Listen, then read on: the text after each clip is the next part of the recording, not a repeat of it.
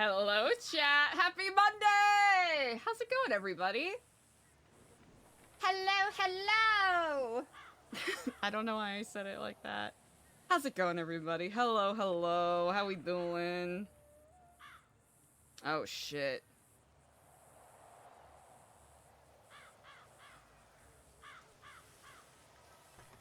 Ooh. Don't trust snails. Way too slimy. Slimy? Snails? Who's being a fucking snail?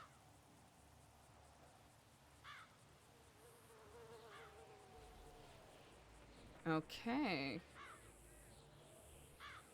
Uh-oh.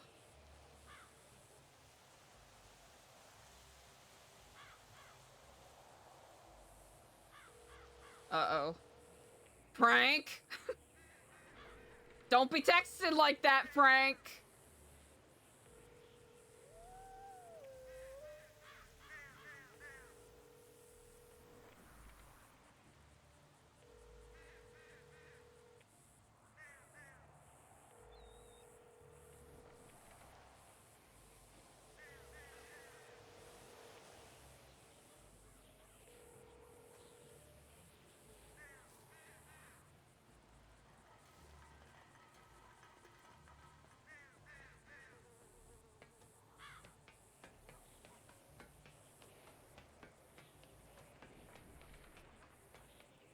Dang. Frank, no! Howdy, everybody! How's it going? Hello, hello, hello! Decoy getting that first today. Romix getting second, and I don't know why my brain keeps wanting to say milk, because I know that's not what it is, but M4 getting third. Also, Demon Wolf 666, thank you for the follow. Howdy, Ghosty Killa. Howdy, Times New Roaming. Howdy, howdy, everybody. How we doing? How's it going? Let's get Eliza some food, shall we? How does Eliza feel today? Well...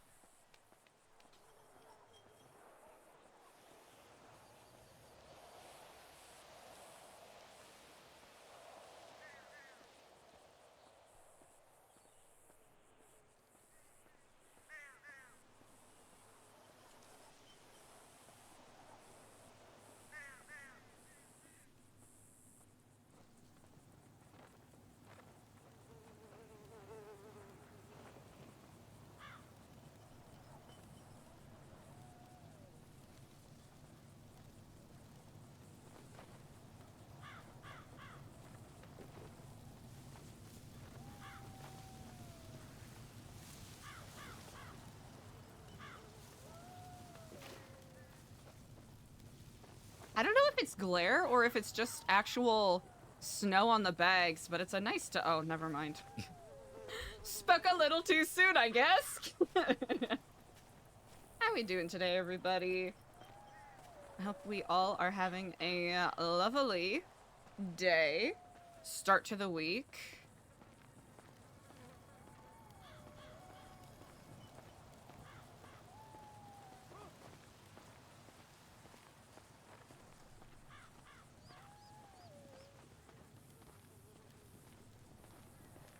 Fuck, bro.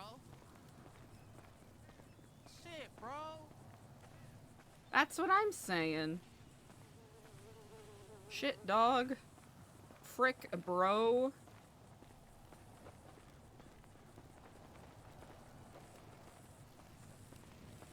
I don't know, chat. Did something else happen? It's so quiet right now.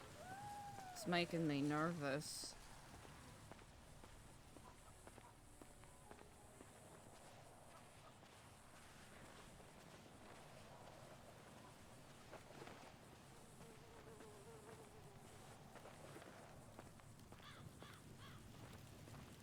No meta or nothing, but boy oh boy.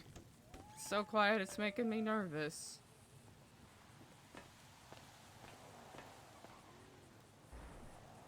Where did he say he put it? You say outside the tech trailer? Okay. Ronix.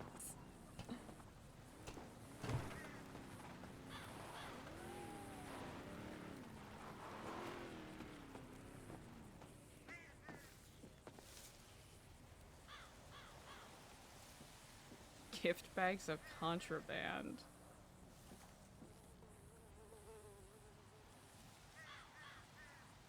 Ooh. Is Eliza all fricked up today, dude?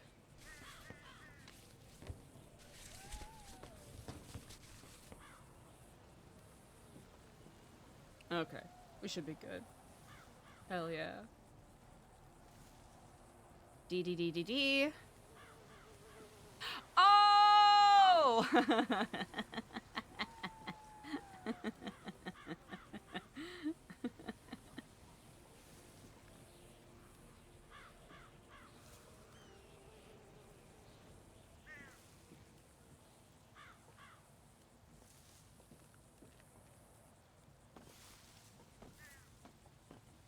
I'll give that a home.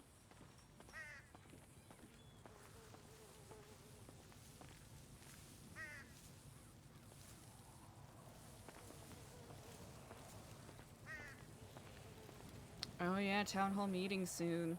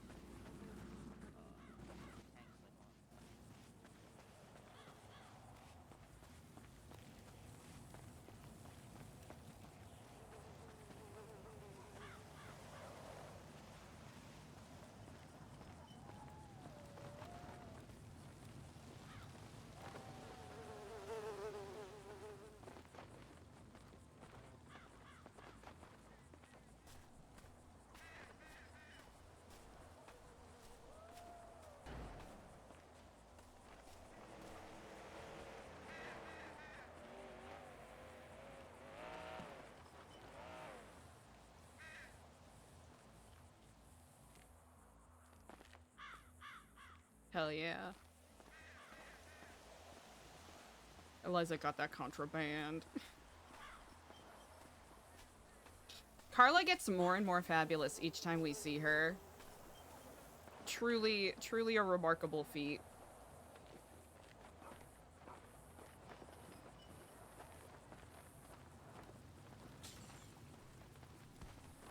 I'm intrigued to see where the RP goes today. I'm a little low energy because I had a really busy Sunday, but...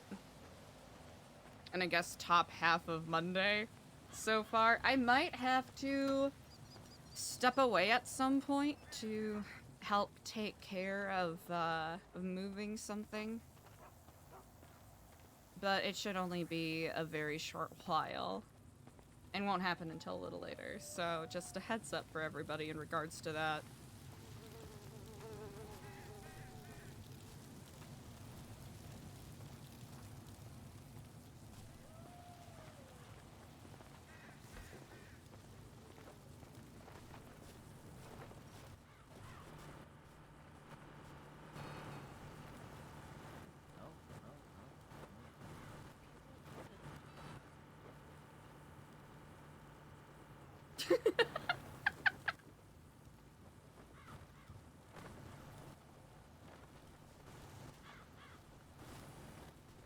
Hello, my beautiful angel.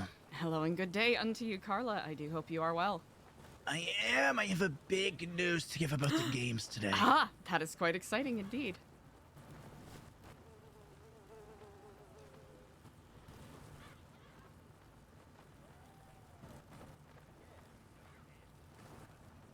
Did you not do the snowman?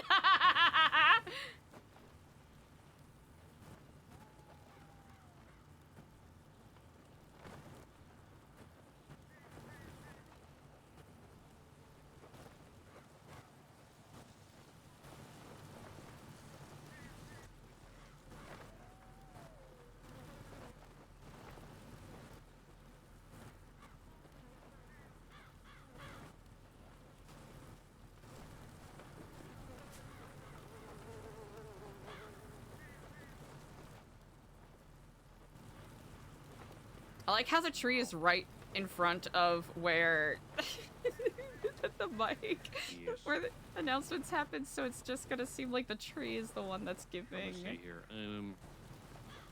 the statements and announcements, which is Now rather humorous it's to just me. For comparison, he's putting together some biodiesel for it. Is that Villager? Bro, don't tell me Villager's back. Hell yeah. No, I don't think we are.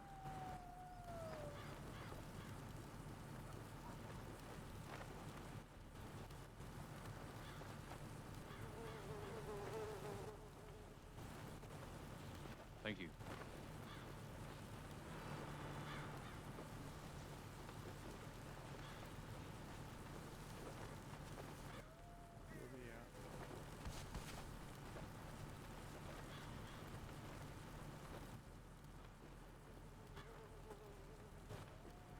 Shut the fuck up and get on a goddamn trailer, bud.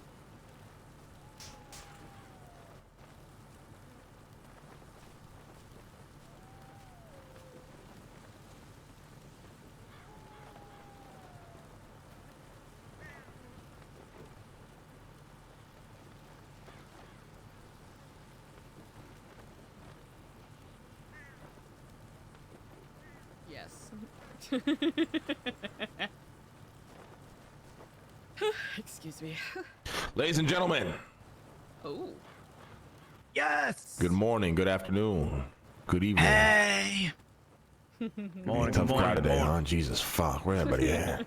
Where's the energy at, guys? Come on. Good morning. Good morning. Where's that Christmas? Hey, tree? security, said security, hey guys, back everybody gather except around for in the crowd, me. guys. There's too many little people around. I need more faces here, otherwise I'm not giving a speech. Fuck security. Who gives a fuck if we got an invader in the shot at right now? Sit your ass down.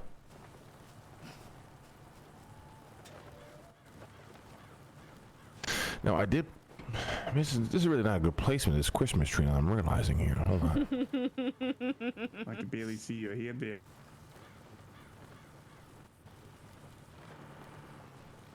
Father Christmas.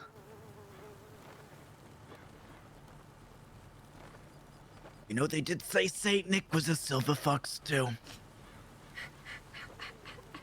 There we go. Carla objectifying the Marduk. All right, ladies and gentlemen, it's I, the Marduk, and I wish I came here today bearing some good news. Well, that's the reality of the situation, isn't it? Sometimes you think you're gonna get good news and life's gonna get better. Sometimes it don't happen. It is Monday. The goal today was to get back to business, get back to work, but unfortunately, we still have some people in fucking jail. Now, raise your hand if you're facing years in jail right now. If you get a warrant, please raise your hand. All right, now, if you know anybody who does still have a warrant and is facing years in jail, please tell them our Duke said to turn yourselves in. We got to move on from this shit. We got to move on from this shit. We need to stop spending time in prison so we can start spending time improving our lives in New Babylon.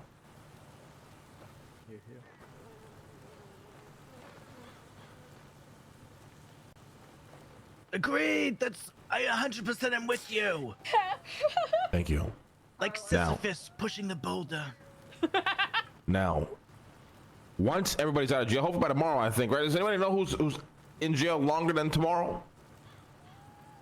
My guess is Apple. Possibly Gigi. Oh, yeah, and Gigi. Okay. Pobrecito All right. Well, Gigi. definitely her. Do we know how long she's in jail for? I don't know if she's gotten in yet. Years, No, plural. She turned herself in on Friday, yeah. And I think she has like 4 years, so yeah, probably until tomorrow, some shit. All right, so hopefully tomorrow everybody's out. We get back to work. We get a lot of projects that, you know, unfortunately we're not capable of starting because of, you know, the cop dying, which led to a roulette table being stolen, which led to Wait, a what? It's the other way around. stupid amount of bullshit we had to Isn't deal with. it? Isn't it the other way around? Now I wish I could stand here and tell you that it's all over. And that we finally get to move forward. But the reality is, there's another storm on the horizon. Oh, yeah. Tell us more. That storm could come directly to New Babylon and put it out of its misery, or we can dodge it completely and be okay. And that storm is called the Besties. Oh. I like the Moose in business. distress. That's right. Yeah. And it could be right around the corner. The reality is, well, obviously from my jailbreak, a lot of things went down and the DOC officer ended up dying. Now the cops have been begging me to snitch, and I've been refusing to do so. But he's out already. Brian Knight tried to offer me a plea deal, and I denied, but he, at the same time, still reduced my sentence from 11.5 years to 2.5.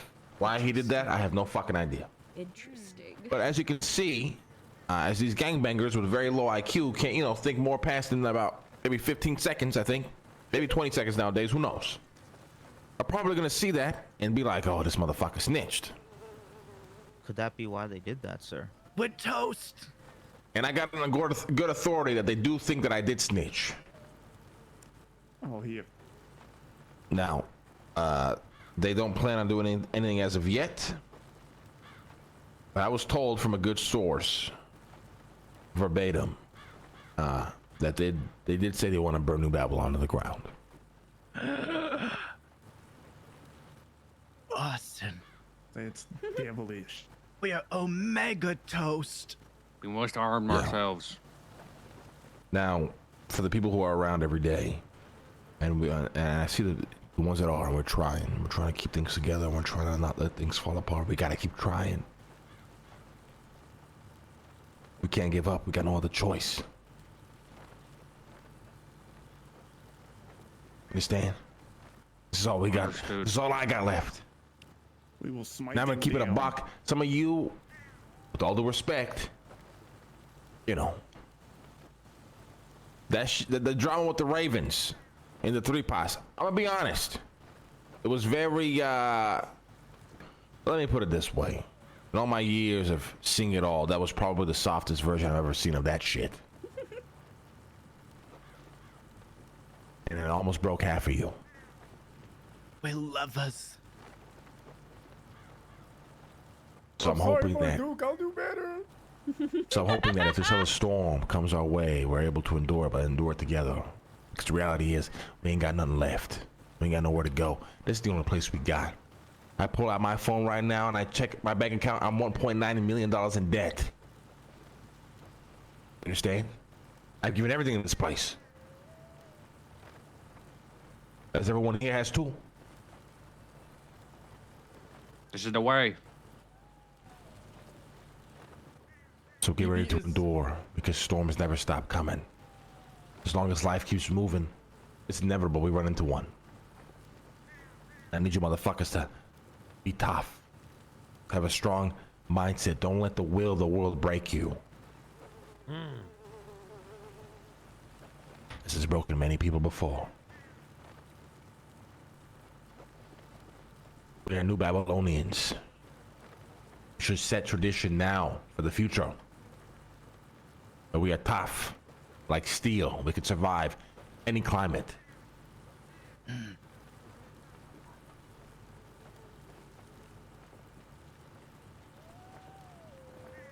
And people like Villager, who's barely around. People like OTT, who disappeared. People like Fifi. Lottie, I don't even think Lottie spent a day in here. We're gonna start cleaning up the list. I'm telling you that right now. Some of y'all are gonna start getting booted from here. I don't give a fuck. I don't give a fuck if you're standing right there right now, Villager. I see you once a month. You're fucking useless to me. You provide nothing here. Now we're gonna start getting rid of you, some of you motherfuckers. Too much dead weight weighing us down. I see Big Back around every day. I see Bazim's annoying ass around every fucking day trying to make shit work. Having to carry your fat ass from barely being here. Oh, heaven. So you know what? This week we get rid of the inactives. You understand me? We're gonna go through the entire list, and if you haven't been the fuck around, pack your bags and leave already. Make my job easier. Amen. Shout out Jeff. I see him every fucking morning working on our cars. This is the way. Shout out This is the way. Jesus. Annoying as hell, but he here. He here. That's right. Bliss, yeah. Pirates. Eliza. Luciano. The list goes on. The ones here who are barely fucking around, just know that we know you're barely fucking around. And we know the dead weight that you are.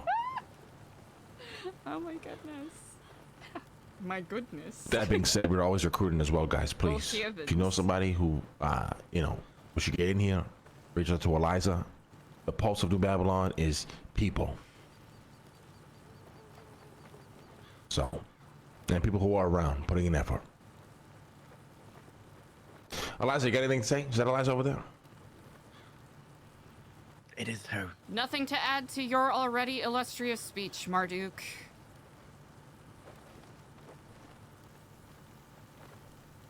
Good. Well, guys, lean on each other. We're gonna need a lot of that. On the topic of morale, I do have an update regarding the games. Ooh, let's hear it. You wanna come do it on the mic? Yes, I'll come up, honey. Perfect, perfect. Let's go, Carla.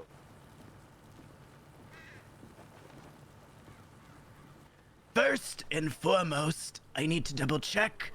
Does anybody still have their 5G chip active from when you got the jab? I need to airdrop something on my phone. What the fuck do you say to me? I'm confused by the question. Let English say Great!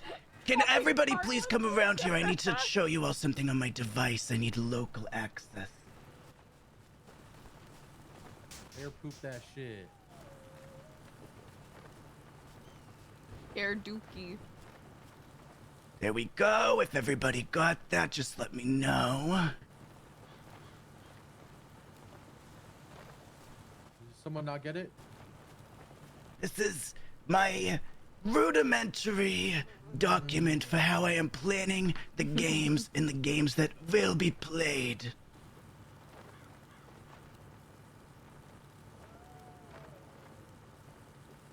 This is fucking amazing. This is fucking amazing. This is what I'm talking about. Yes, I love a positive reaction. Great job, Carla. Carla's games Thank are Silver you. Fox approved. This is actually absolutely amazing. Thank you, I made it myself. Wow. Wow. I was really flexing my creative muscles to come up with fun things for everyone to play. Flex that shit. All right, well, Sab is out of jail tomorrow. We'll begin all work, all hands on deck to build the games, get this shit ready. All right? Woo! If you need anything, please contact your head game maker. Thank you. That's right. Shout out Carla. Shout out Carla. Shout out Carla for putting in the work, putting Let's the go, effort. To bring Carla. some positivity and some fun to our God community. bless. Hell yeah, that looks good. I have one Tomorrow we have announcement work. as well. Yeah, any more Thank you. You're announcements, feel free very to come on up. welcome. Feel free to come on up. Feel free to use the mic. On the same topic of morale. Clevin and I have been planning a Thanksgiving feast. Wedding. Ooh. Wedding! Oh, what? Who's getting married? Who's getting married? I mean, wedding. What the fuck did you just say, sir? Huh? Oh my god. Okay, anyway, we're doing Thanksgiving probably next week. I'm collecting your favorite dishes so we can put together some contracts to figure out the ingredients. Be Chocolate chip prepared. cheese pizza is mine. Please put it I on like the menu. chicken. Ooh. Ooh, Fuck, you guys chicken's are in good. some Hey, weird don't worry. shit. I'll make Char all your grilled. favorite foods. Don't even worry about it. I got you. Well, we got you. We got you. We're gonna put together some games. It's gonna be a good fucking time. I know war times fucking suck.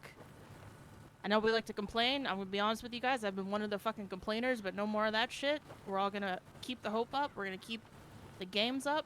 Shout That's out right. to Carla. That's right. Let's get our shit together. For Babylon! For Babylon! All right. Great. That's what I like to hear, guys. Look at that. See, we can lift each other's energy and spirits up.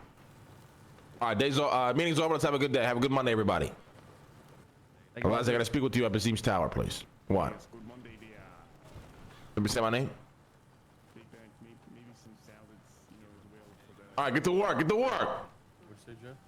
Good day, Artemis. Can you come to Chrome for a second? Yes, Gotta yes, Jesus. Talk to you about the aviation systems. What's going on there? I heard Clevin, there was where'd you some go? progress. Okay.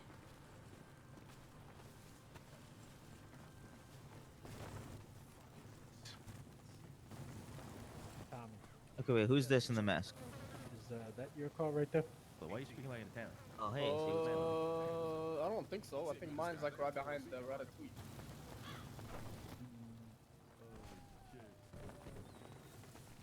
Yeah, mine's right here.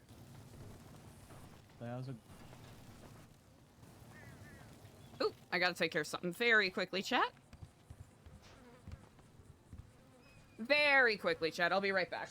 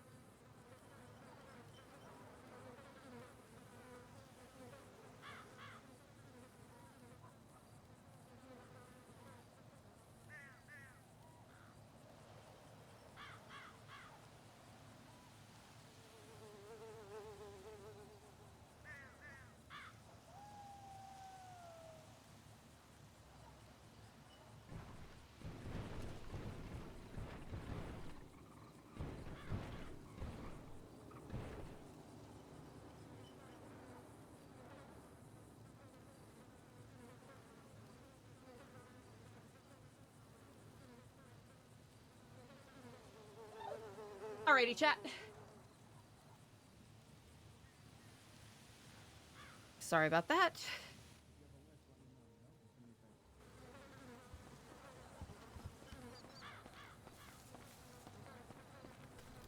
Ha da da da da. Lang, and who else is up there?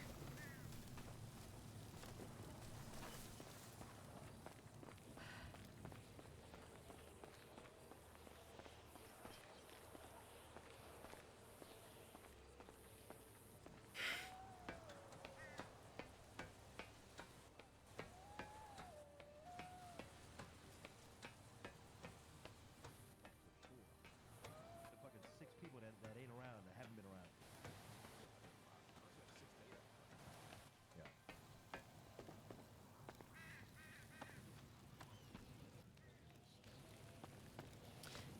Hello and good day. Are you two having a private conversation? I can come back later. We're good, Eliza. What the fuck's going on? You all right? You sure you all right?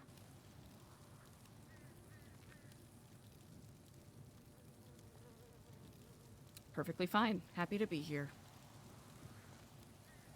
Sure. You know, I heard some things went down on Friday. People got, sketched out. They're worried about you. What's going on?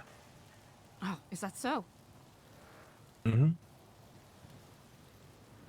I'm a little curious what in fact did you hear? That's something about you blacking out and going somewhere. Partially correct. Well, do tell.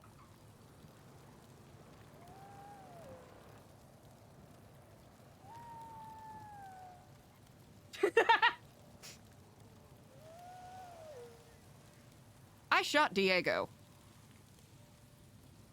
Holy shit. Jesus. You said you weren't gonna kill anybody. I wasn't. I mean, that's music to my fucking ears. Yeah, that's the teeth we fucking need right there. Why'd It's you not do it? exactly as cool as you think it is. I was checking out some things, doing some sightseeing. It's getting a little stir crazy here. And as I was driving around, I saw a car parked out the front of the Epsilon building. And my discretion wavered. And an old itch returned, so I tried to set it on fire. But he caught me while I was doing it. Oh, pause. You're trying to set one on fire in the Epsilon building or his car? Oh, his car. Okay, you trying to set his car on fire? Okay, did he? He later ended up twatting out that I tried blowing up the building, but the really funny thing about Diego is he can't help but lie, even when the truth would make me look worse. Tried setting his car on fire. He caught me. I had a gun in my hand, so I shot him. Damn. Because I didn't want there to be any confusion about any delusions about me joining the blasphemous piece of shit that they cobbled together.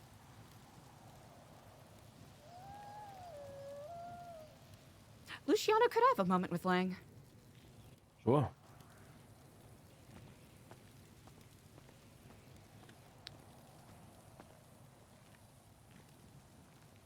I understand it's his duty to keep New Babylon safe, but I feel as though it would not be correct of me to say this in front of him. Yeah. I am nothing but an empty puppet, I suppose. It doesn't matter where I go, whether it's here or out there. I'm simply echoing sentiments that are not held by those who try to carry it. What do you mean? What the fuck mean? am I supposed to do? Yeah, tricked a bunch of crackheads to come up to the desert? Okay, well, congratulations, you tricked me quite well. And I've devolved into nothing more than a fucking PR machine with no thoughts capable for myself, because every time I say every single time I open my mouth, it is to defend and clean up the dumb fuckery that everyone here keeps doing, and I'm doing my best to make sure that no one here ends up getting treason or sedition or whatever the fuck Charles Danger wants to whip out of his asshole. Sorry, I did not want to get amped up today, but what the fuck am I doing here, Lang? What do you mean? We're building purpose. Yeah, define purpose for me real quick, if you would. We got nothing. It's our only home now. You understand? It's our only home now, Eliza. What you got? What you got out of here? You have anything? Yeah, nothing, Lang. Me as well. Who gives a fuck if it's true or not? Maybe it was true. Maybe I was being dramatic. Who gives a fuck? The fact of the matter is that we're here now, Eliza. From the speech 3-4 months in. From the speech that you gave up there, it appears that the only thing keeping you here is how much debt you are in. What kind of confidence does that foster? When every other day it seems as though, if not yourself, then someone else is actively trying to sabotage things and burn everything down. You don't understand, Eliza. This is our only home. This ain't got nothing to do with debt. I use the debt to remind me of what I could have been and who I can still be. Look, all right, I'm a human being too, Eliza. I went through a lot the last couple of weeks, you understand? This shit wasn't easy. Spending years in jail, I get out, go back for more years, on the run, benches on my ass, 2 wars happening here, everybody falling apart. Oh, everybody looks at Marduk. Oh, hold together, Marduk. I try my best, but everyone's a bunch of pussies. What you want from me? You know what? That is fair to some degree. I think it started to ring to me after you said what you said a couple days ago. That I've quite readily torched my reputation to nothing. Even if I try to continue to do what I'm asked to do here, what weight do my words carry?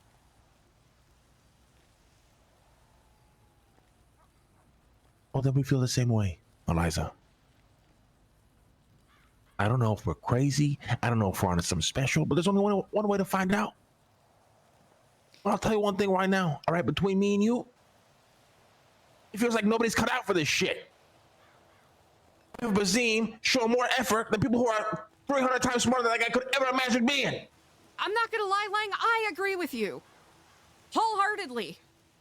I spent hours and hours and hours and hours and books and books and meetings and meetings and meetings and meetings and teachings and examples and trials and God knows what else.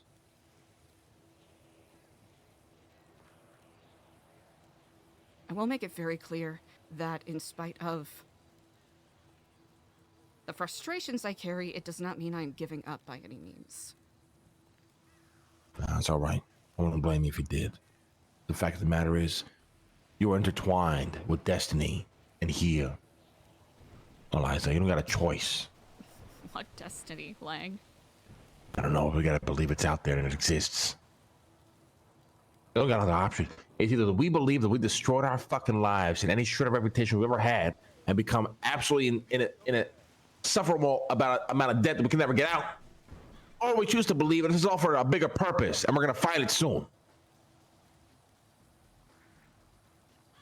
That's what else we got. Well, that is the hope that is keeping my mind alight, but let me tell you, Lang, it gets pretty fucking difficult. Especially when it seems as though I don't even get the opportunity to have thoughts to myself. It's non-stop complaints and begging people to give a fuck. You can't make people give a fuck, Lang. That's what I've learned here. I came here to learn and try to become a better person, and I've become worse. You're right. I'm an evil piece of shit. You nailed it on the head there, Marduk. You're not evil. You're just coming to the same realizations I've come to. You know, leadership is hard, Eliza. Because nobody sees the vision you have. Only you see it. And to convince other people to see it the way you see it is damn near impossible most times. It's just the truth. We got nothing else. We have nowhere else to go. I got nowhere else to go. There's a part of me that doubts that, but... That's what that I got somewhere to go. That you don't have somewhere to go. I don't got nowhere to go. Nowhere. You understand? I got nowhere. I got no money. Got no family. No friends. No connections. Nothing. All I got right here. This trailer park.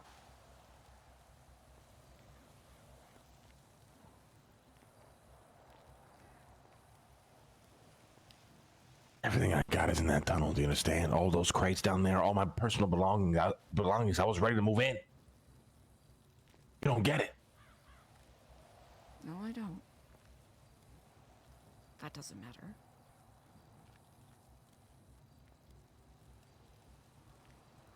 I found out that a couple of people that I think I still have faith in are at the brink of total annihilation to some degree. Frank and Nora with the City Chronicle. What do you mean? Well, they've attracted the attentions of certain individuals. I'll just be fucking honest, the faceless, they've basically been given a death sentence. And I went on Friday to try to see if I could figure something out, and I came up regrettably short. Nothing more than a Nest construction sign and a half-torched car.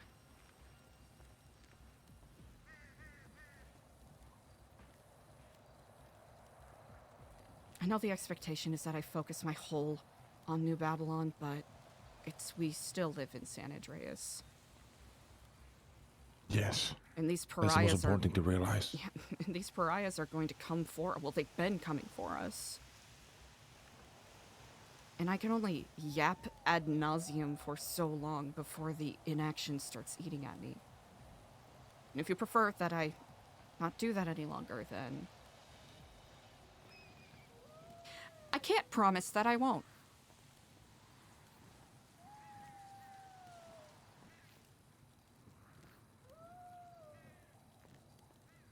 Even if that does mean I meet consequences to some degree. Hey, you guys call me if you need me, alright? Yeah. Well, what do you suppose we do?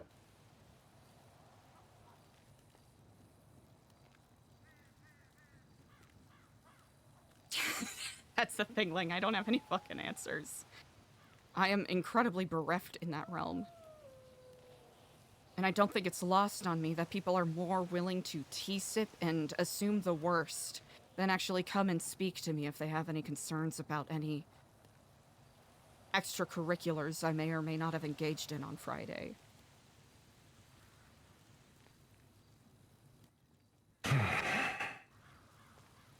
Oh, we gotta find a way out of this shit. Sab's out. Most people, including Sab, are out tomorrow. Thank God Carl worked on some of this gang shit. And listen, we just gotta push through it. Maybe within pushing forward, we find we find some way out of this shit. Yeah. What?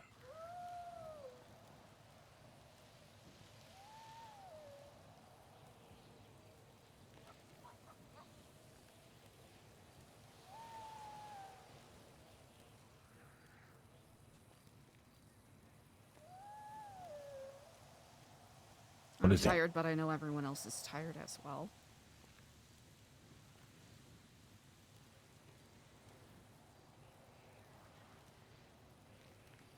Yeah.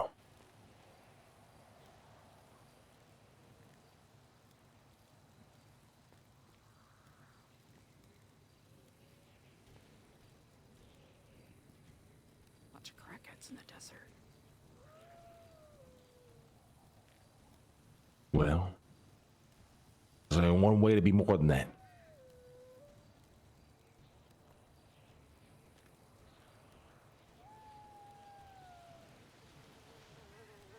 Keep moving forward as we always do.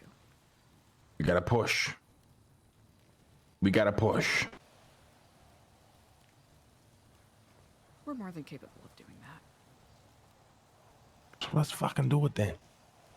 I'm telling you, these Babylonian games are gonna be exactly what we need. All right? It's gonna be great. If the Banshees decide to come fucking ravage this place, we'll deal with it.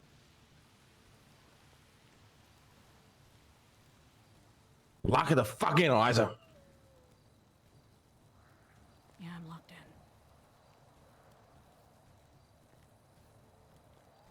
Is there anything else you need of me? Just be honest. That's all. And open.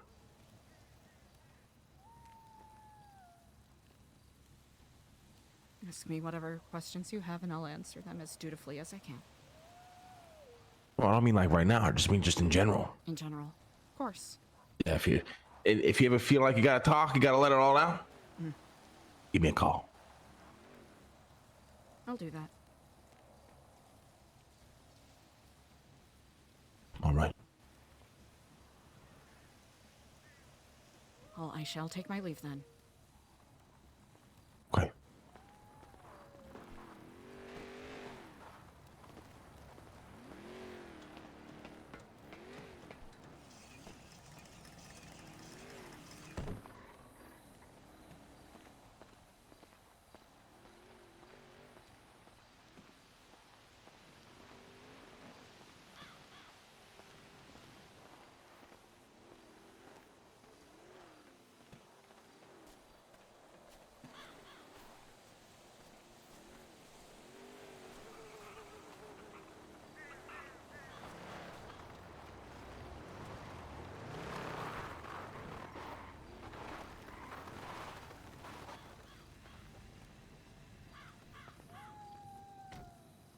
Phone?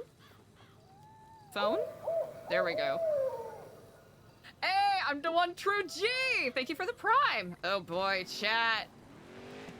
I think, it's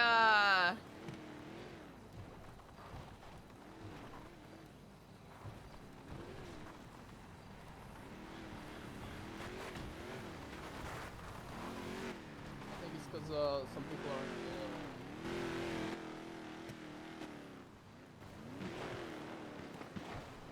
I'm the one true G. Thank you for the follow. Oh, Jesus is meditating in the church.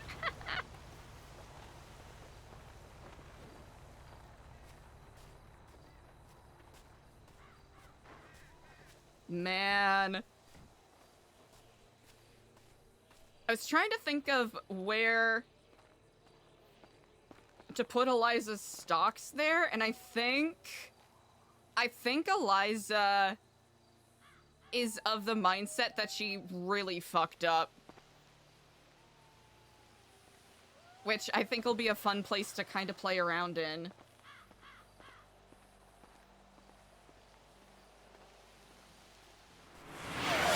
Ah! What the heck?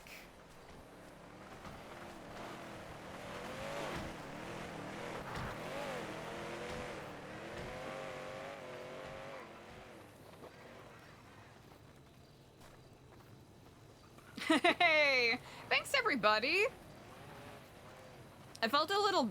Chat, I feel a little bad because my energy is non-existent today. It simply is not there. Zero energy. But thank you for sharing the good vibe. Ah! What the heck? Mystique! Mystique! Thank you so much for the 5 gifties. I really appreciate it. Oh, hello and good day unto you, Tommy. Hello, how we doing? Quite well indeed. How are our fish stocks looking? Uncle Rico's we are minivan! currently 2 full buckets, I think, or 1.5 full bucket. Okay. It'll be good until tomorrow. Until tomorrow. Excellent to know. It's good to see you, Legion. Ah, yes indeed. Let me know if you are in need of anything. Sounds good. Likewise.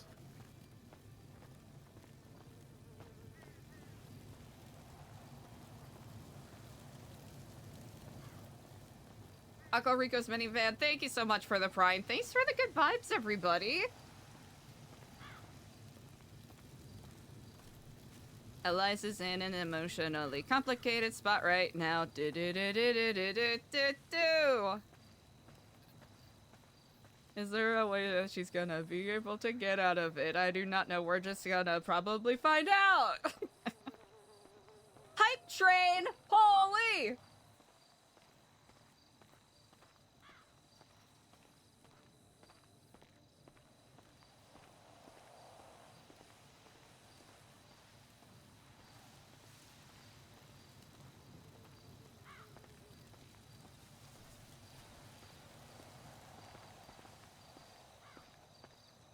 One second, chat.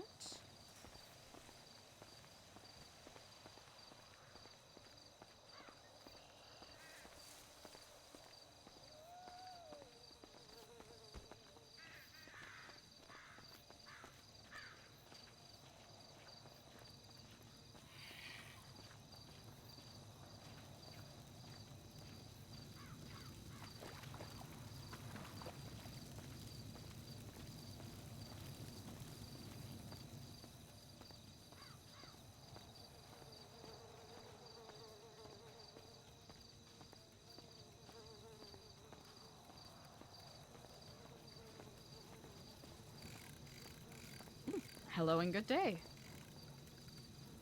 Oh, hey.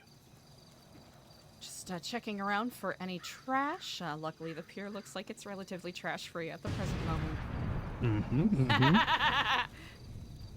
I do hope you are well. I've been doing great. Ah, that is excellent to hear, indeed. I will be tending to some of my errands, so do let me know if you need anything, okay? I do have a question for you. Of course, ask away. When you blue balling me, you give me a little, you give me a little, tickle me a little, and then we get interrupted and we never get back to it. Here, actually, I can show you something right now if you like. Sure.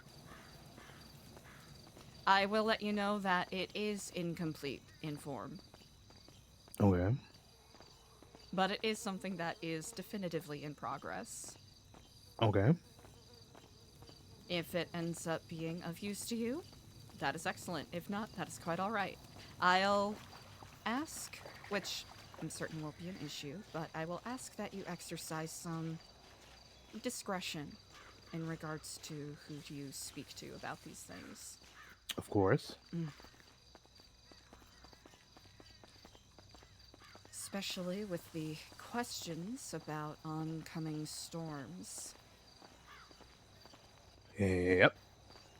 The intentions of quite a few are getting more and more muddled.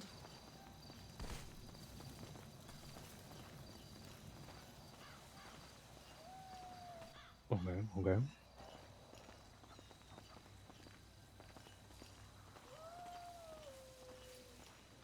Oh, one moment.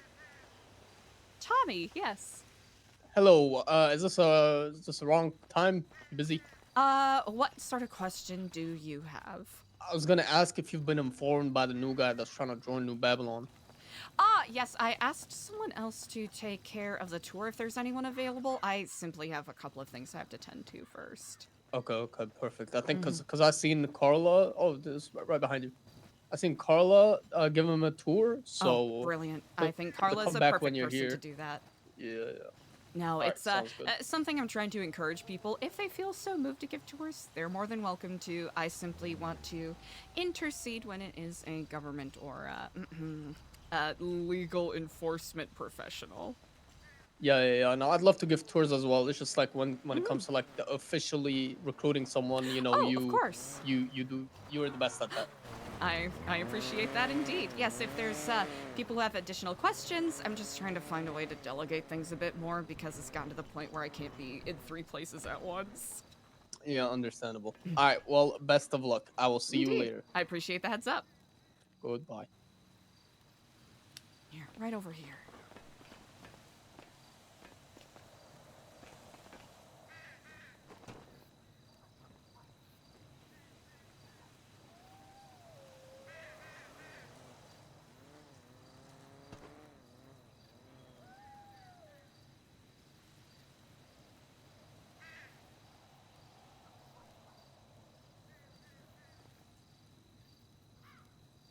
Oh, this damn red USB. Okay.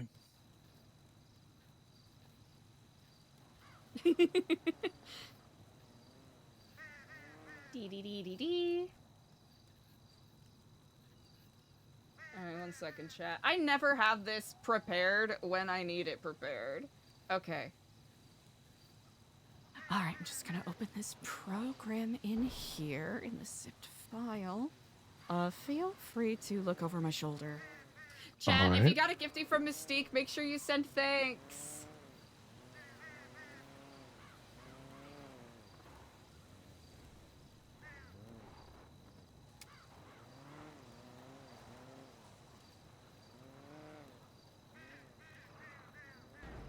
I'm just gonna give an incredibly general overview, and we can deep dive into it a little more later.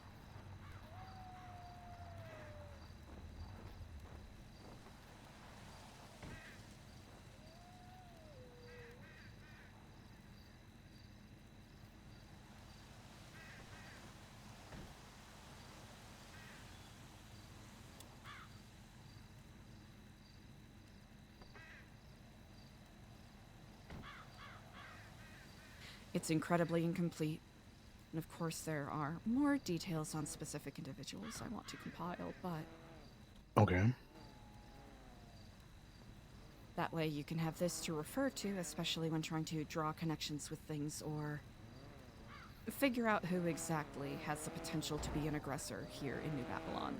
And if we have any information we can leverage against them. Okay.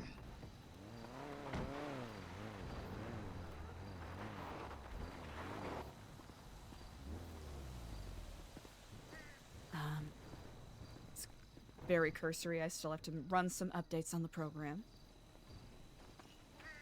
Do you have any questions or comments? Both. Well, no, just questions. One.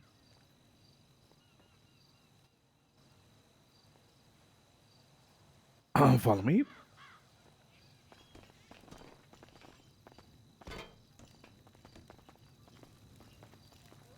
Good call, because there could be someone listening outside.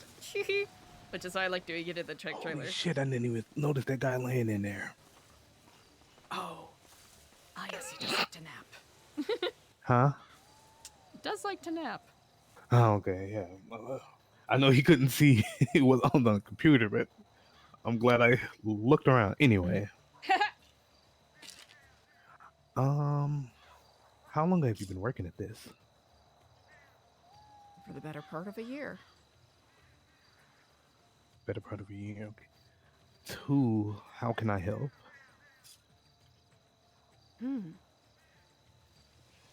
Information consolidation might be the easiest way to go about things. Or pointing out missing links or inaccuracies. I won't expect people to contribute, but it'll certainly make the web stronger. Got you. 3, you said only Lang knows about this, correct? Yes, Lang and Tad. Okay. I'm trying to think, who else has Eliza shown? I believe those should be, oh, and nope, those are the only people currently that know. You plan on letting more people know? Potentially. It's one of those things where the more people know, the more of an opportunity of this getting spread around, and it ends up becoming pointless. Right.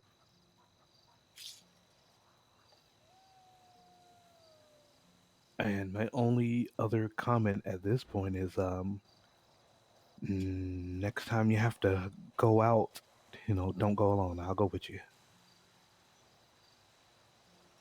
I appreciate that. I do regret that it caused concern and distrust within people. To some degree, I understand. To another degree, it stings a little that I have garnered so little good faith, but Well, I it's have not no that, leg that to you stand don't. on. It's not that you don't have good faith. I just think the way you did it, you just kind of like did it in front of everybody. People asked questions and you just kind of ignored them and left.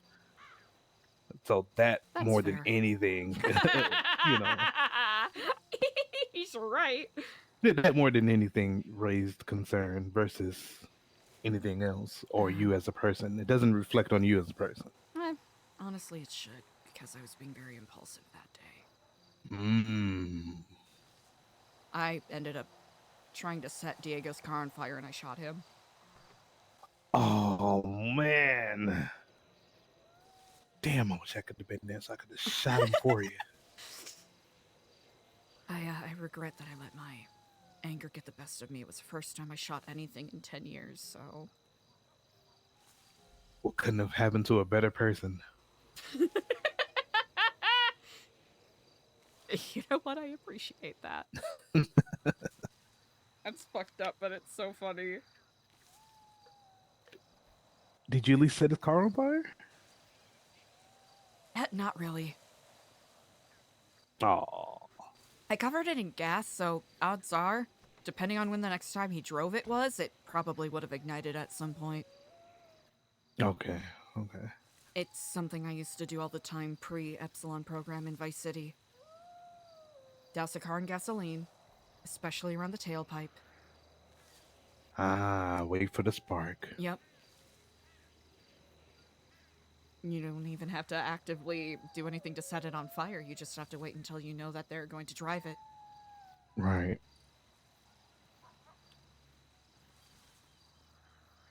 Not as effective as a car bomb, but a lot cheaper. Less fatalities. Yep.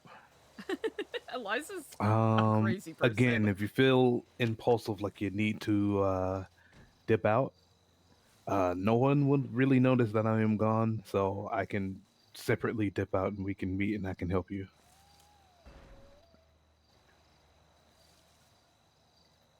I appreciate that. Thank you. No problem at all. And of course, if you have any questions or you want access to it, I can give you a guest user profile on the computer.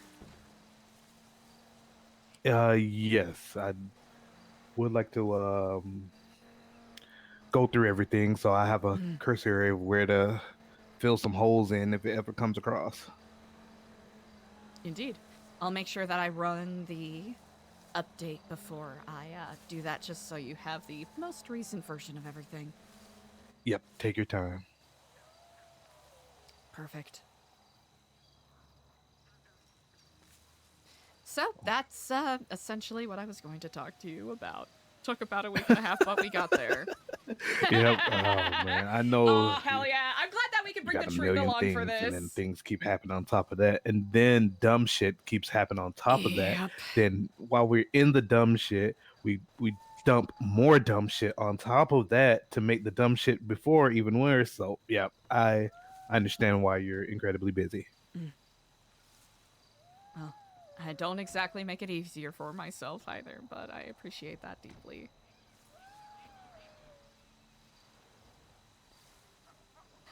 To it, I am getting bombarded with phone calls, so Okay, let's do just let me get know to if it. you need anything.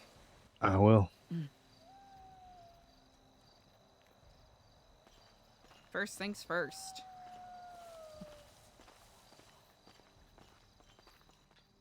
High Priestess, Good howdy. morrow unto you, Scion of the Flame. To what can I assist you with? I have excellent news. I look forward to hearing it. Would you like to come down to... Oh, I see you. Yes. Hallowed Chrome. Yo! Carla, yes. I need a blank application.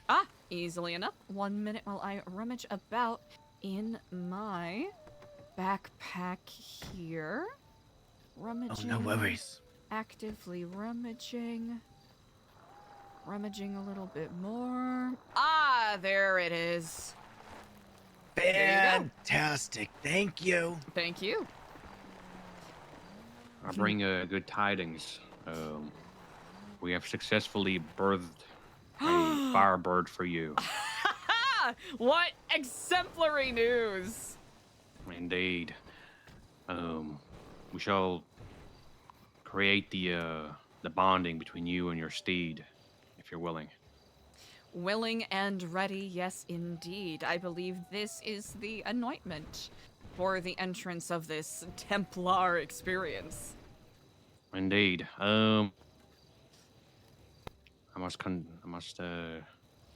You overpaid me.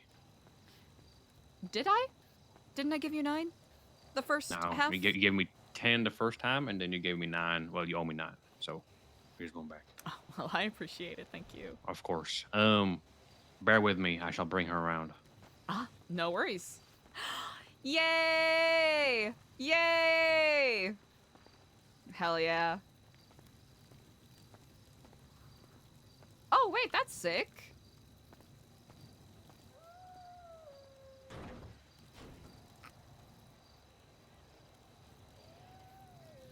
Listen, is Eliza being a little bit of a shit? Yeah. Is she excited for Car? Yeah.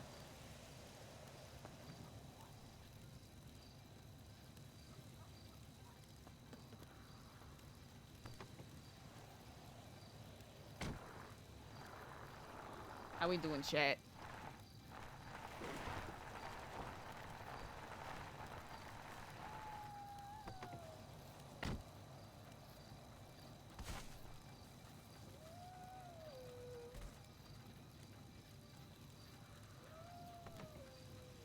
After this, Eliza needs to give Frank a call.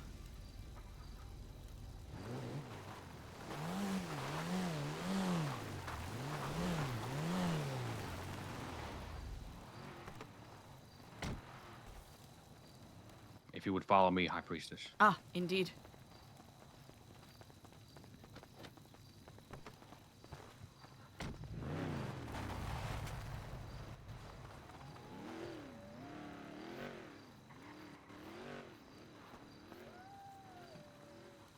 All right. You take a knee next to me. Indeed.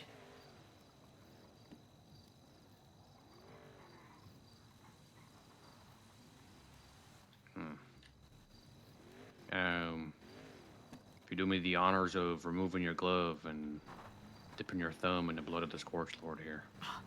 Of course.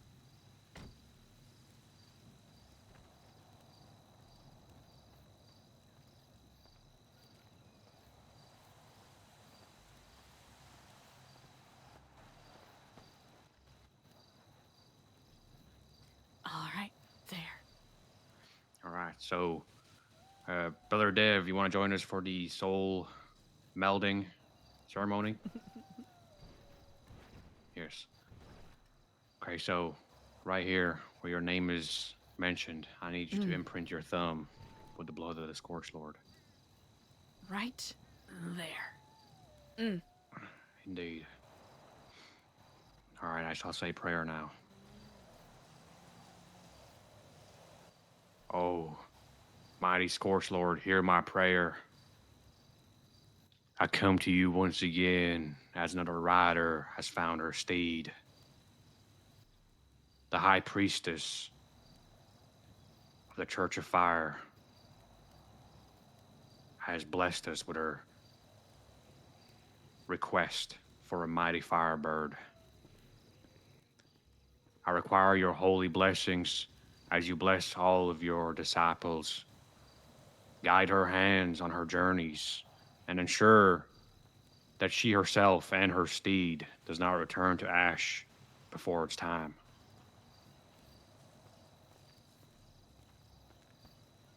Amen.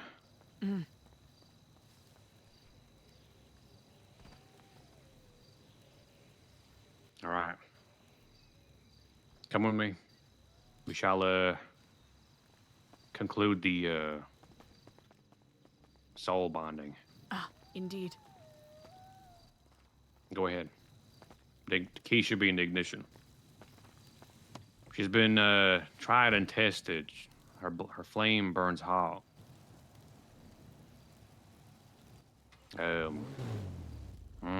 She purrs. Mighty machine indeed. Indeed. She shall serve you well, and you shall take care of her. As expected. Of What course. is your favorite number? 15710. Ooh. I think my shit's just on a delay, chat.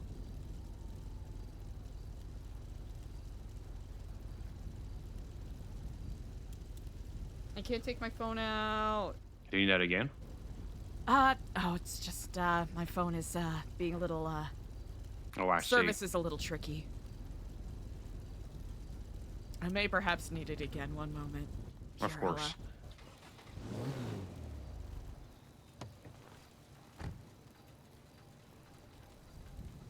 You know, within the price of the vehicle comes the extras you might want to attach to the surface of your car. Indeed. Whether it's armor plating or Yes. anything Would you else. be willing to, Of course.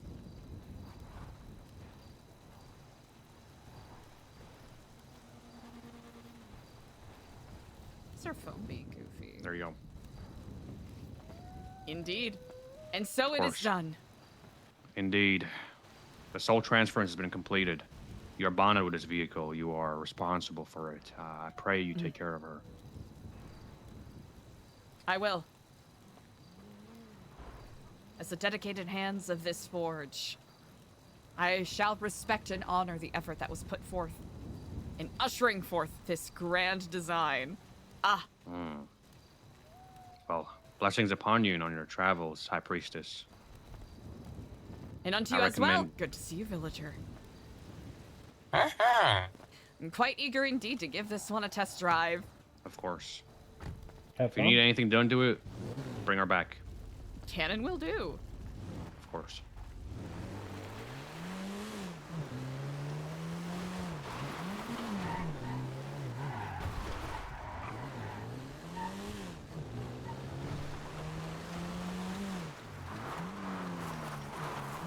Oh, hell yeah. This will be fun.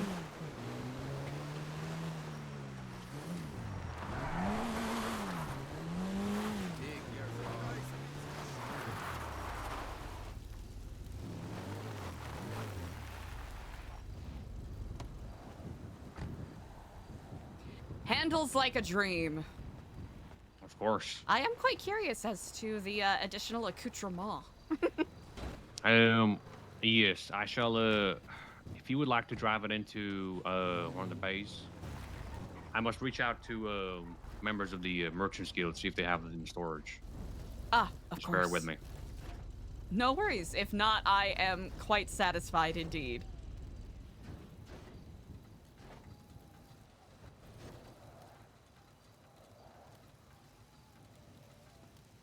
It's a little easier to handle than the larger like gauntlet-like vehicle, so I think that'll be good for Eliza with any errands that she has to run.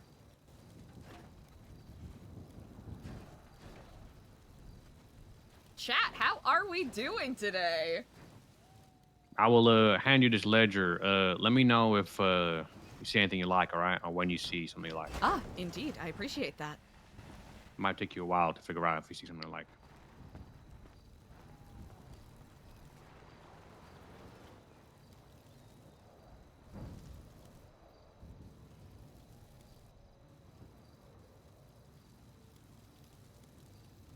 Basically just said to wait, right?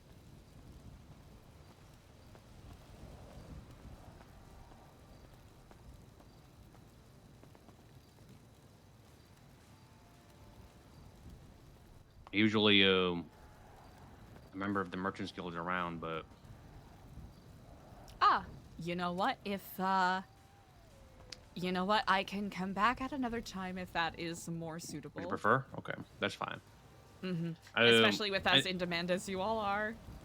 Indeed. If yeah, just come back tomorrow. Perhaps I'll talk to the head of the Merchants Guild Cannon will do. Get it done. Okay. Brilliant. Well, regardless, it's an excellent machine. Indeed. Blessings upon you and your feet. To you as well.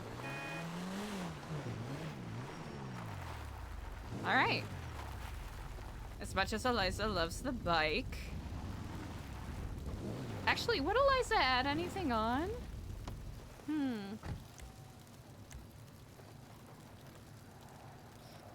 Today. Hold on. It's gonna be the day.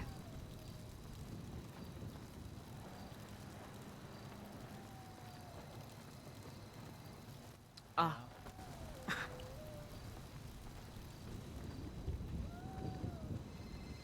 Do you want me to pick up? Hold on, I'm trying to call someone. Hello. Oh, Tad! How was your trip? How you doing? Did you get my gift bags? I did! Thank you so much!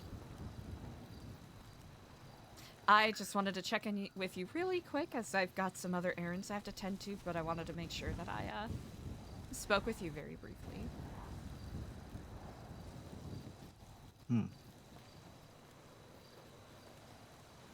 I understand it must have been a very challenging trip. I commend you for going on it. Yo, Mystique! That's a W. Yeah. We'll talk later.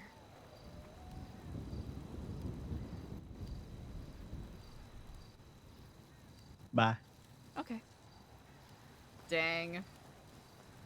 Dang, dude. Phone! Why is the phone being like this? Is my internet just being that borky again? Is that what we're facing? Oh, there we go. We gotta talk to Fork.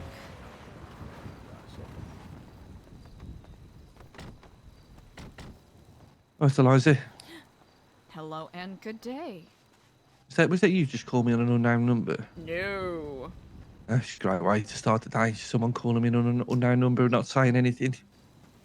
It's always a great feeling. Yeah. How you doing? You okay? I mean, best things with you, Eliza. You know what? Complicated, but optimistic. Sorry if I gave you a scare on Friday. Everything's fine. I just made some decisions I'm not particularly proud of. Yeah, me and Nora were definitely not driving around the echelon, making sure you weren't doing anything stupid. Oh. Definitely not.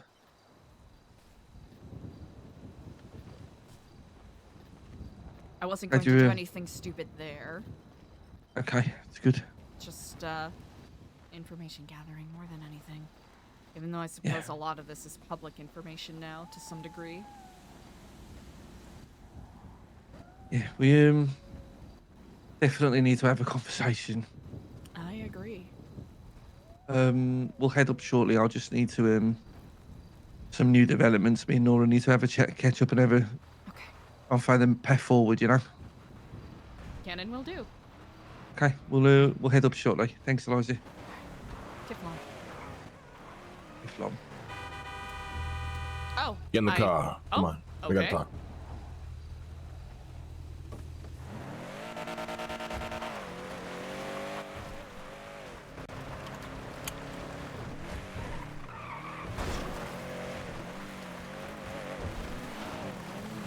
I think Eliza might die here.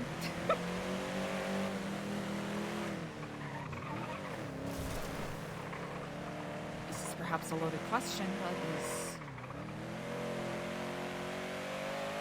is there an emergency we need to tend to, or? Not really.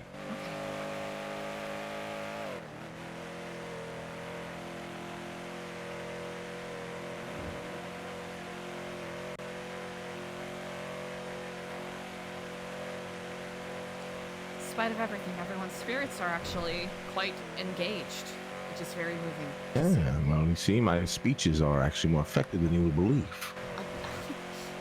I actually believe your speeches are quite effective, of course.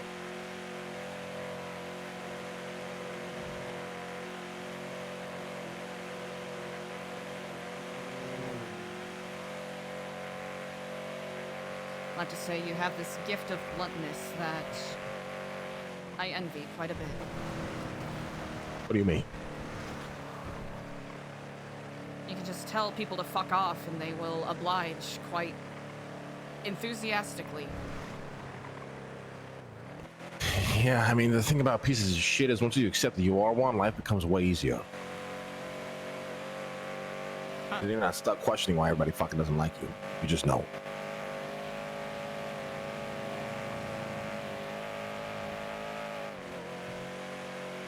Know what I mean? Not to say that you're a piece of shit. I'm talking about myself here. No, what you're saying is quite reticent of a Socratean, stoic mindset. Really, what does that mean? Accepting oneself as who you are and being aware of how you are perceived and how you perceive other people and how you interact in the wider world. Constantly debating and sweating over how you are seen or what your reputation looks like only leads into a cycle of self-obsession.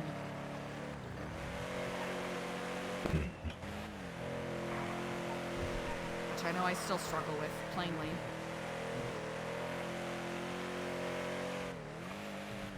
But you're not my therapist, I will not trouble you with such thoughts. Why do you struggle with it? Hmm? Why do you struggle with that?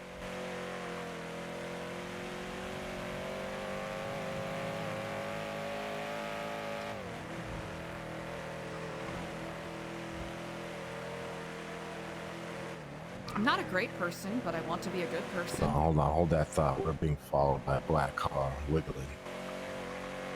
I don't like it. Yeah, he's slow following too.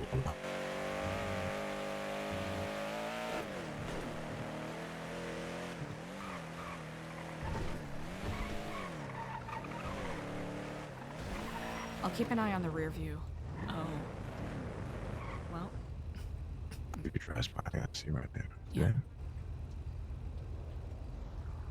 Went southbound, but he just may circle back. Or whoever it is, I suppose. Huh. Sorry, you were saying? What was I saying? Oh.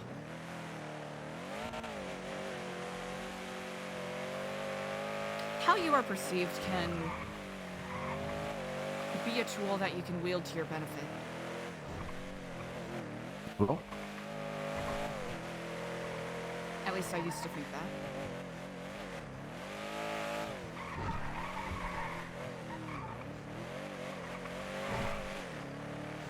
Very few people have the ability to control how they are seen.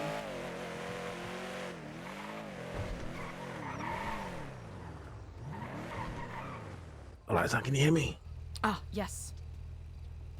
Uh-oh, do I have to take a little mumble pill?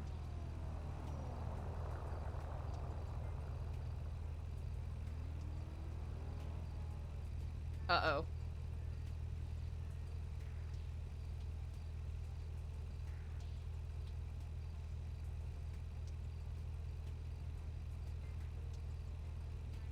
I can't tell if he's talking or not. VoIP dying? Let's see,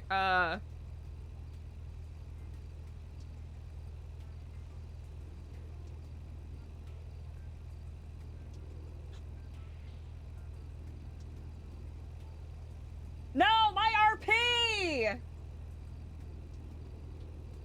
Server might be fucked. Can't believe the Faceless would do this.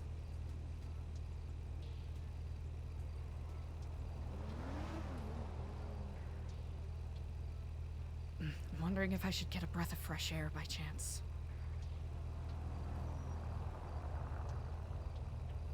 Should I do that real quick, chat?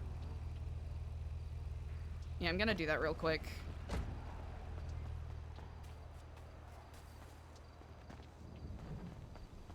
I'm just gonna do this. How could the Faceless do this? Dog, I just want to RP! Lang's gonna ritually sacrifice Eliza. Because she keeps doing dumb shit.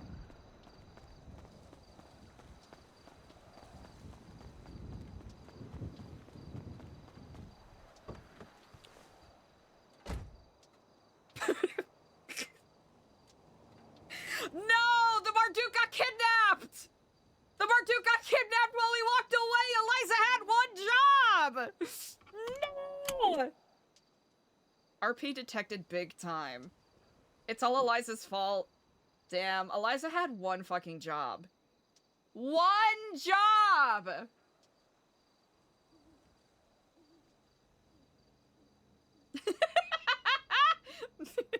Real chub chub. How could Eliza do this? Anyway, so,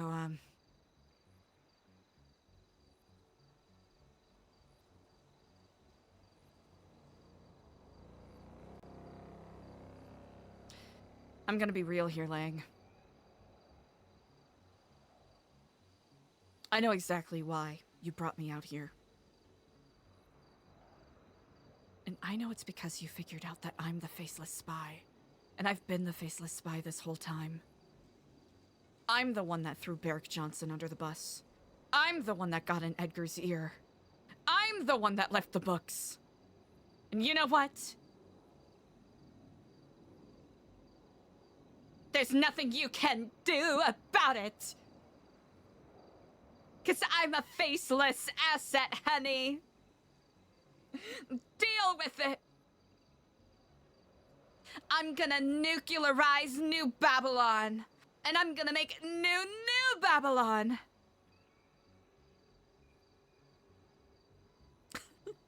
Everyone I have been recruiting, they've been faceless assets too.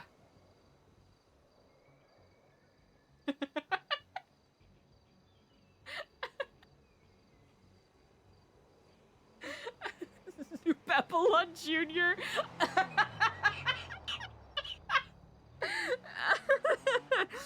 You know those anime shows where they have a spin-off series where all the characters are in high school?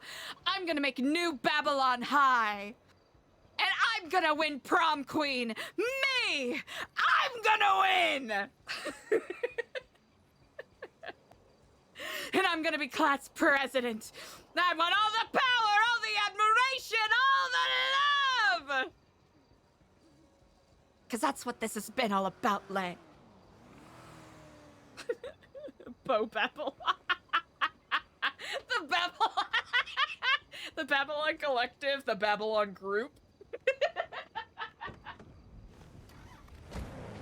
Hello? Indeed. Hello, hello? Oh, Jesus, fuck. Are we being followed? I'm hearing some crazy shit around us right now.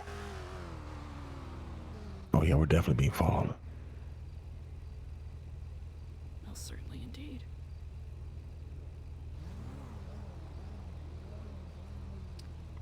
I do not recognize that gentleman. Yeah, it's a long story. That's a long, long story. All right, we need to leave. Okay.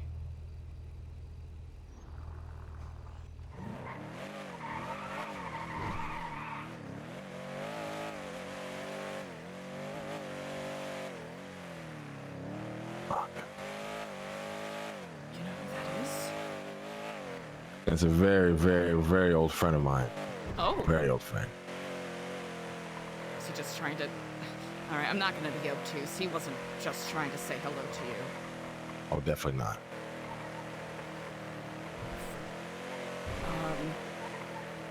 Acquaintance or foe? Well, it really depends on. Yeah, it's a very interesting question to ask because nowadays I really don't know. Why do I feel that? It depends on what he views, you know, how he views my actions, and truthfully, how I view his actions. I don't know. I have no idea what he has been up to, right? I wanted to go on the Rooster's Rest, but I don't think we can. So, Oh. Fuck.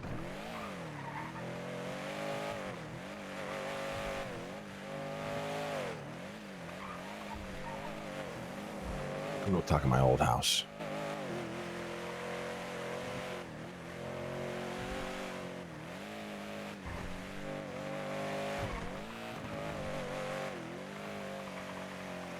I think Eliza is that numbers lady meme right now.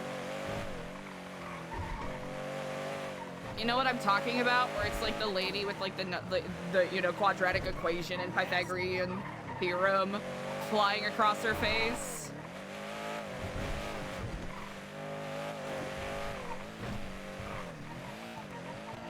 See that sign right there? See it? Condemned? No, under it. That's right, there isn't one anymore. Oh.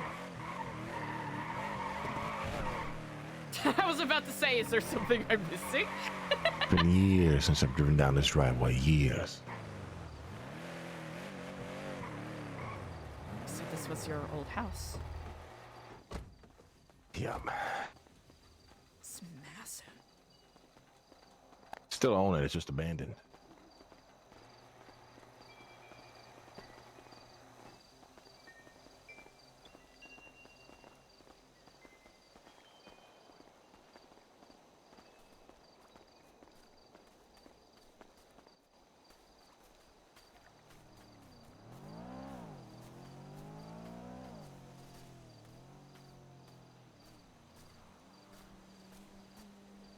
Look,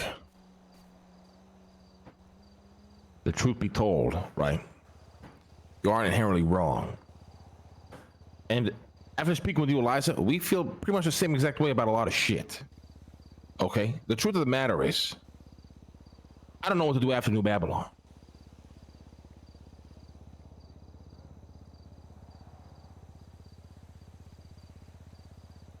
And,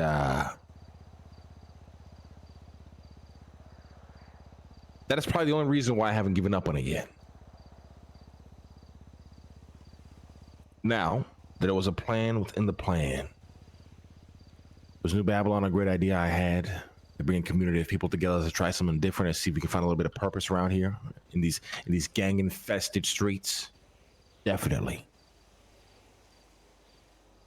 Sorry, it's so dark. Or was it also to build a vault where I can store all my family's possessions and heirlooms away from the faces to never obtain?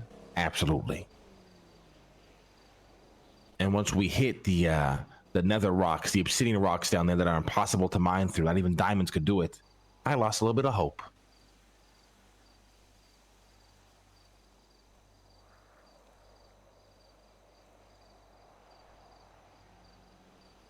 And since then, I felt lost.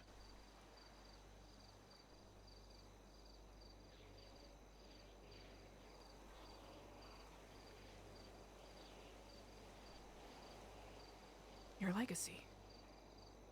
Yes, you have to understand, I used to be the guy, and truth be told, for a while, it never bothered me, but something's happened in my mind, I can't explain it, or it's all I think about now. I obtained the obtainable. Anything I want. You know what it is? I think it's the realization that I can't build New Babylon.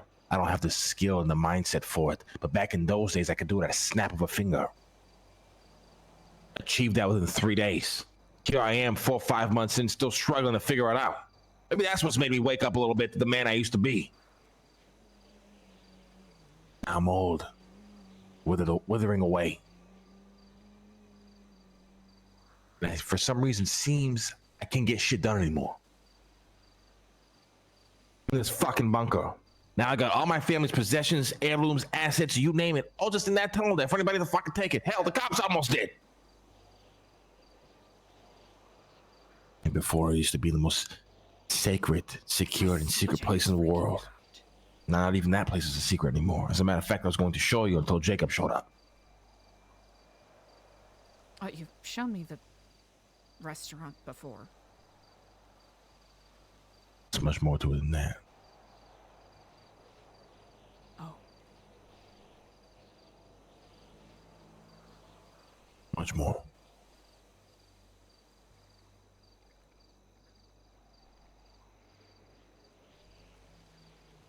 That is the truth. And to be honest, the only reason I'm telling you the truth is because I feel like we've never would have resolved this feeling you have towards me unless I tell you the straight up truth. That's it right there. The faces are after a lot of my family's old possessions. I thought of a way to, well, in the realization of realizing I could never combat its power, that being the faceless. Because I had nobody, no money, no tools, no assets, nothing. I decided, well, why don't I go up north and convince a bunch of people to come up there with me to start a new community? And in doing so, I'll get them to build and do the things that I need to protect my family's assets. And well, the Stormlord said, nope, you ain't putting this shit here. So now it's all stuck in a tunnel where a crackhead could break into and steal if he really wanted.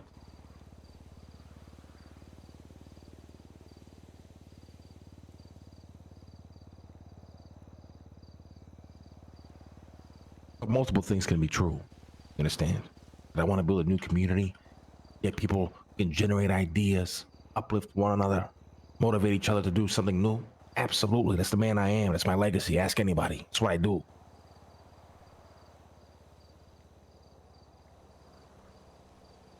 That's what I've done anyways. Now I don't know what I'm capable of doing anymore.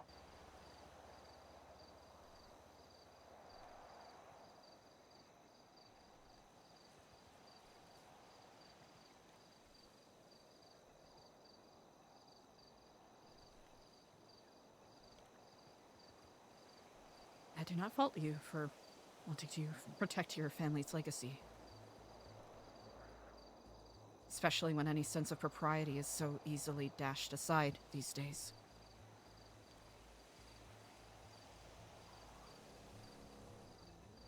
Yeah.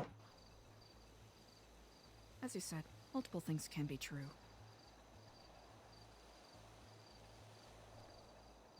Fundamentally, am I annoyed by the prospect that I was simply a crackhead that was tricked to come up to the desert? Yes.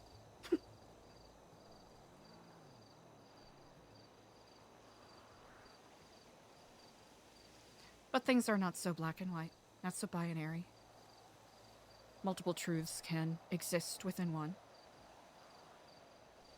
Though there have been many setbacks, I like to think quite a lot has been accomplished. Even if there are still significant challenges in the ends that are hoped to be seen.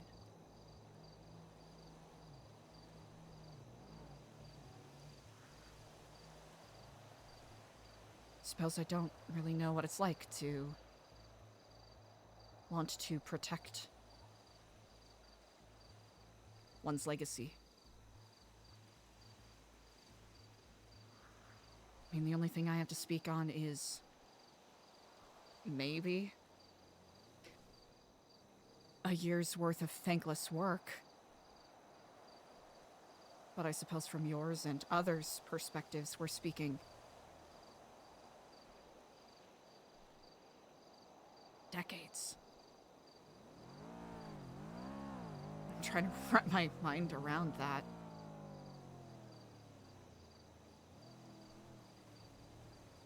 How much suffering and loss and triumph you must have been through. The fact that you were backed into a corner so much that you had to go up to the desert to accomplish this speaks volumes in my mind.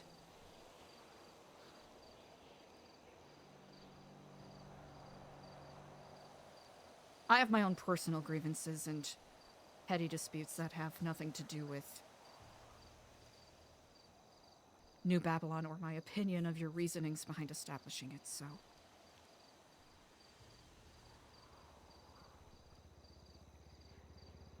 I hope you do not take my frustrations as an absolute... I don't. denial. I just... listen, your frustrations don't bother me. I just want you to understand that, you know... we're in the same sinking ship right now. And I'm not looking to abandon it. Not if I can help it anyways. You know, if she does sink to the bottom of the ocean, we gotta figure some shit out.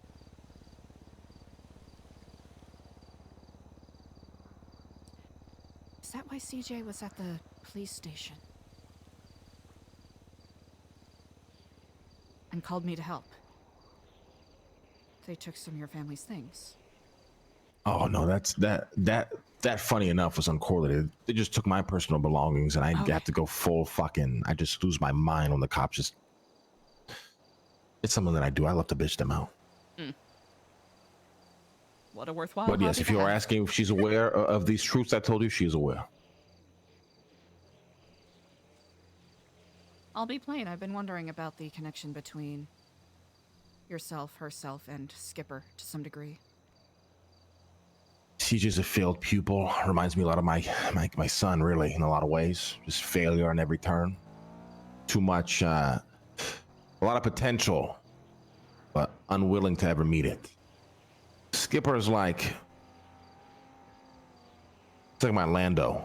Well, yeah, he's like my Lando almost exactly. My right-hand man. If he just locked it in, it could help me build a lot. But, you know, trolls and...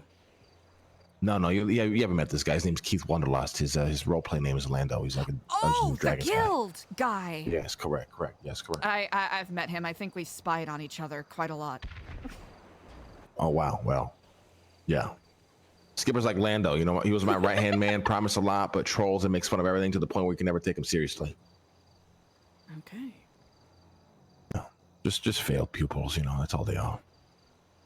Try to help them out, guide them as best I can, but, you know, it requires a certain stomach and gut to do the sort of shit that we do, so.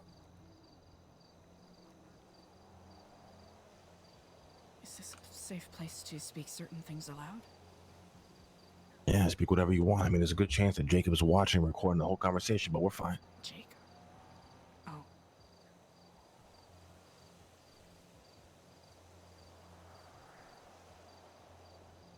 When you opened my eyes to some things, you spoke about an antithesis to the faceless. And you used the word we.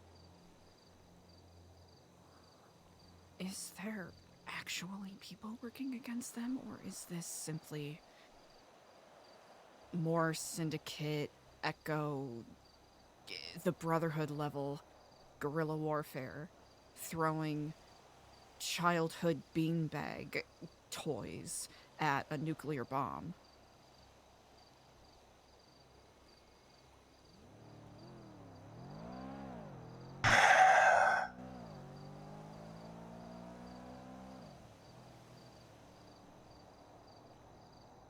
Well, the truth is there was once a very powerful organization that would look at something like the Faceless and, you know, swat it away like a fly. And then that organization has seen nothing but ruin, chaos, and destruction for a long time. And now maybe some people still involved in that organization feel like they can do something about it, but the reality is that we can't. Eliza's thinking But about we still gotta try. the thing she saw on the billboard in the basement. Suppose that's all any of us can do.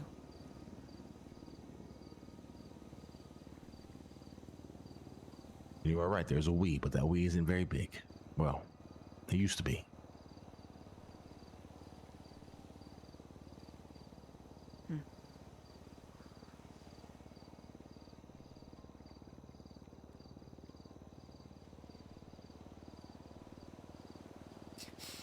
Why do these problems seem quite overwhelming?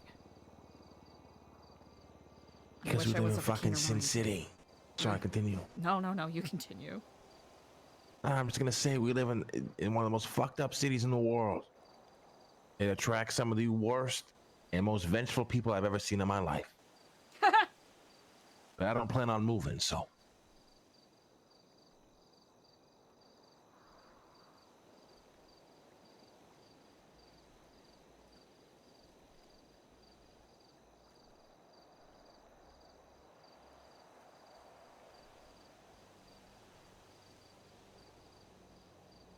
Thank you for telling me this. I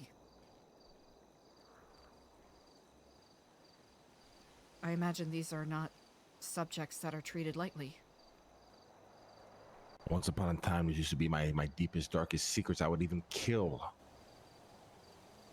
a person at a mention of it. But these days, it's nothing but a fucking joke.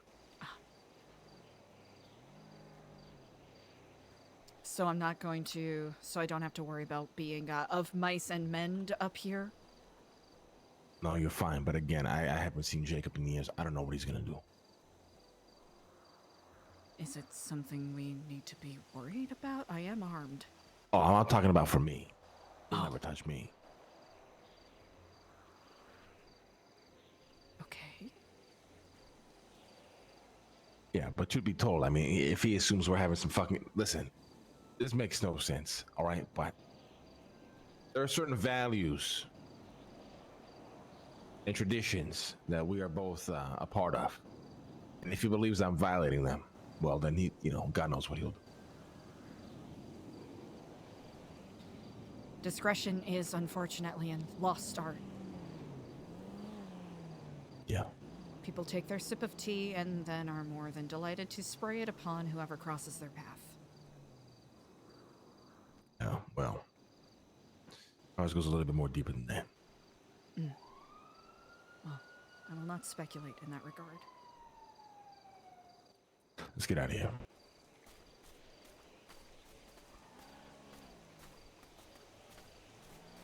Huh.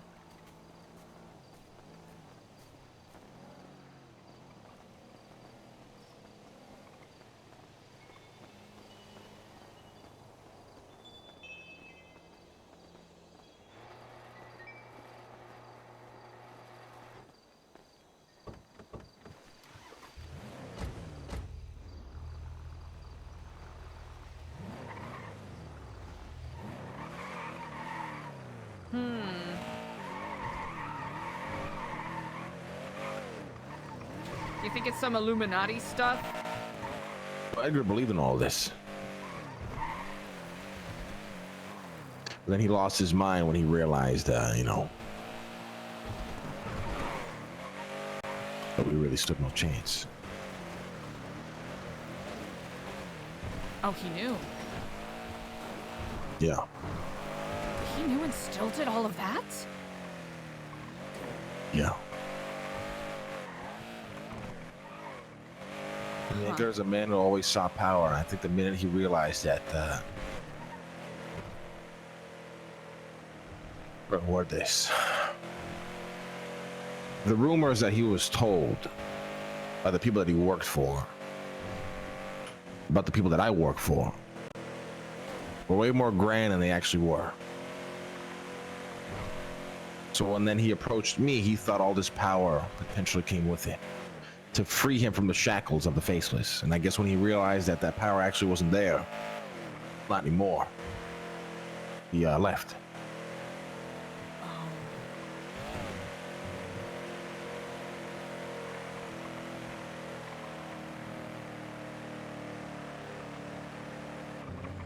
I think he too came to the realization of New Babylon as well, as it, it proving more difficult than realized.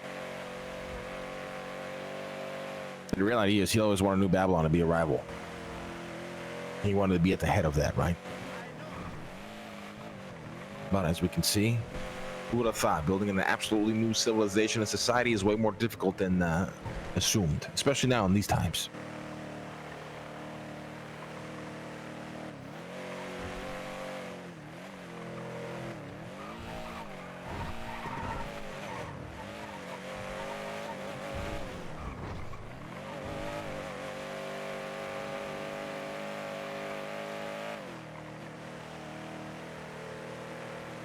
I told you they gave me a white card, yes?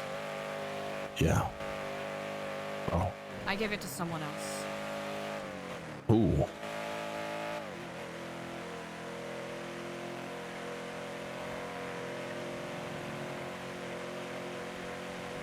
I realized if I wanted to truly live by the thoughts and convictions that I claim to carry, I cannot...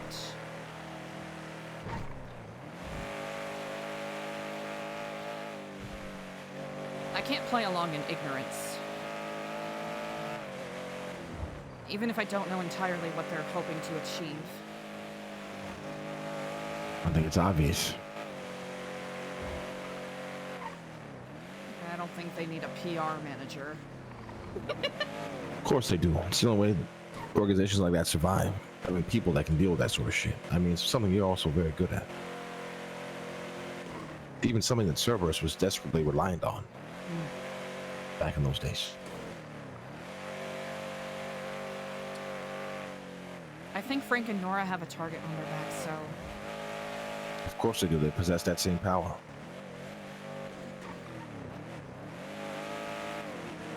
Frank is someone I consider a dear friend. And I hope I did the right thing. He's I a good gave it to man. him. Holy shit, you won! Listen, people who have the ability to disseminate information like that and are trustworthy, I would be foolish to sit idly by knowing that there's a potential of them being silenced or eliminated. I've fucked up quite a lot. I know that people have been eliminated, tortured, and murdered for less of the bullshit that I've pulled. So call it arrogance, call it what you will, but they seem to need it a little more than I do. Well, I'm I mean, hoping that I'm simply seen as a gnat, so... Yeah. Well. Truth be told, I mean, they're coming for everything in Los Santos, I feel like. I mean, it's quite literally what they're doing. They're sinking their teeth everywhere. New Epsilon, fucking big-ass building with billboards all over fucking Legion Square. The emissary bullshit. Well, they'll probably have an easy go with Epsilon now. That's the problem. Yeah, I gave Ashton stewardship of the building, and immediately he and Diego have been going forward with what they're doing. Jesus, fuck. That's part of why I shot him. You see, this is why I've retreated up north, Eliza. This is why I left the city. They're taking over that entire fucking city day by fucking day. Before you know it, we're gonna wake up to a whole fucking new place we've never been to before. It's so confused. I'll be very blunt. I don't understand. Aren't they the ones that invested in this place? Why be a part of its ultimate dissolution and destruction? Unless it's because that's a how game? they operate. Well, that's how you operate, right? You want to take a city, what do you do first? You bring it to its fucking knees and you pose yourself as Jesus fucking Christ. Trojan horse. You come and offering a big, beautiful gift. Hey, take a look at this for y'all. It's for everybody, for the city. Rejoice. We're on to bigger and better things. Boom, at the horse's assholes. A bunch of fucking soldiers ready to fucking take you all out.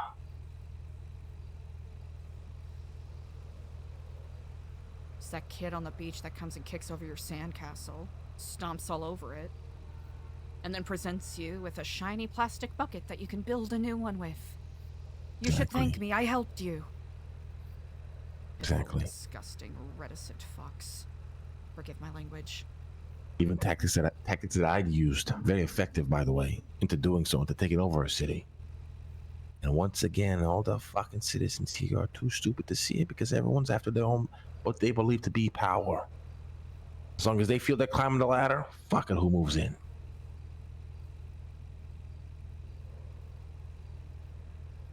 Now we sit and patiently wait to see what happens to Los Santos. I believe it will inevitably burn, or once we realize what's really happening, it's going to be too fucking late. No, we're nothing but cogs in a machine we can't break out of. I think it's already there.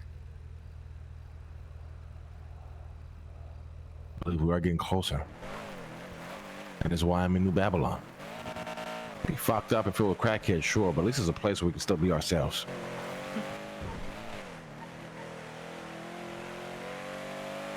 There is a sort of freedom in that, I suppose. Freedom? Hello?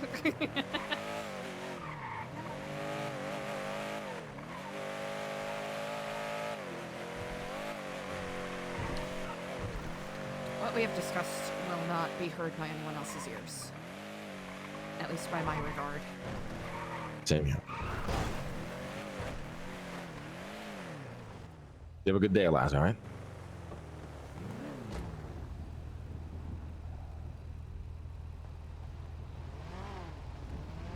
Yourself as well. I thank you. Hey, where you at, AC? AC! Hell yeah. Verbal typo. It's one of those things where I had two words in my mind at the same time. What the fuck? I think that's the most blunt conversation they've had. That's crazy! Okay. Frankie Nora. Frankie Norna. Right, Eliza. My apologies. I was in the midst of a conversation and did not check my phone. Don't even worry about it, mate. Should we head back? You know what? Whatever works best for you. It's okay. We're not too far. We're just by the prison, to be honest. So. I'll see you shortly then. Okay. See you shortly. Ah. Okay.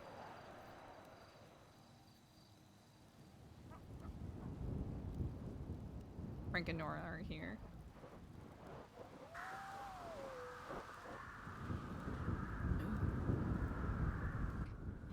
Good morning. Ah, hello and good day. My apologies. I was in a conversation with the Marduk. Frank and Nora will be coming back shortly, so thank you for letting me know. No problem. We might have a possible trial on our hands. Oh, is Clevin! Clevin, give up. This is not the right way to do it! Clevin, I don't want to catch you. I want you to do this right and then have a trial.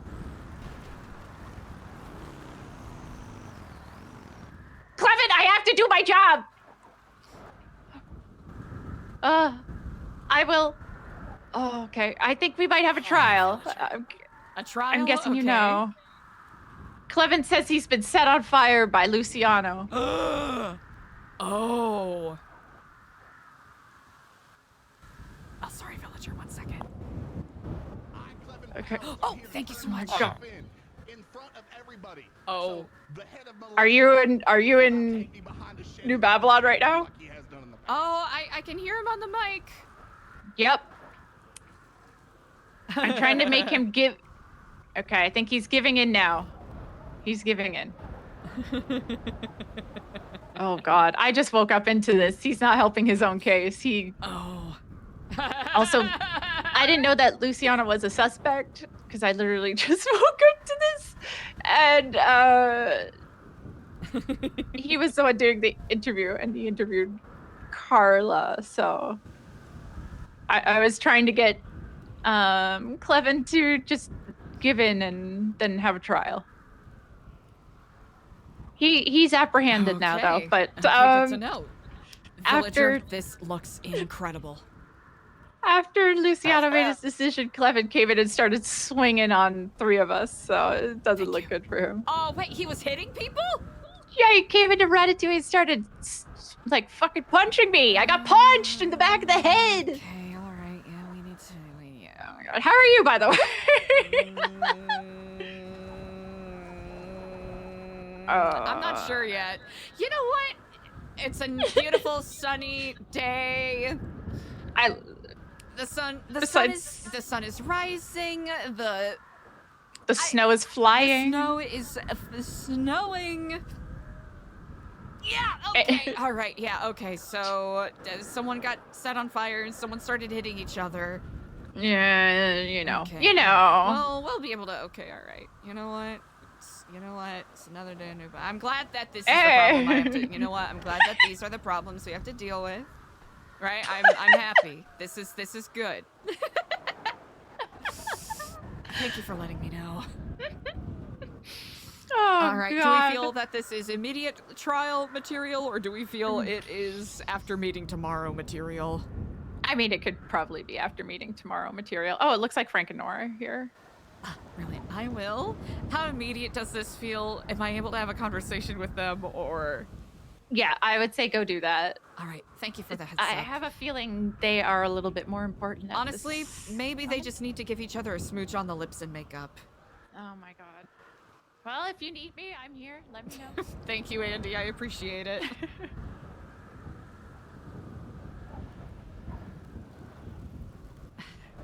Come on in. Welcome, welcome. Do you want to park inside, or would you prefer? Oh, it's okay. Don't worry about it. What's good about using it anymore? I think my battery's going to run out soon. That'll do it. Yeah, it will. I haven't worn this coat in so long. 'Tis the season. Probably need to get a little more gainful jacket myself, but that is neither here nor there. I like this. I like the outfits. Like are they insulated?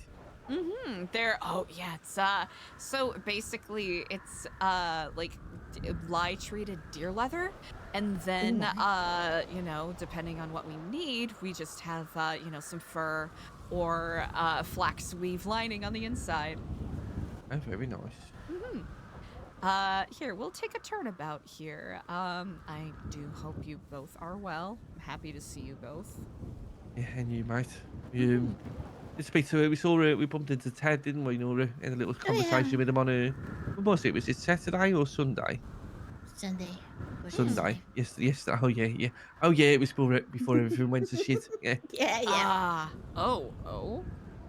Yep. Yeah.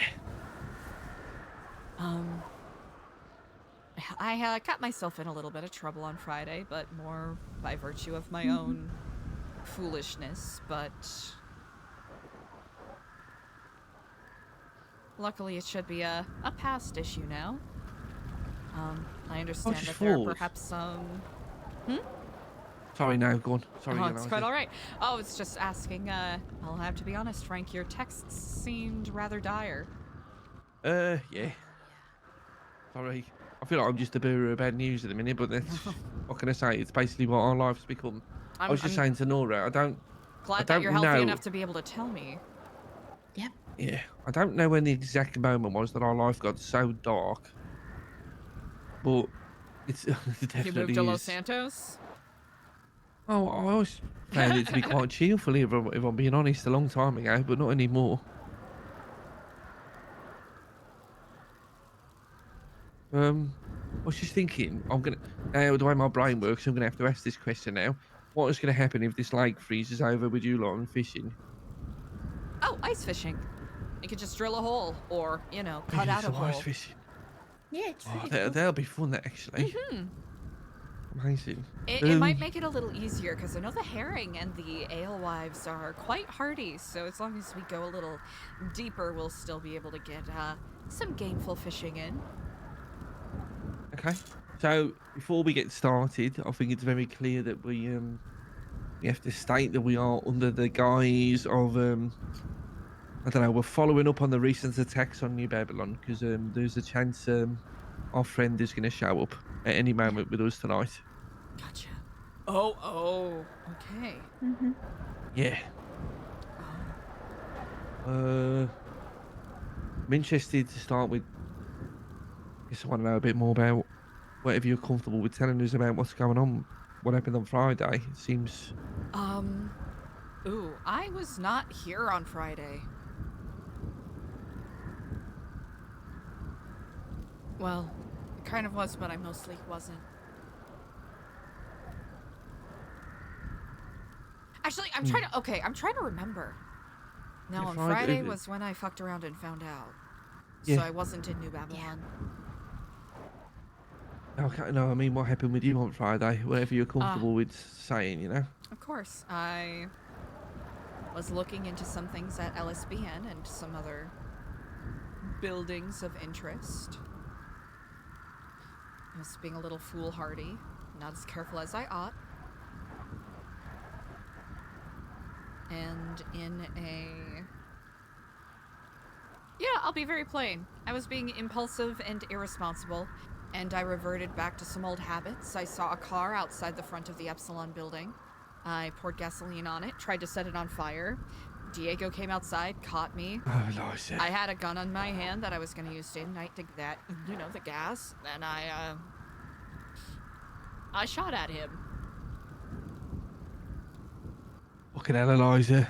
Jesus. It's not something I'm proud of, nor did it bring me any comfort or satisfaction. But I will own up that I did that. But, If anything, there will be, I'll be honest, it was, kind of funny. He ended up twatting afterwards that I tried to blow up the building, which is the opposite. It really goes to show that even given the opportunity to tell the truth about what I did, which is objectively worse, he still didn't do it. He still couldn't tell the truth, so... yeah, we don't trust him in the slightest. We have been wondering how you've been handling the whole situation. To be honest, I guess the answer's that.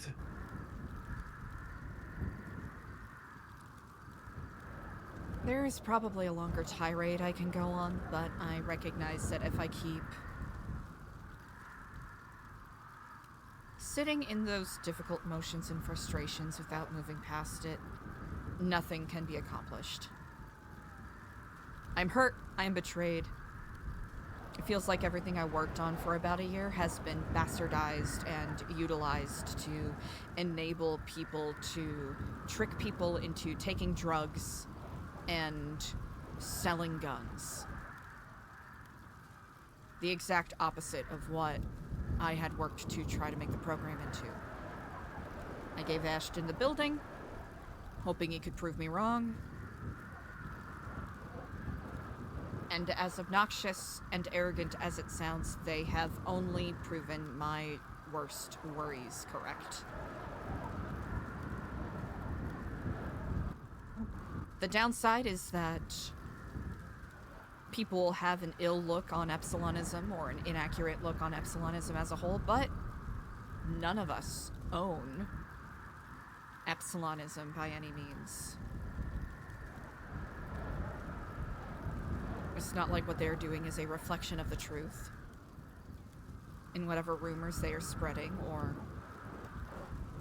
private musings of mine that they are broadcasting to whoever will listen. Doesn't have any true bearing on me as a person. It's only when those things happen to put people that I care about in danger. That's where I draw the line. Yeah. Fucking hell, mate. I feel bad for piling on top of everything you're going through, you know?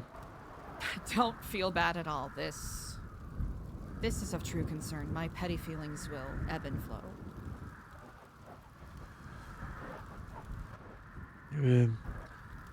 I told you yesterday we met with a psychopath ex-state marshal who sliced a woman's throat right in front of me, and that was and it was not the worst thing that happened in the day. It would kind of give you an accurate description. What? You know? Okay, all right. I'm listening.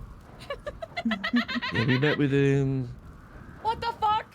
you know, we mentioned Bobby Barnes, and he's the one doing this whole Brotherhood and Awakened, and he called us as Bobby, which is unusual. He's only ever called us, you know, I guess our journalistic intrigue got the better of us, and we picked him up, and then he asked us to meet a friend of his, who was a woman that we then picked up, and we took them to a location, and we had a chat for best part of an hour, which was comfortably, during my entire adult life, the most confusing conversation I've ever listened to. What the fuck? It's like the ramblings of a lunatic.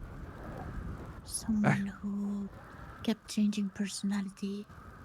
Yeah. And, yeah, arguments and everything every 2 minutes. That is nuts! Today's been crazy! It's Monday! this woman, it appears, was somebody else who got the call like us, but is deeper down the rabbit hole and also works with other people. Huh. And one of his alter egos is somebody called Hal. How? We believe that's the person that's called us a few times, don't we, Nora? I think. Yeah. Do you agree with that? Yeah. Okay. Yeah. Howl matters.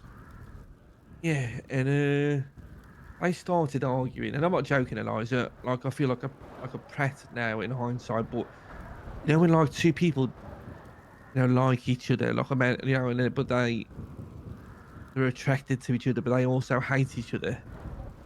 That's kind of what it felt like. Like it was intense.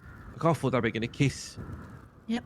Same. I thought they were just gonna grab each other and start kissing, and instead he pulled out a knife and sliced the throat open. It was like 0 to 100, like real quickly. That's a traumatizing thing to witness for certain.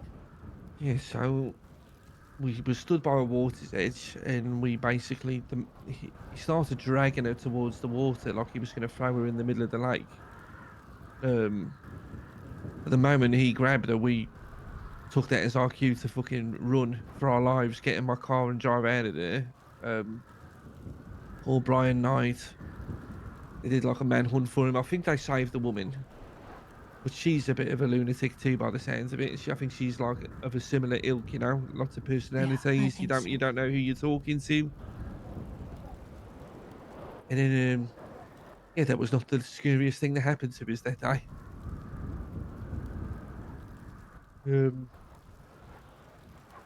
Oh, Nora, it all started with you, so why don't you explain the fucking shit show that you started? Well, you started, but they started with you. We were just about to call it a day, and I got a call from the Blue Man. Oh. Yeah. Oh. Okay. Okay. He told me to call our friends, our family, everyone that we loved, and get ready to say our goodbyes, because he was gonna meet us really soon. And then he just hung up. Today or... Sorry, He didn't say a date. Okay. The only extra thing he told me was that he had gotten a copy of the newspaper of the latest issue. Oh, no. And that we were going to meet very soon. Here's the thing though, Eliza, I don't even know if it's as simple as that, because when we had to make our decision and we were taken to meet the Blue Man the other day, Charlie started asking us what our favourite meal was.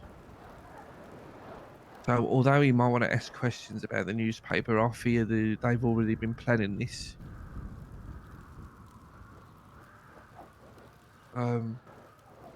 So Nora got that phone call, and then just to confuse matters, I then get a phone call from Charlie.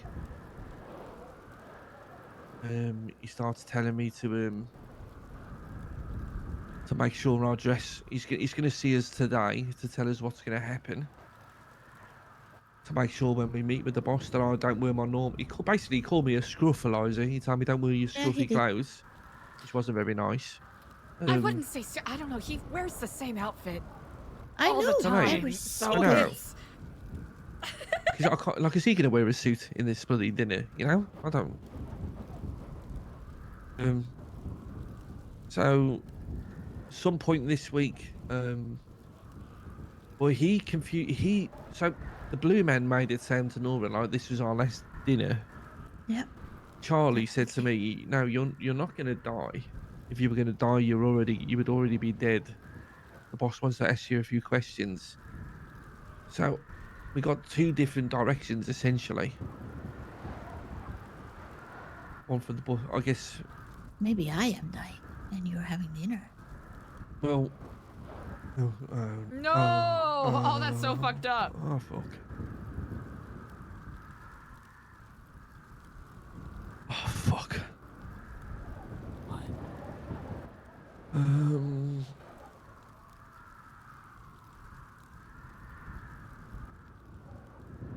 Nora, I didn't tell you everything. Charlie told me on the phone the other day. Okay. Oh, no.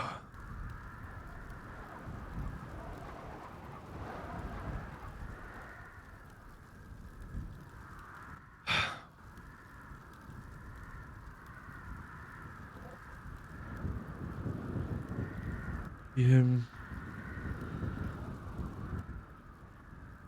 told me it was a shame about the decision we made because he was really looking forward to what he was going to do to the two of us. Then he started to describe what it was that he was going to do.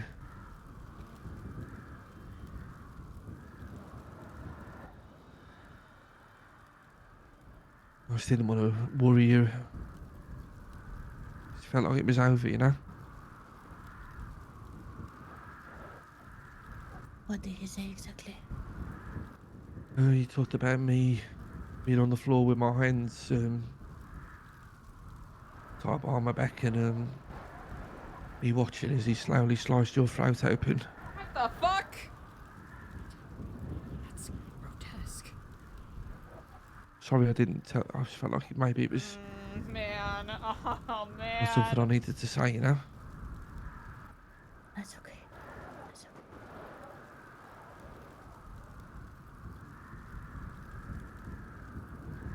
Fuck.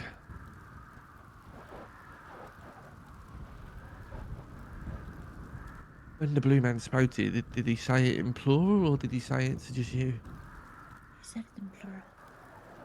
Okay.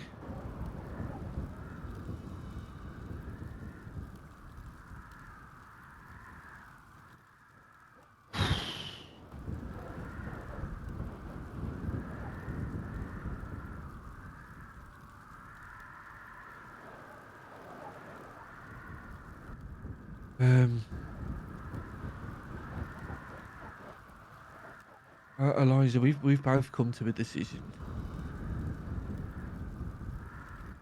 We've done too much to go out with a whimper.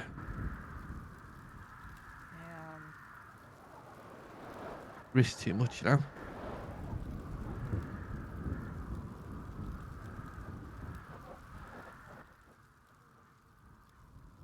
Gonna get plans to write a special edition of the newspaper.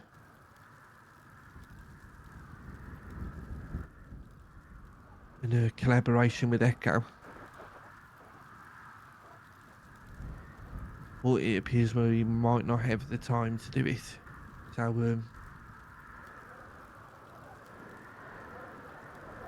made some we're gonna make some videos.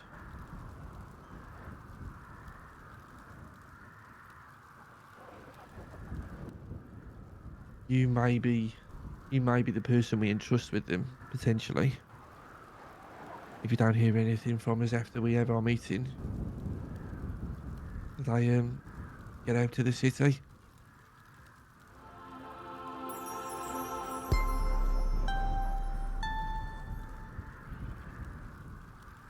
Warfighter, thank you so much for the 3 months.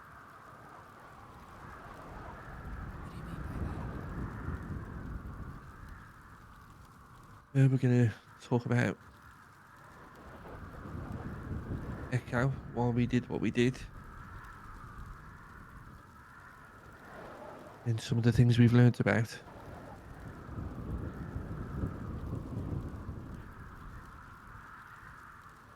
Our intention was never to do this when we were no longer here, you know, but if we have all this information and we don't do anything with it, then what was the point?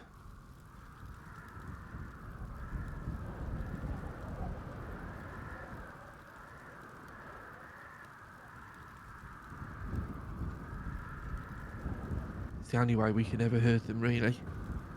Yeah.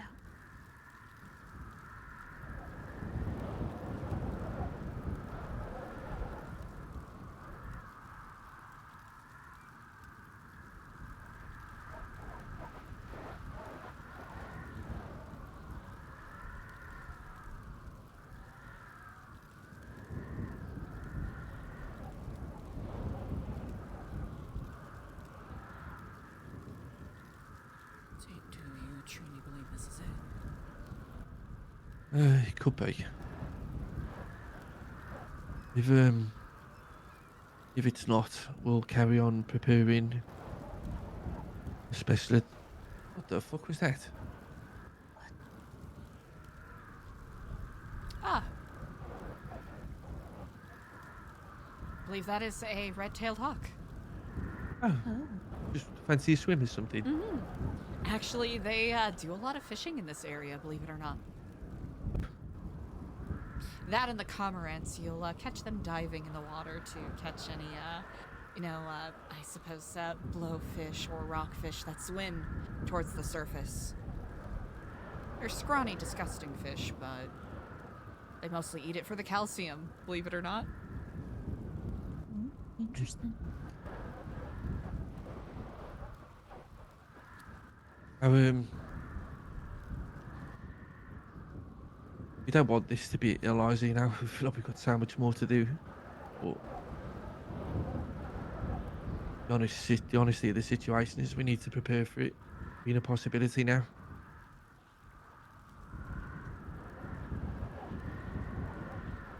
End of the day, if Charlie's telling me one thing, the fact is the man in charge has told Nora that we should start making our final calls, you know.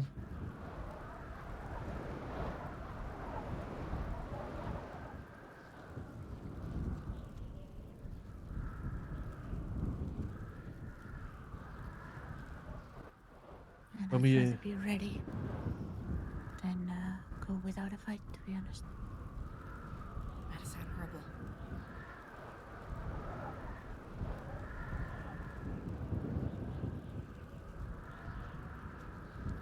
What can I do to help? honestly, we had planned to write the special edition of the newspaper in collaboration with yourself and Mr. Waxford if we got a chance. But if we do get a chance to do that, I would very much like us to get together and just go over some of the details that we're going to write about. If we don't get the opportunity, and we will give you some videos at some point this week. We'll let you know whenever we're going to meet them. And if you don't hear from us within 24 hours, then fortunately you're probably safe to assume the worst. At that point, you can get that video to people you deem should get it, you know? Maybe it's everybody, maybe it's, I don't know. Haven't really thought about their part yet, if I'm being honest. Yeah.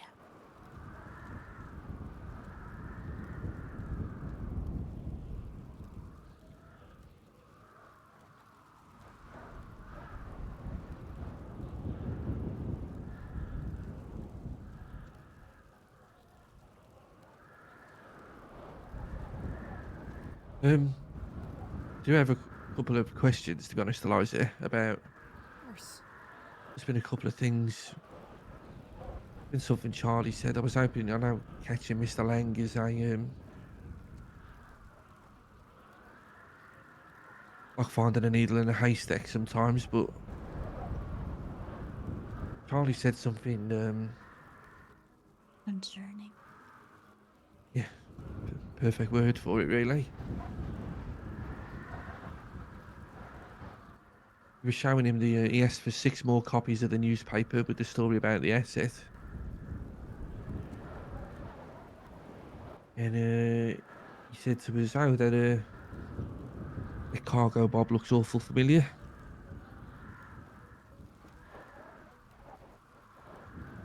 Why would the faceless want to get Mr. Lang out of jail?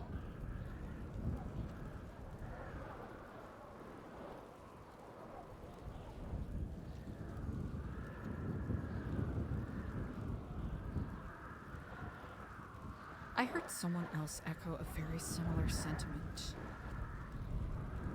I had a conversation with PD Bot where he was interrogating me about Lang's whereabouts, which I legitimately did not know about at the time. So it's confirmed they're the ones that helped. It was definitely the helicopter by the looks of what Charlie was saying to us. What the hell? Okay, that's...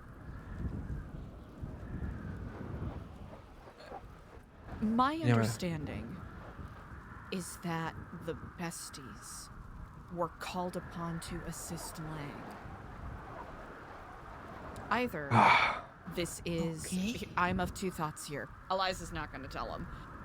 I'm of two thoughts here, where either the besties were asked to help with a favor, and they happened to utilize, you know, their connections to accomplish it. Yeah. Or there's something else going on, and the besties were acting on the Faceless's bidding, because I know for a fact that both Matthew Colby and Duct Tape Lopez, lifers inside the prison, have connections and do work with a lot of assets. Matthew more than anyone else. He's the head of a gang inside of the prison called Ghost, which, to some degree or another, is very much in support of what the Faceless does. I don't know if that's what we used to call Mr. Charlie when we didn't know his name, Ghost? isn't it, Nora? Yeah, because he looks like Ghost from Call of Duty. Wouldn't be surprised if that's why they call that name. Yeah, we actually spoke to Matthew Colby. We did an interview with him while he's on the run. Really? It's his second time on the run, if I'm correct. Yeah. Something funny. If you want to know why we know that, Eliza? Oh, yeah. Do tell. Our office building is the former Gorillas headquarters, and it appears that's where he was hidden, you know? Kept... Oh my gosh. Okay. Yeah. All right, I'm going to give you some tea. This is, you know, kind of private tea in a little bit, but... Oh my gosh, almost a year ago. Almost a year ago to the day. One of the first times I met with Mr. Waxford, before we became a little more acquainted, he offered me a business exchange that he would give me the names of who was involved with what happened to Dr. Wilde if I made a phone call to the warden at the time, Scotty Bard, and told him to keep his eyes on Vespucci. I later understood that I was essentially paying off an information exchange by passing on information from someone who did not want to be found out and wanted to put Matthew Colby back behind bars. Interesting. Jesus. Now, he literally said to us on the phone the other day, tell Charlie I said hello next time you see him. Yeah. Oh. Yeah, that's right, because Waxford used to run guns. And he offered to have Eliza help also with that. playing guesswork about who the asset was in our newspaper. He was basically confirming that he works at the Faceless, wasn't he, Nora, on the radio? Yeah, he did. Huh. One of them's been caught today. Duct tape. Oh, he did? Oh, you know what? Run was good while it lasted, I suppose. Yeah, the other things... I don't know if you saw the advertisement in the newspaper for a lung donor. I don't know if you noticed it. I did, actually. Yeah, that's for Edgar. Mm-hmm. That's for Edgar? Yeah. Oh. Oh, shit. He needs two, apparently. Oh, shit. So, it appears he's in a very, very bad state.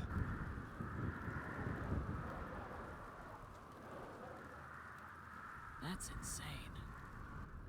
Charlie and the Blue Men both kept saying to us, if you want to know what happens when you live a double life, just speak to Edgar. Bird. Yeah. Wow.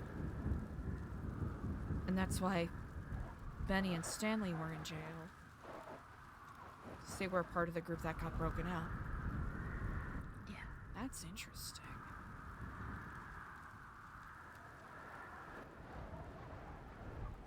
I think they They must have turned themselves in or something. Because they were free, you know? Or the next day.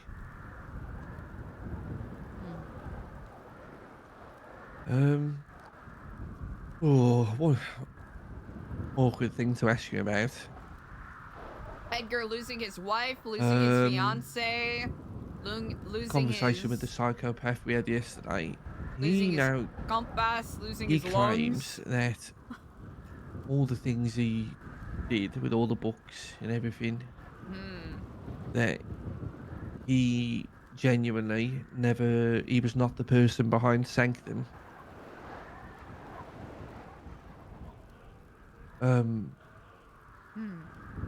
Tony Tinkerman was saying that you directed him to the FIB building or something, and then he found 2 Sanctum books.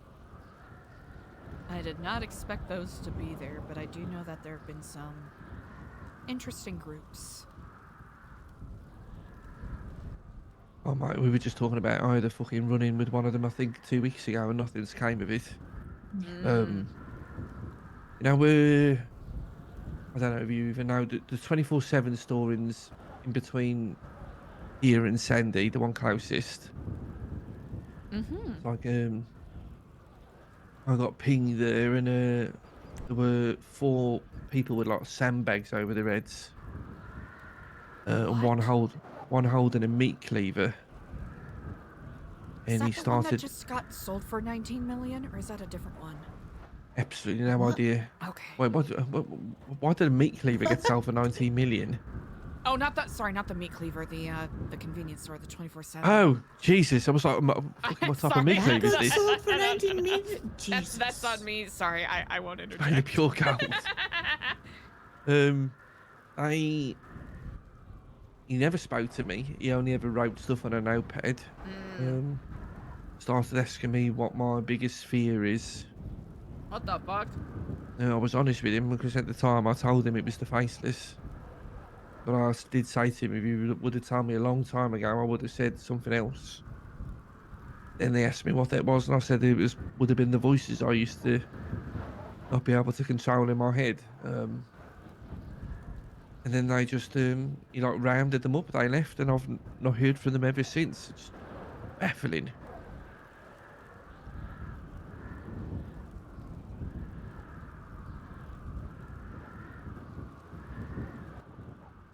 Meat cleaver was fucking massive as well.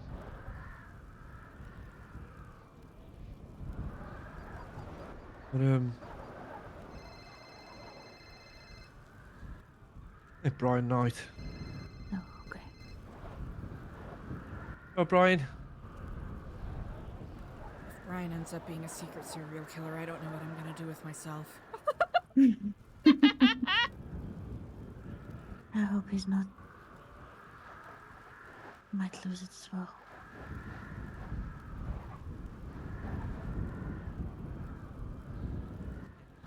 Well, does this web get more dense? It never finishes. It's like there's levels upon levels upon levels. When you think you know something, then the game changes.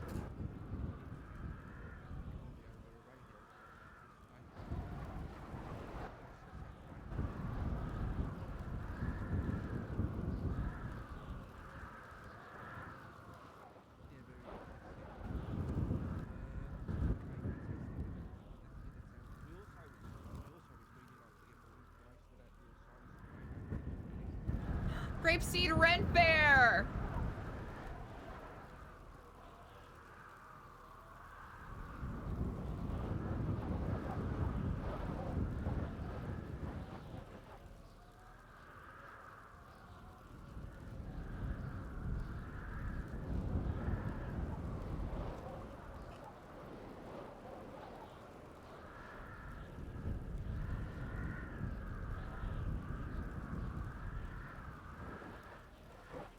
There's just been so much going on.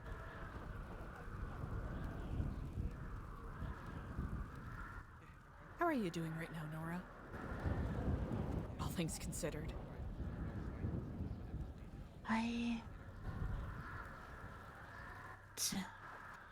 funny what I'm gonna say, but I think I am at peace. Brings me peace to think that if anything happens to me, well, at least we have tried. At least we are not going down without doing anything. And I can live with that.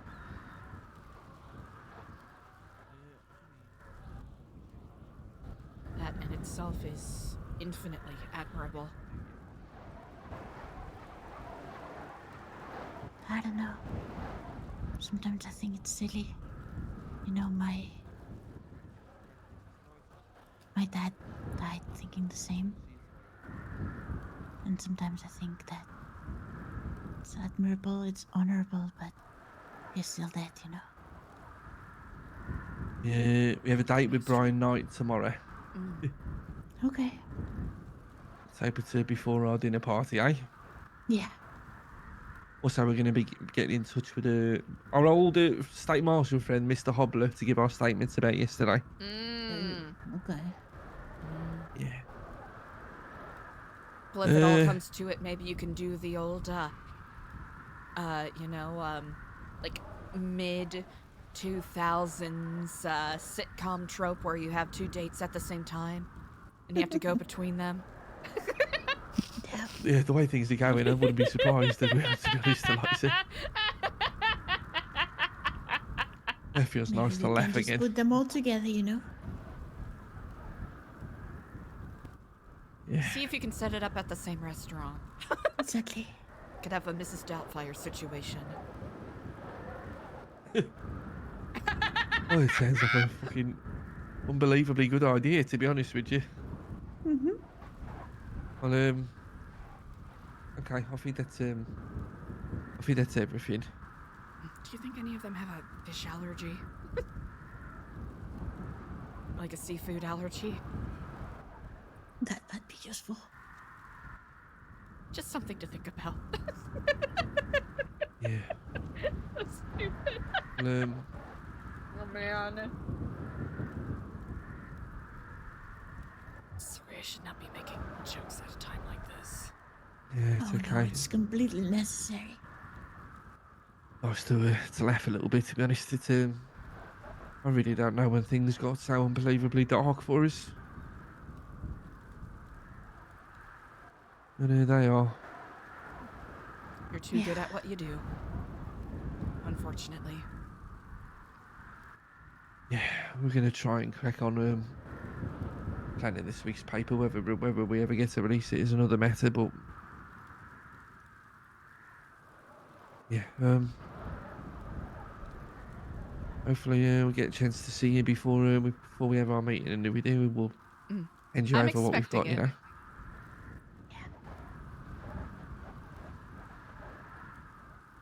And please, I don't know how helpful it'll be, but please use it if you have to.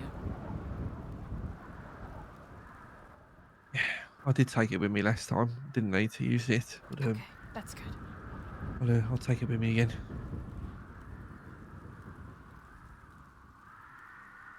I have faith. It seems dire right now, but I'm certain you'll make it through this.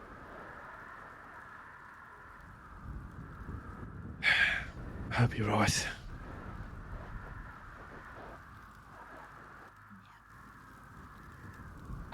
To it. Whatever I can do to help you all.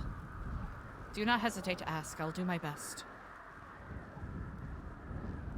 Oh yeah, I don't think you could ever help us more than you already have, Eliza, to be honest. It's very generous. Truly, it doesn't feel like I've done enough. Let's be honest, mate, I think this situation was unavoidable at some point with what we do, you know? This is very true.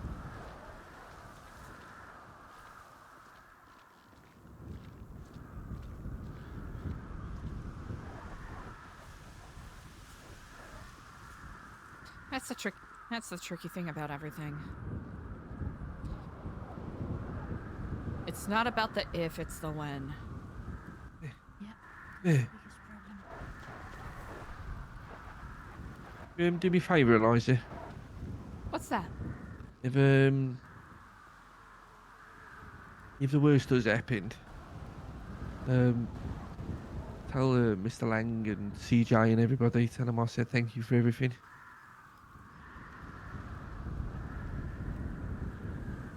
I can do that. Thanks, mate. Of course.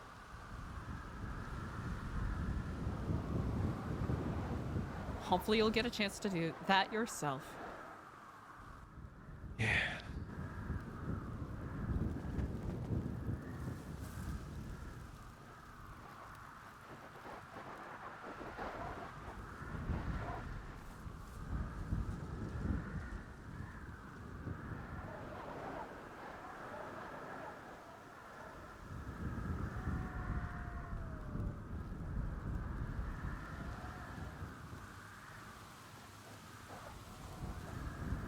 I'll say. You two are the best of who we can be. Nothing they can do or threaten will take that away. And that's a fact. That's a fact.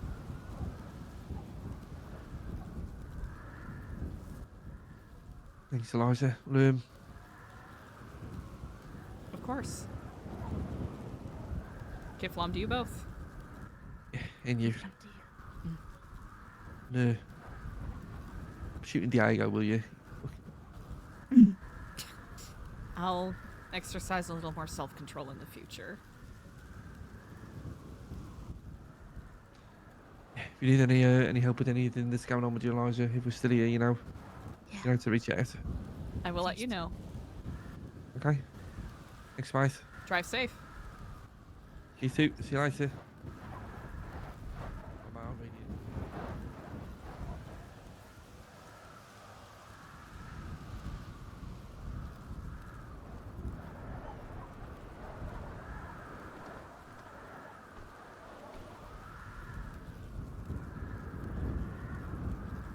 Villager.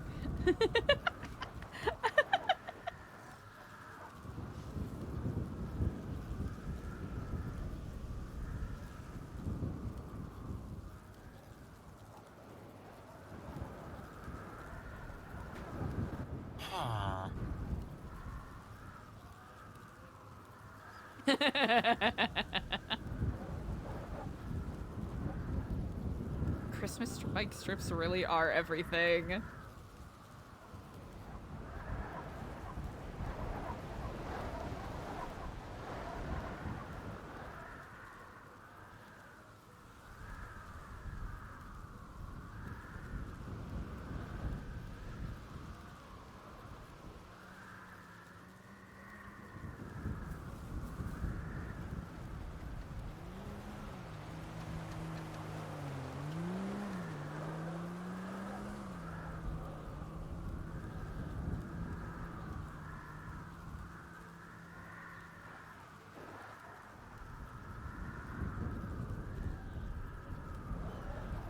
Tay Bastion, what's up?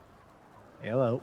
Hey, to answer your question, it is a not fully commissioned, like prototype for Chrome. No, it's not. Actually, yes, it is. So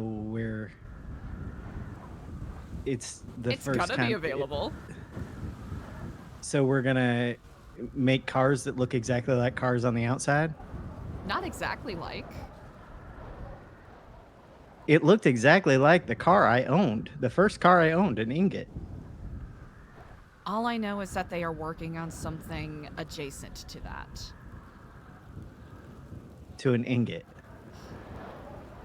Oh no! Oh, I thought you were talking about the other one. Ingot, I don't know about. It was a green Ingot that was inside the walls when I woke up, and then he was driving it out. It doesn't matter. Listen. I do know he got out of the prison today, so that might be a part of it, I'll be honest. He probably thinks I'm sus as hell because he asked what I was doing, and I said I was taking a walk, but I was telling the truth. Chat, make sure you send some love to Chicken Keeve. He's the best. Plays Frank. Frank and Nora, okay. Yes, yes, they are. Well, at the present moment, they are. Whether or not they are going to be remains to be seen. Good. I hope they will be. Yeah. I wish I could answer that with confidence, but...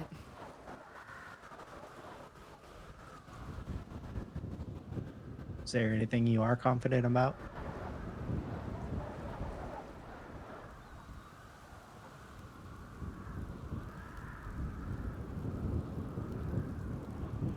The future.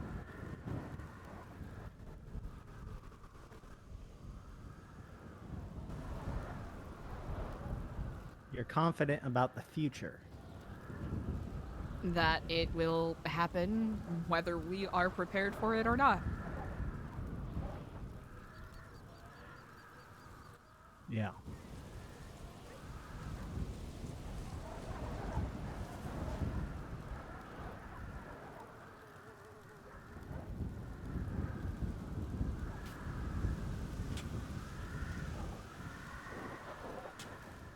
How was your trip? How was yours?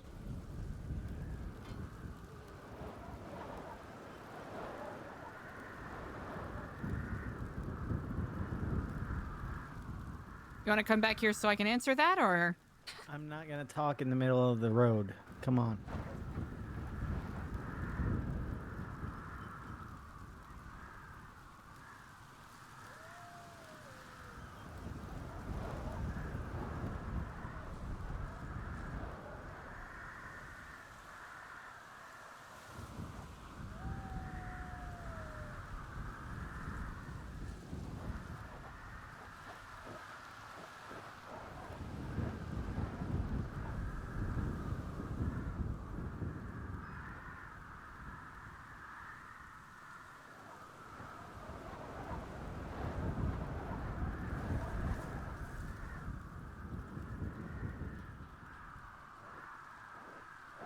Dad's pissed.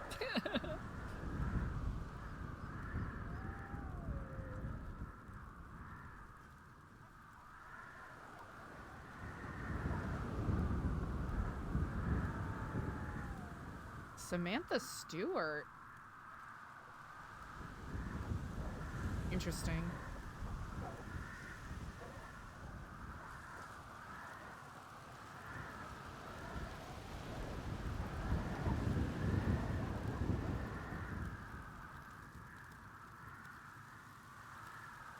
How was your trip?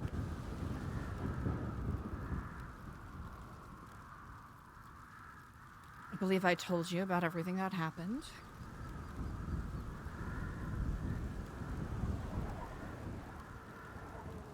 Andy, and then later the pirates, talked me out of my spiral.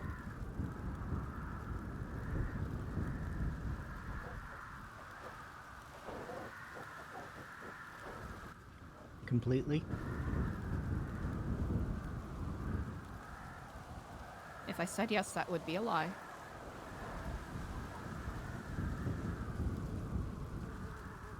I'm always going to spiral.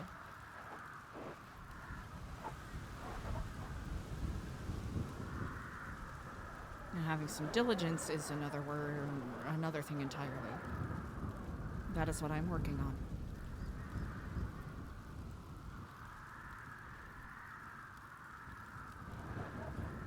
I'm not proud of what I did.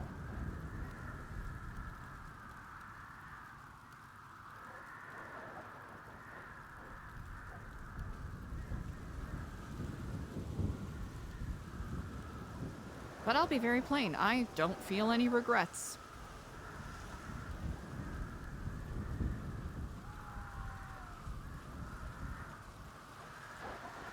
Which you are welcome to judge me on. Why would I judge you? Taking context clues from the energy that this conversation is currently carrying. It's not always about you. No, it isn't. Would you judge me? Depends. If you did the same, no. I like to think I do a pretty good job of extending some form of goodwill and understanding. Especially when it comes to complicated emotions.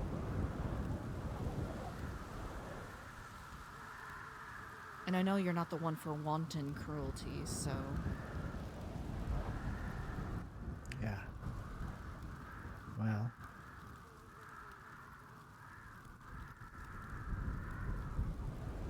I was pretty cruel on Saturday.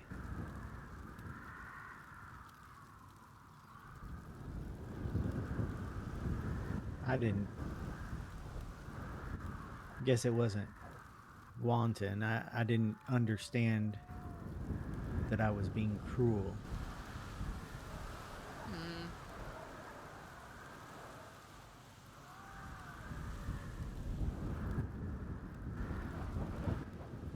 Everything with my mom went great. It was Iowa that didn't go great.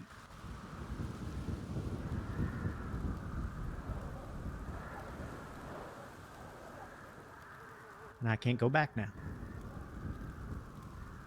Ever.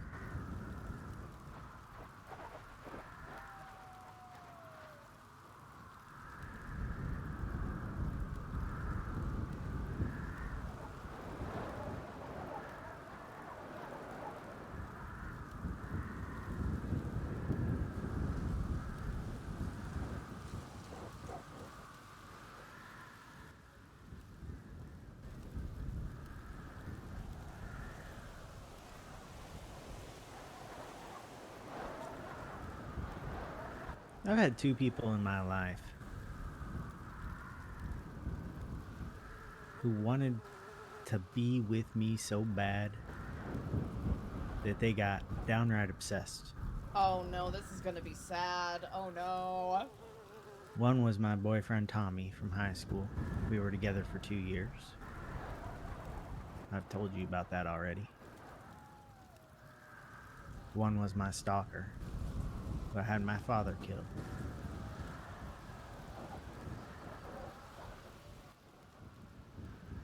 Well, they're both dead now. And it was my fault both times. And I'm not allowed to go back because they wouldn't do me the dignity of throwing me in prison.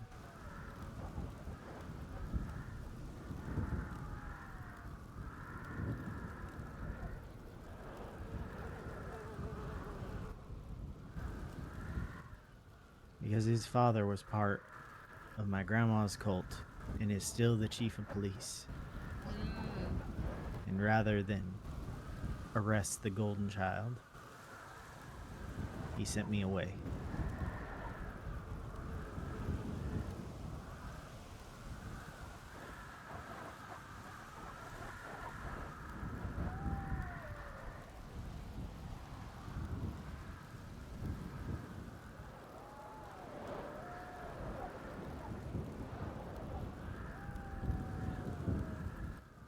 I don't know who was in charge.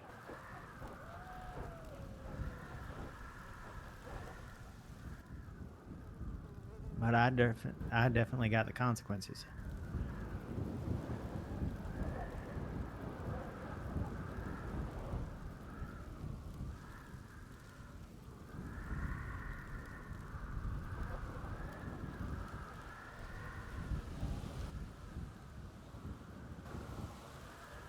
This one's an old one.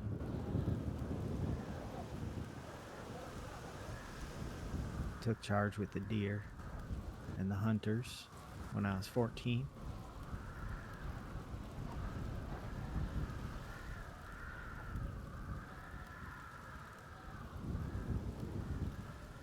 Sorry, Jeff.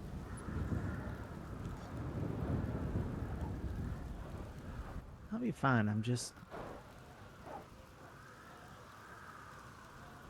dealing with it. And if you don't want me to help you with your problems, I'm not going to ask you to help me with mine. It doesn't matter what dynamic we have.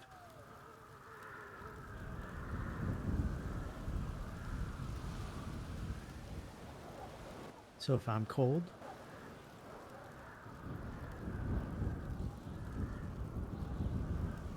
I can't trust anyone who loves me, even if it's not the same kind of love I have, Eliza. You were so...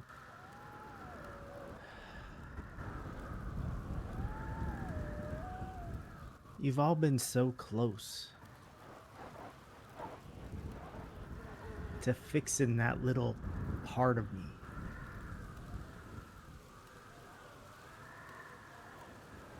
You, Signy, Ken, all got so close.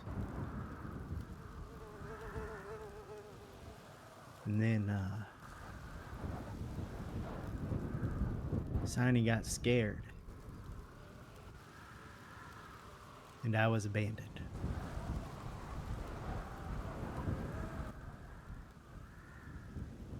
Kenneth just physically abandoned me.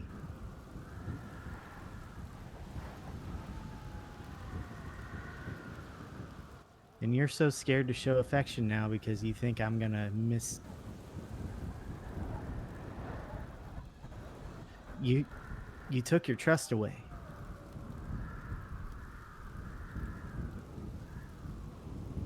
You took any affection you had for me away. You took those away, and now all that's left is the tone, and that's the only reason it bugs me. It bugged Sleeper before, but it didn't bug me.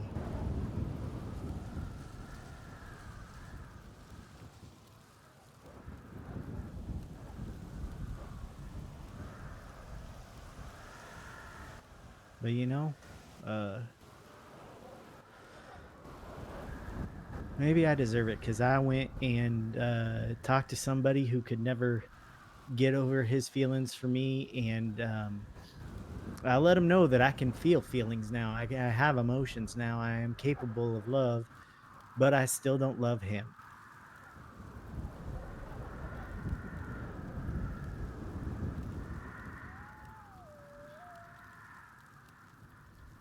He did not take it well.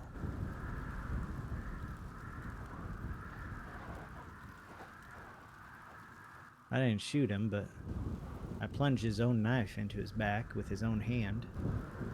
Jesus. Broke his arm. Oh yeah, 180. Held Easy. onto his fingers, so my fingerprints weren't on it. Is that acceptable? But you know, they know you breaking somebody's arm, they're gonna drop the knife. They're not gonna. It's not gonna stay in their hand, and it's definitely not gonna stay in their hand with enough force to get through their back and pierce their heart. Dang.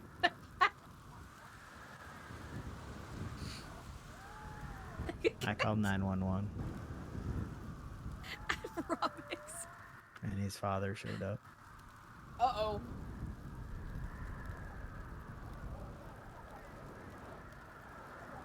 Before I could even get through saying what happened, he told me to leave town and never come back.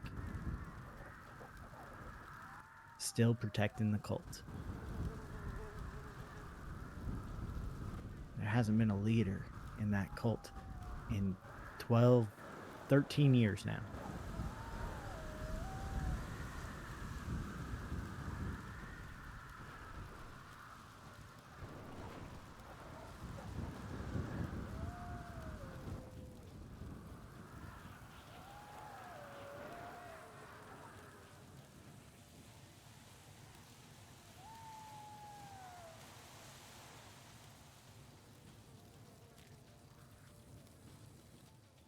But I guess he's not going to get any divine retribution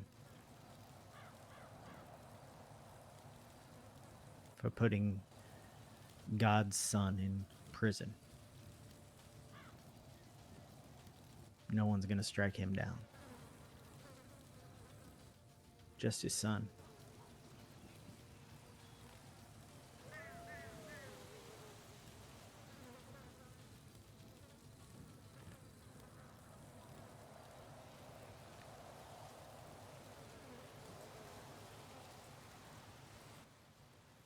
But my walk with my mom was good.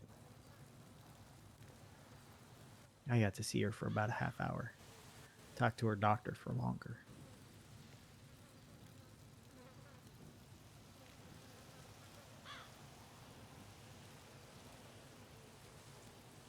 What did you talk to her about?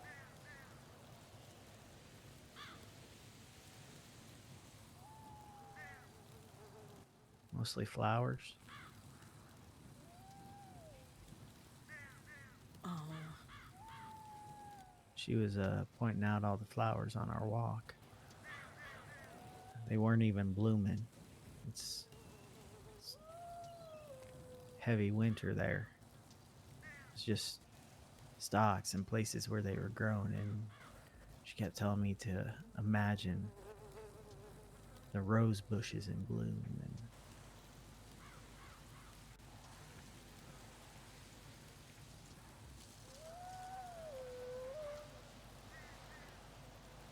she talked about my dad, but she didn't ask what happened to him, because he'd been writing her a letter a week since he left her way back when in Los Santos. They weren't great letters. My dad wasn't good at reading and writing, but she got the letters, and she wasn't allowed to write back in case Grandma intercepted or I intercepted.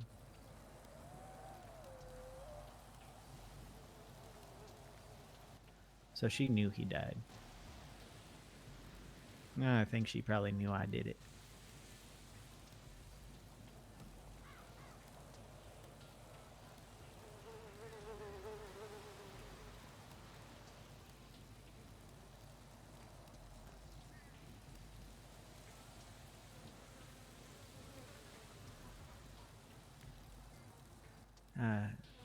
We talked about him for maybe 5 minutes. The rest of the walk was the flowers.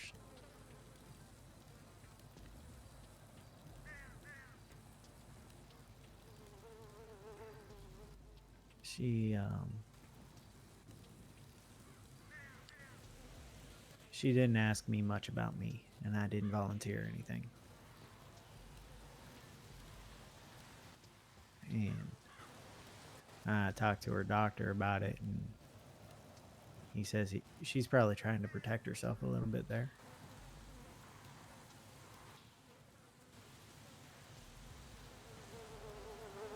We talked about me, the doctor and I.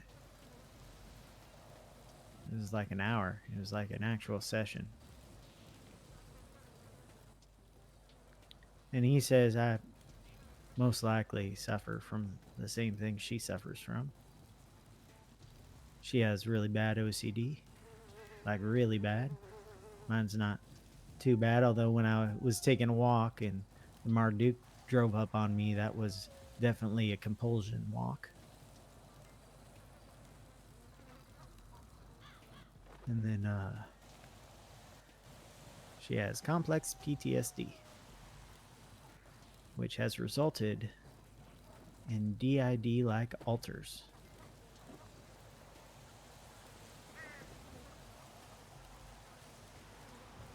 He was pretty sure she was herself when we were on the walk, though. He was with us, just in case.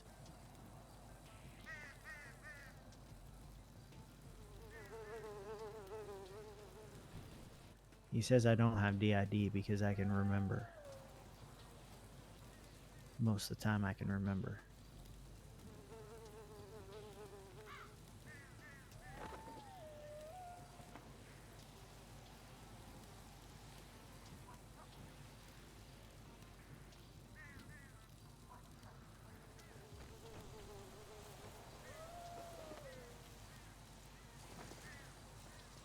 I don't know who was in charge. I don't know who was in charge during that fight. I could barely even see. There was blood in my eye.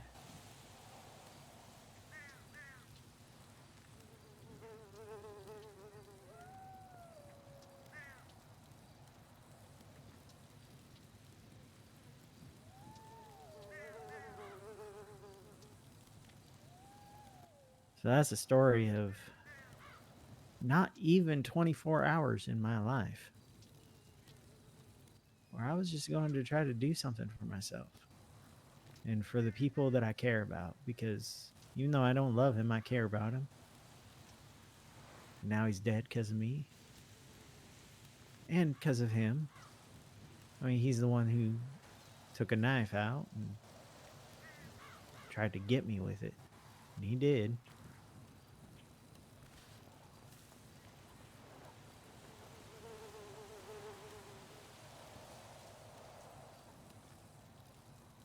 He thought I wouldn't fight back, because I never have before. Except when he played one song to me about a week before my dad died. Hours later. Hey, I punched him Romix, in the let's eye. chill. Let's chill. It's a part of the RP. It's a part of the character. Let's chill.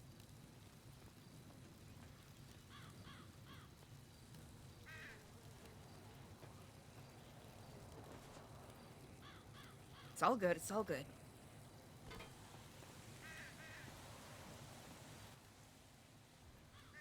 Do you think you accomplished what you meant to accomplish on Friday? No. Are you going to try again? No.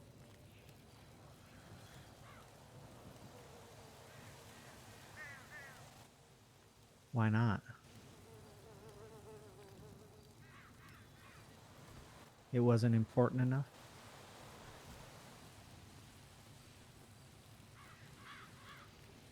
Suppose it depends on what you are referencing specifically. Why would I do the same thing that failed?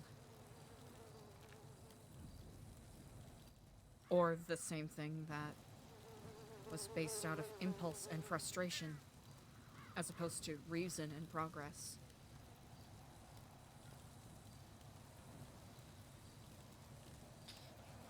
My attempts to try to gain information about real estate were short-sighted.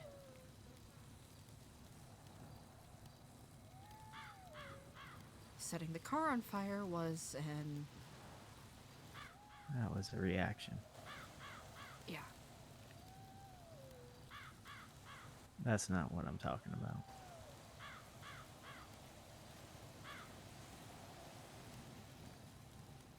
The movie?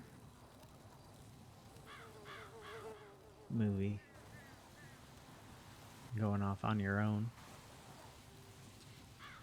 In the future, please do Playing not reach spy? out to people trying to find me, especially individuals that have actively tried to hurt me in the past. What are you talking about? Signy is not someone I trust. I wasn't talking to Signy about you. Then who were you telling that I was missing?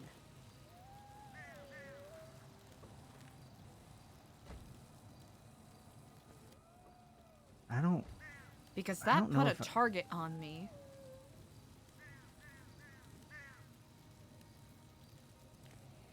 And gave people a reason to speculate about things that they don't even need to speculate about. On one hand, I appreciate that you are being thoughtful, but please respect my autonomy as a grown-ass adult to take care of things as I need. Listen, I don't even remember my conversation completely with Signy, but it wasn't about you. I'm not saying it was about me. You told her something. Or you told multiple people stuff. And spread around word that I was missing. I talked to Andy about you missing. That's it. As far as I know. Maybe I said something to Signy. I don't Then really why did fucking Freddy remember. tell me that you told Signy that I was missing? Well, If maybe you I don't did remember, tell Signy. that's understandable. Listen, I don't remember. I don't remember because that was not the intent of the phone call with Signy. For one thing, she called me. I was on an island making sure a torture room was inaccessible. We were talking about her sailboat. She kept getting stuck in the water. And then she needed... Oh. I didn't go rescue her. Because I was searching. Tad, So I'm that's not probably looking where for your an name argument came up. here. I'm going to say very plainly. I will do my best to let you know in the future if I need to run errands for myself.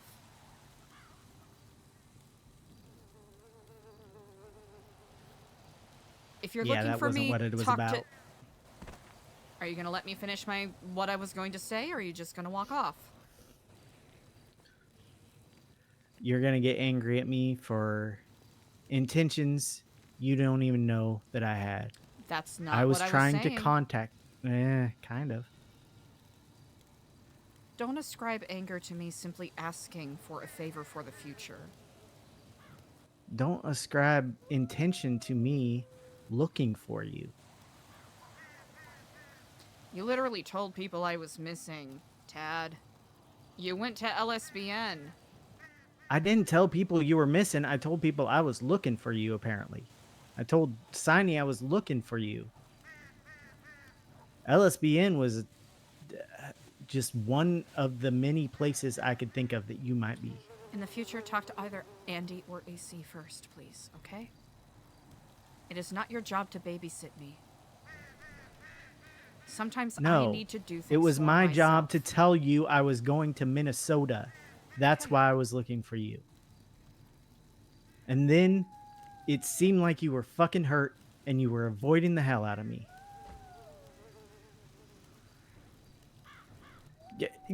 Can you engage with me in good faith in the future and not assume the worst of my intentions? If you engage with me at all, Eliza, I will engage with you in good faith. I had to call you from an unknown number for you to pick up and tell me that you couldn't talk. You could have just texted me, hey, can't talk right now. You could have picked up a call. I didn't want to implicate anyone.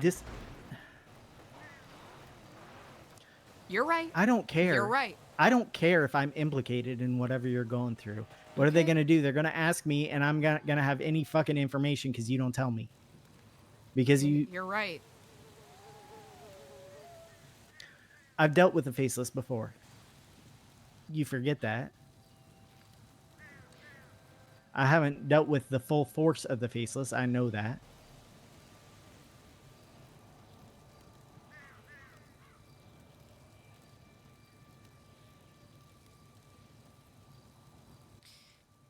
I'm not trying to argue because I quite literally do not have the energy for it.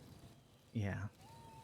I'm asking you, in the future, don't light up my spot like that.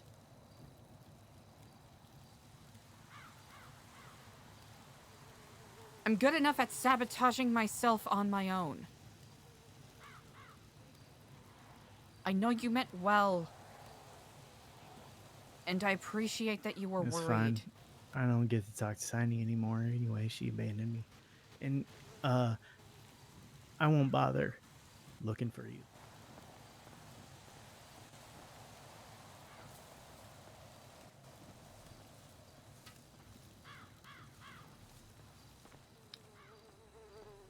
I'm not your babysitter and you're not mine, Tad.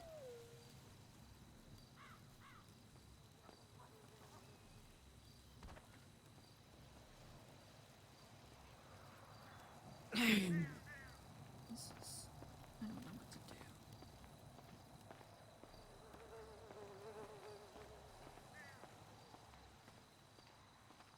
You look like a fucking douchebag, asshole!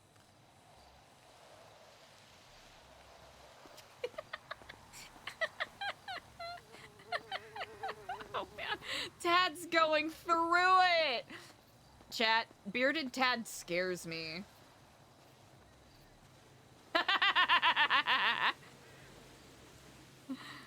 Bearded Tad is on one. So is it kind of the reverse, right? When Lang cuts his hair, he... What was the bit? When he cuts his hair, kind of like Samson loses his strength, he loses his patience. And then when Tad grows a beard. He becomes aggro Tad. I love it. Chat, shout out to Kitchfin.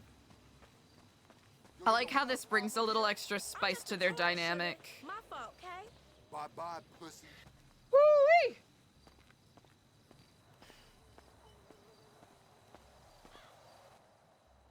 Yes. I'm sorry. Okay.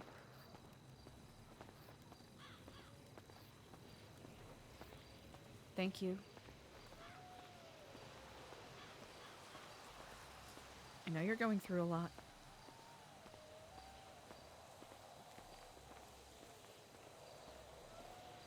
I'll give you some space, okay? That's never what I need. That's never what I need. But I'm giving you space right now. Eliza, you're the only person who knows so much about me who hasn't abandoned me yet, so please don't. Do you think I will? Oh, I didn't think Ken would. I didn't think Signing would. I didn't fucking think Ember would. She used to call me nonstop.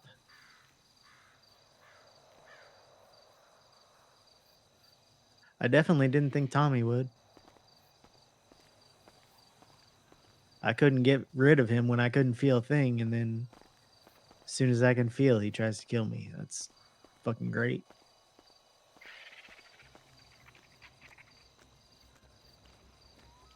I'm not going to abandon you.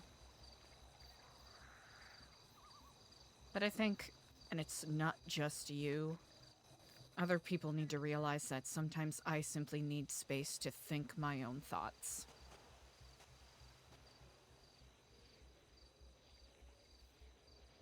It's not just about you, it's about everyone. What the fuck? No, I know it's not about me because, well, lots of times I wait for you to deal with everyone else before you even get to me. I give you a lot of my time, Tad. I know you do. I know you do. And I'll be honest, I appreciate the time we do spend together. I don't appreciate the guilt tripping that I don't give you enough of my time. I am not saying you don't give me enough of your time. Hey, shit for brains! Is your head hurting? I guess you could call it save the best for last. It's Daniel. You don't give him enough of your time, I'm sure. Park, they got no cause besides cool sneakers. Tell me about it.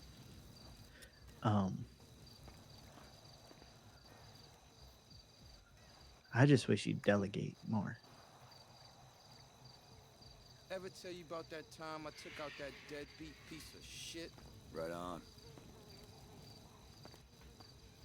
I just wish you'd take care of yourself more. And what you did on Friday was not taking care of yourself. It was putting yourself in danger. And I'm sorry, I didn't realize I couldn't trust Signy to keep her fucking mouth shut. She has before. For me. But we're not as close as we used to be. This was a lesson learned.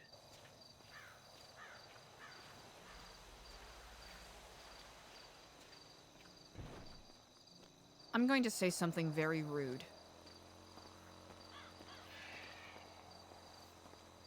Kenneth Jesperson is a self-proclaimed serial killer.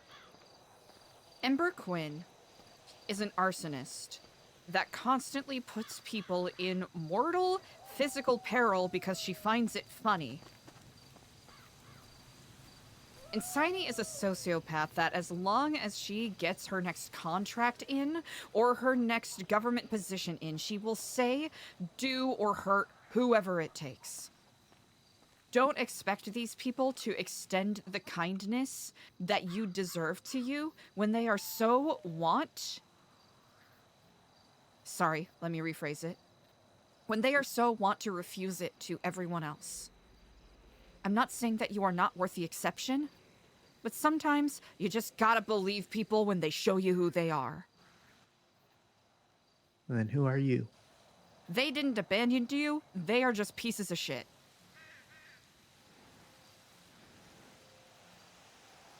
I know Kenneth has tried to change.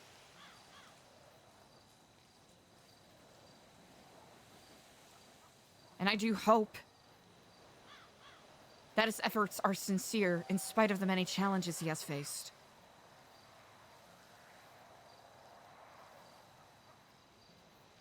You're asking what I am? There's no one on this island that's a good person.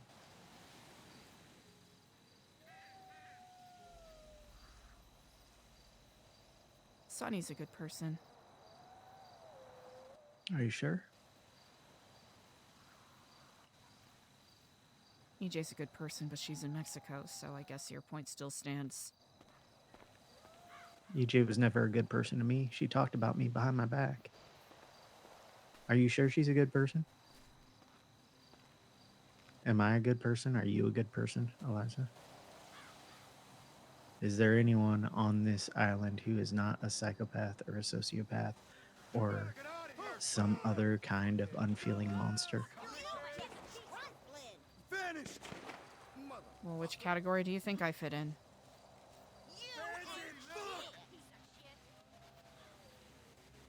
I haven't been able to figure it out.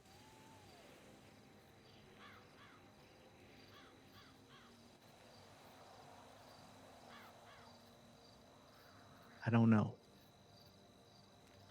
You may not fit in any category, or you just may be very good at hiding what you are.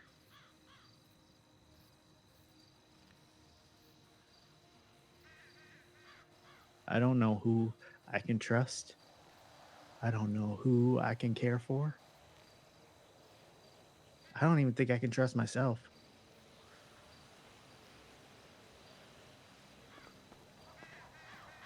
You asked me to think about my agency.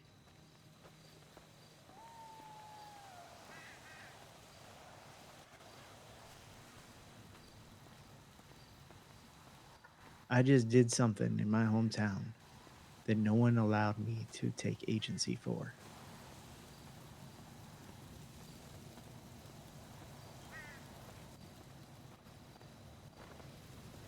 I have no consequences. I tortured, well, Sooty, because Ian was mainly handled by Ember. And she consented to it, right? Then I helped with Ember and I helped with Joe. I did as little as I could, but there's agency there.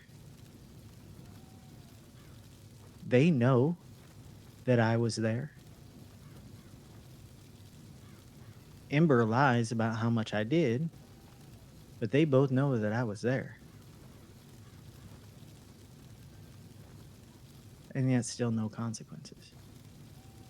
Because I can't go and turn myself in because that's going against the family.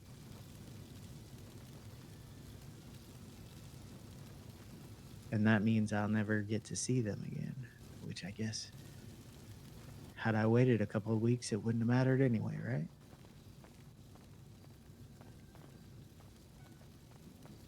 I know their faults. You don't have to tell me. The very first time I met you, I was telling Akari how Kenneth Jesperson used to be a bad man, and now he's just a bad man. And that was a lie. He's still a bad man. He just aged. The same old thing got boring to him, so he figured, why bother? That's my assumption. Cold patriot and a good old There's a friend. reason I was That's scared all of I him want. still. I hear you. Despite getting some sort of emotion out of him that I still cannot tell you if it was the truth or a lie.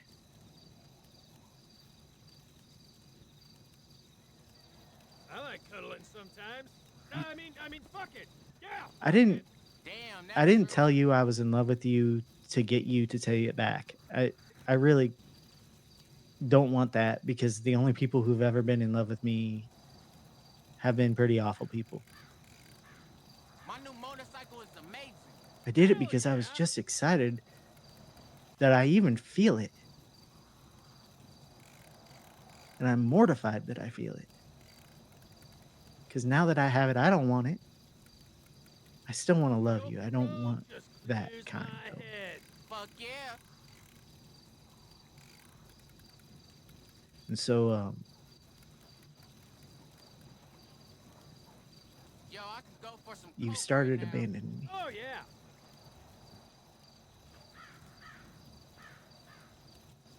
That's not fair because I haven't been treating Those you any sidecar different, things for Tad. bikes are sweet. I hear you. Oh, yeah. What did you used to say when I said love you at the end of a phone call? Or when we were leaving?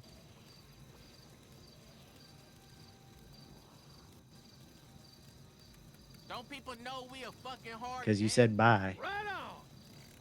You said bye on Friday. That's fine. But don't tell me you're not pulling away. Yo, Lon is a bitch.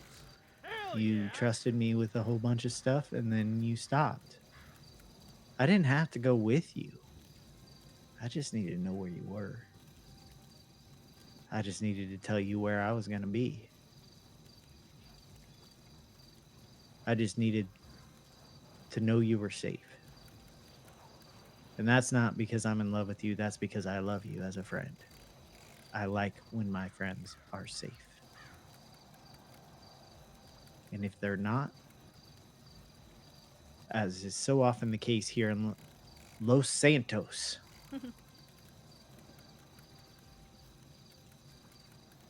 if they're not, then like, I just want to know if I should prepare myself to expect a call from the ICU or prepare myself to be abandoned again by death. Because another psychopath that was in my family who abandoned me was Ian, but it wasn't exactly his choice.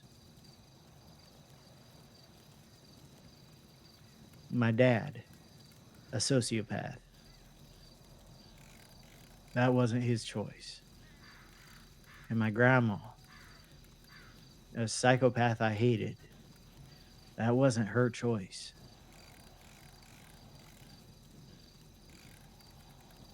I wasn't allowed to get close to people, and now everyone I get close to abandons me.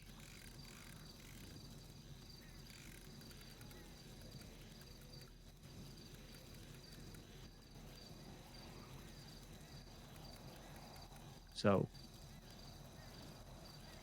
you can be rude all you want about the people in my life who I love.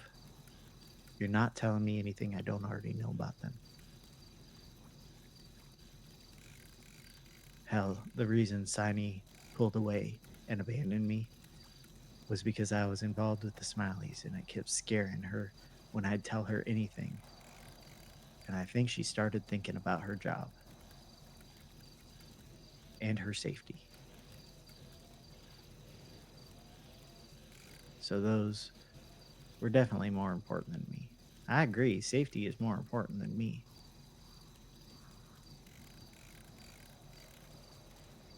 I'm sorry that when she was having trouble with her boat, I mentioned I was looking for you.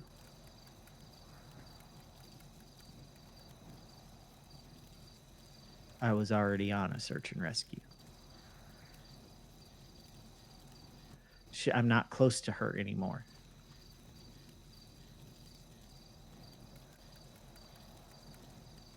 Can you not lump me in with them? I think my actions speak louder than anything. And if you really do think so ill of me, then...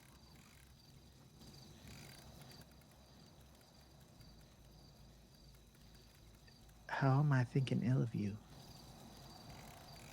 What did I just say that made you think that I think ill of you? You're expecting me to abandon you. You haven't made your mind up whether I am a psychopath or not.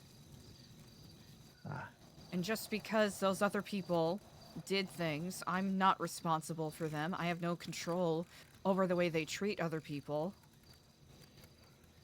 Okay. And I'm not going to claim that I'm perfect, but I do the best that I am capable of to be Just there. because you've been betrayed by other people you care about doesn't mean I'm going to betray you. Can we both play that game then? We always compare the people in our lives to other people in our lives. That is human nature. I have never accused you of betraying me, ever. Nor has that been a No. thought that I've ever carried in my mind. No, because...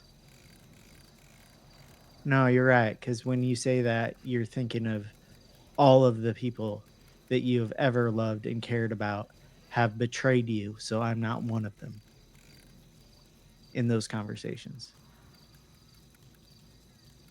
I can't. That's not fair of me because you were upset, obviously. When you said it, I'm feeling very I'm abandoned. not gonna right lie, now. these whataboutisms are pissing me off.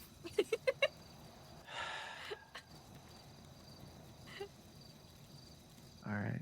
There's only so much I can do, Tad. I'm at my wit's end. In general. And I want to give you the benefit of the doubt. Yeah. So I can't explain my feelings to you.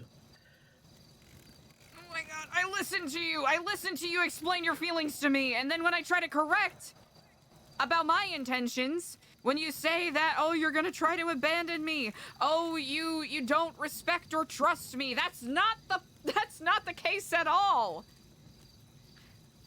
And if it feels as though I'm denying your feelings, that's not fair of me. I do apologize, but fuck, throw me a bone here.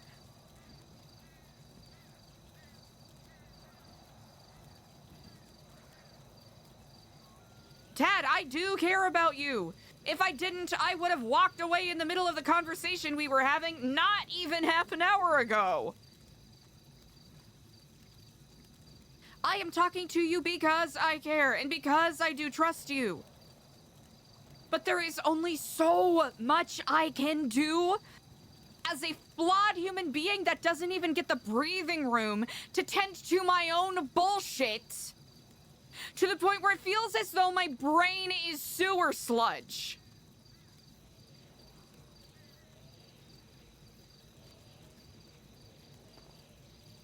That's not your fault. And I don't mean to be yelling at you. That's fine. Sometimes friends yell. That's right. Doesn't mean they should.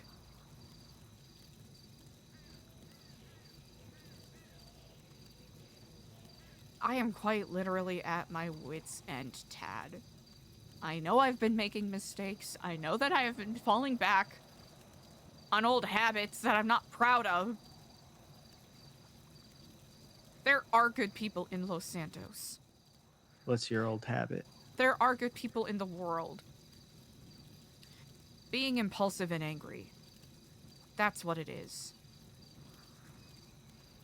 Impulsive, angry, burning stuff.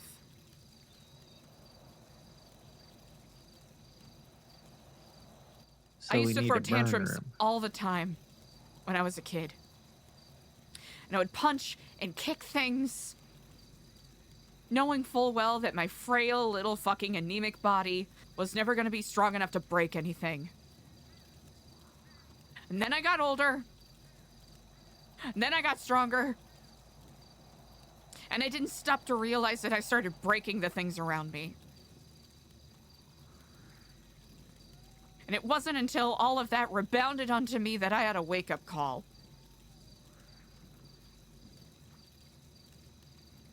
That led me down the path of hoping. Even though I haven't truly done anything heinous,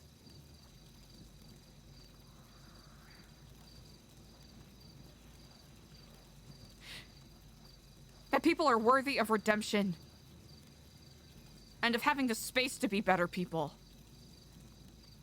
For I do not trust those who have not gone through trials and tribulations. The one who has lived a comfortable life has lived a weak life. For how can we not know the mettle of what we can truly accomplish if we are not tested? Those who live in rich and lavish lifestyles, having their every happiness and need catered to, they can never be a good people. Good people are those who face hardships and face challenging times and still choose to be kind and still choose to be generous. And I know that we are really wanting for people who can go past the weaker part of ourselves. That little brainworm that demands that we scrap and scrape every thing we can in order to survive. Dad, there are good people out there. They're just struggling as much as the rest of us are. And I got really lucky and I got a hand up. You just described most of my life. But what are you doing now? Fighting? And you're still trying, right? And you're still choosing to be kind. Even if there are moments where one falters, you still choose that.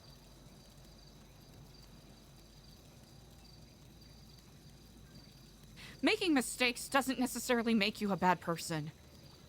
Knowing that you could do better and be better and still choosing the weak and easy option of cruelty and destruction, that makes someone a bad person.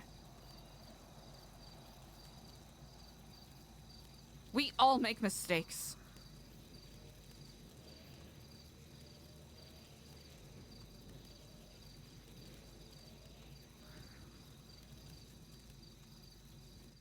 I don't think you're a psychopath or a sociopath, and I never have.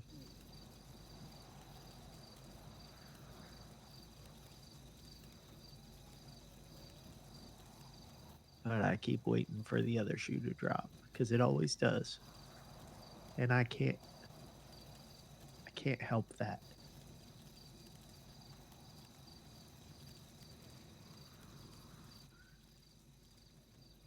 I try to convince myself that it's not true.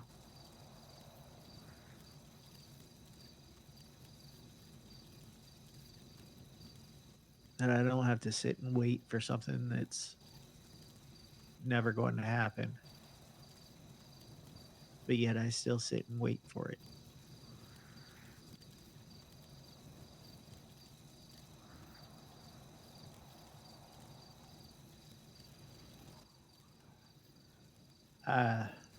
I tried to live by the golden rule all my life that I could remember. No matter what religion or philosophy you have, there's always a golden rule. And I found that I would do my best to treat people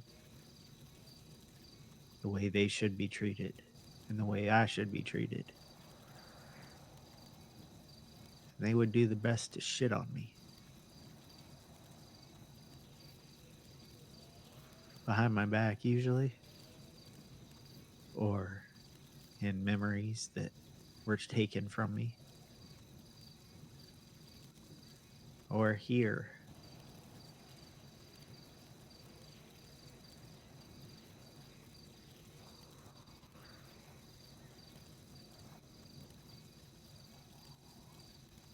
I'm always waiting to be covered in that shit. Again.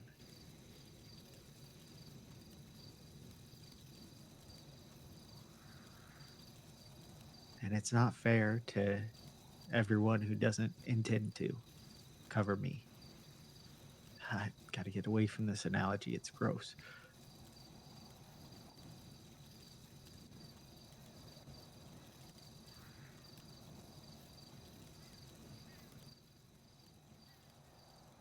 all of those people who abandoned me, who you say didn't really abandon me, it was just in their nature to leave when I served my purpose, basically. Woof. Every single one of them helped me in some way or was kind to me when other people weren't. That's why I cared about them. Because they cared about me. Even the one who was incapable of caring about people cared about me. And he still does. But he's still a psychopath who's gonna, I guess, He's do gonna what's hear best Eliza for been him talking at all shit. times. He's gonna hear Eliza been talking shit. That's fine. I come to terms with it. Only I guess I really haven't, because we're having this conversation now.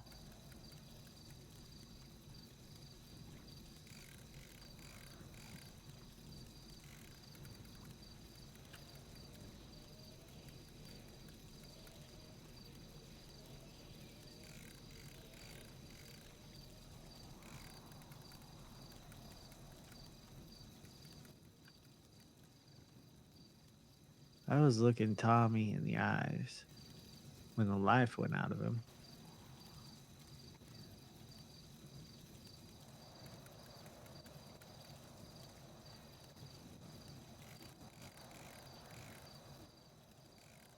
And I felt nothing. Except the need to be punished for it.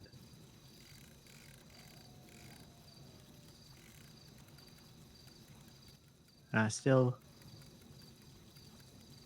feel nothing except regret that I don't feel anything about his life being stripped away.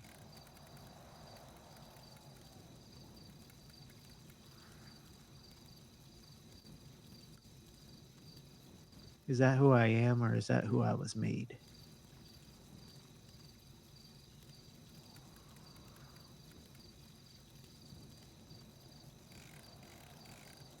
I'm not gonna mince words. You're gonna have to figure that out for yourself, Tad. I have my own opinion, but me telling you isn't going to convince you. No.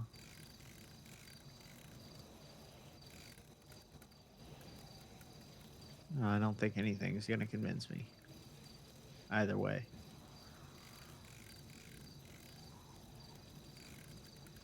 We are products of our environments.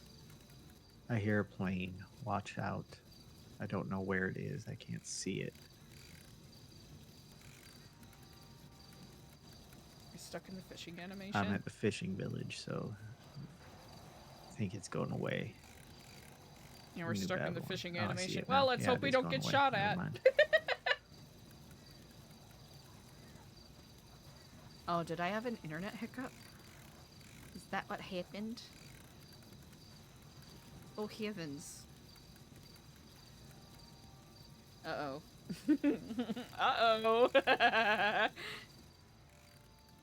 Let's hope nothing drastic happens.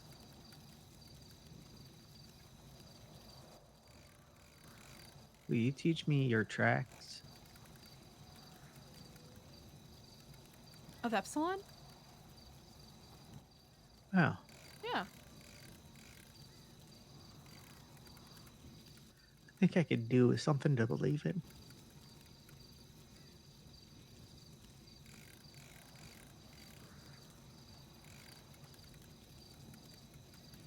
Let's start with you believing in yourself, okay?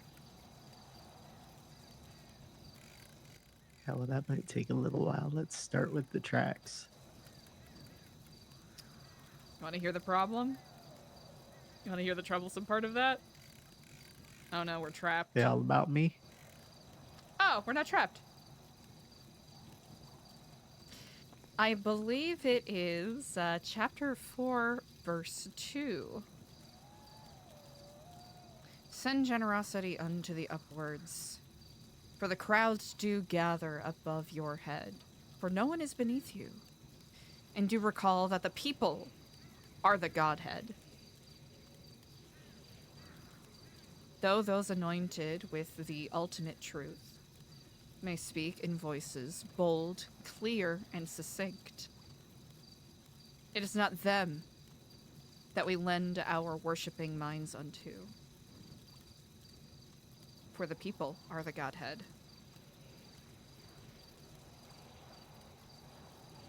Before you look outward, you have to turn unto the inwards.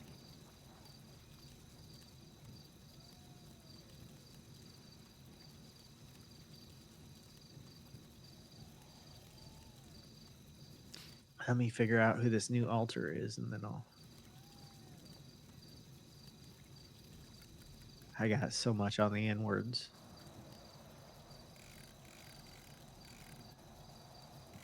I believe in sleeper. Let's just work on you believing in yourself, period.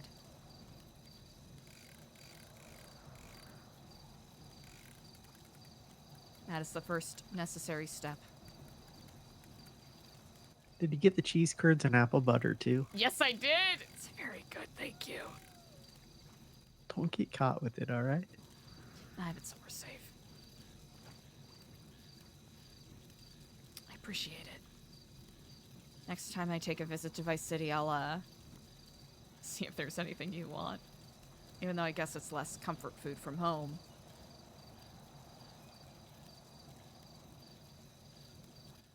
I'm glad I got to see Bertha Jr. one more time. It That's wasn't good. quite the same. She's never been the same as Bertha. That makes sense. Even animals are different people. This is true.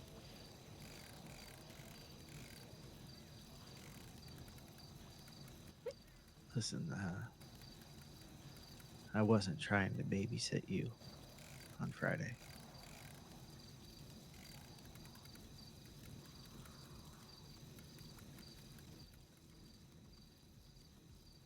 I just, I felt helpless. Because you were in danger. That's it.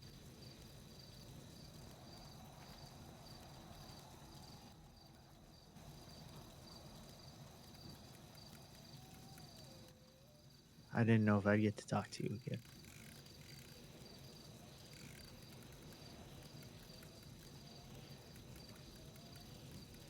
I'll do a better job of letting you know in the future.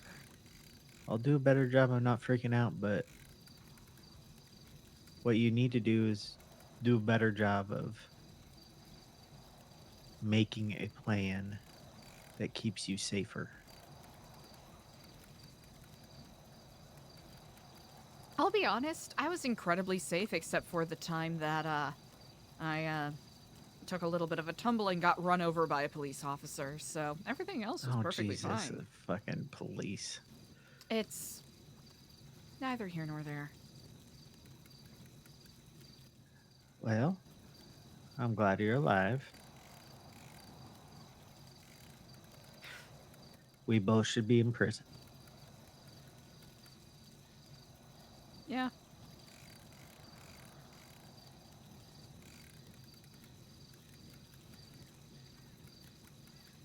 Yeah.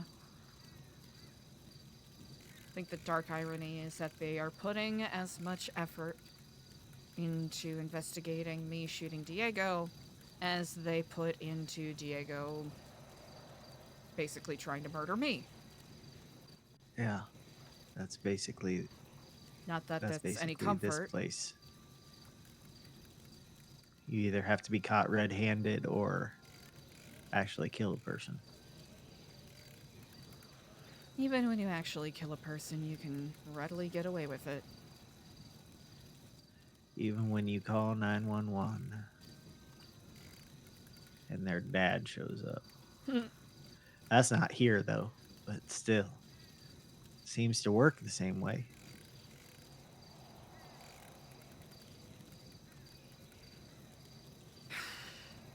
I'm worried that Frank and Nora are in trouble and I don't know how to help them. Well,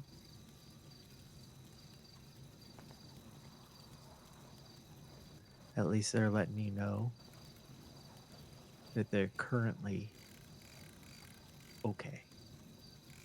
Even if they're not safe, they're okay. You can't protect them. Just like I can't protect you.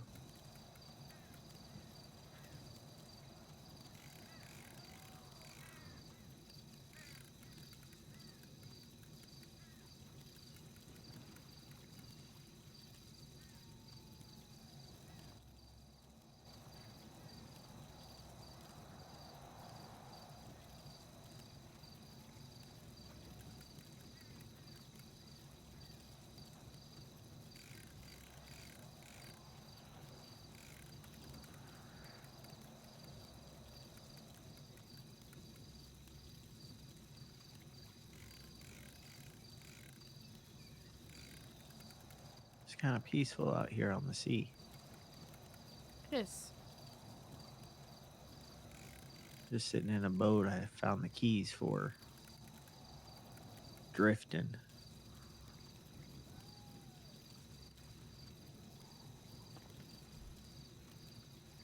Doesn't indeed sound very calming.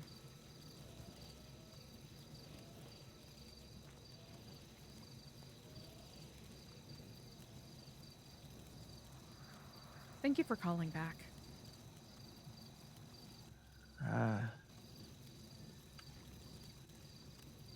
My instinct, now that Thaddeus is back where he belongs, has become to run.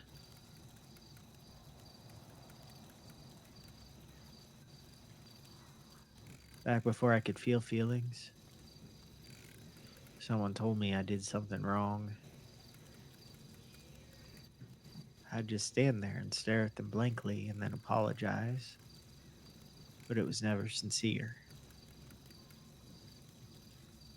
If I'm running from you, it's because I feel ashamed. I don't want you to see.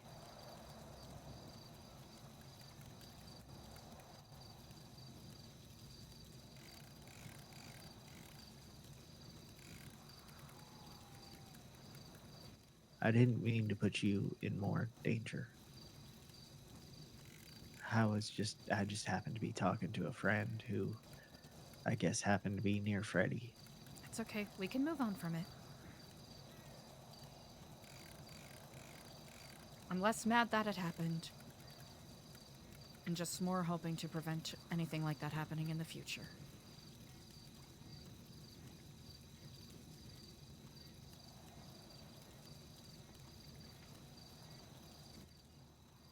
Hanging out with Sani hasn't felt the same for a while now.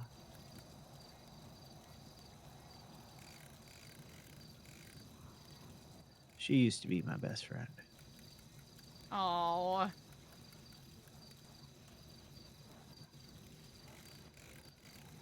And it just kind of died.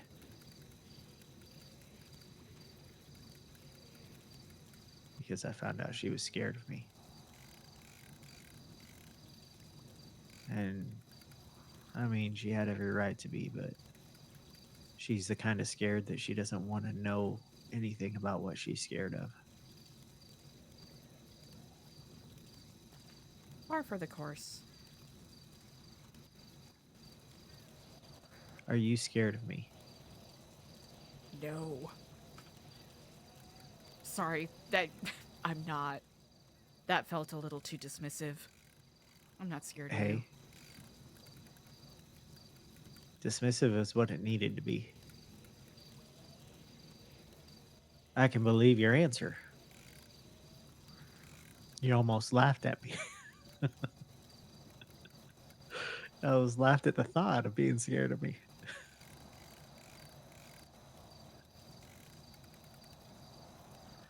You haven't seen the scary parts of me, and it's my intention that you never do.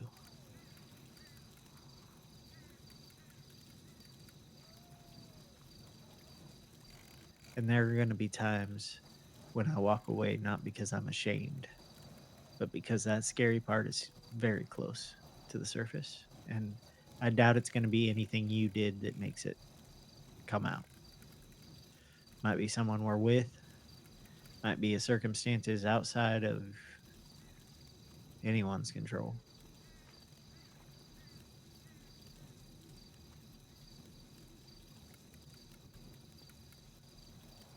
But I think it's less likely now that Ken's gone.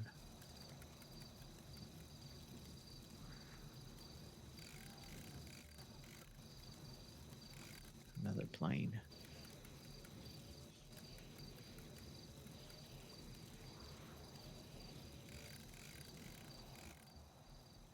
So, I'm just going to keep being the guy that people like Luciano think is just weak-willed, and weak-bodied, and weak-minded. Luciano's an Italian beef without the dip. Don't even worry about his opinion. No, I don't. I want him to think that about me. I don't. Luciano is the kind of guy who has always been in control. He's always been the person barking orders at other people and expecting them to accept it. I tend to bark back. That's the rebellion in me. When I walk away from him, it is me desperately trying to keep the torture from coming out. Is when I start imagining all the things I could do. I don't want to be imagining those things. They're not there because I put them there. They're there because she put them there, and I just can't escape. Now that's sus. So, I want him to think I'm not worth his time.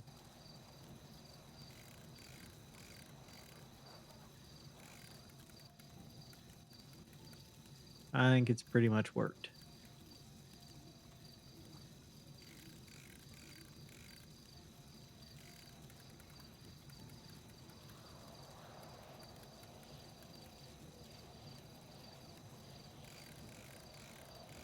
Anyway, we've been talking for a long time. You got a lot of things to do. You probably got things you need to think about. If you're in a place where there aren't a lot of people around you right now, kind of stay in that place, maybe think about some things. Or if you want to talk about your things, I can just shut up and let you talk at me. I appreciate that. No, I think I need to gather my thoughts about some things. Okay. That I've been thinking about today. Sure. I don't know how long I'm gonna be awake today. I got some sort of jet lag. It's just like a 2-hour difference, but I just have not had energy all day. Bro, mood. So, and then I just swam in a super cold sea. It woke me up a little bit, but I'm starting to fall asleep again. I think sitting here on this peaceful sea. You should make sure that it's not hypothermia by any means. Yeah, I'll go over to the other shore and start walking my way home. I'm not going to bring the boat right into New Babylon because I don't want to freak people out. It's all right. An incredibly suspicious jet ski with someone all blacked out on it just launched over the bridge. So, well, they drove by about a couple minutes ago. So I doubt you'll be of any concern. Well, still,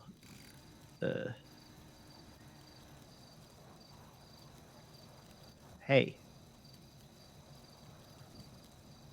You can bring the boat closer. Are you watching me right now? Yeah, I'm on the dock. I'm gonna be walking away shortly, but I'm currently on the dock.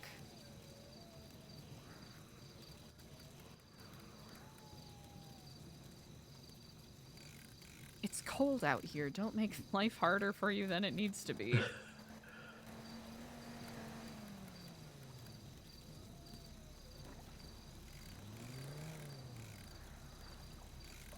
Ah, you're hanging out with the Lost Boys. Mm-hmm. No, fuck! I see.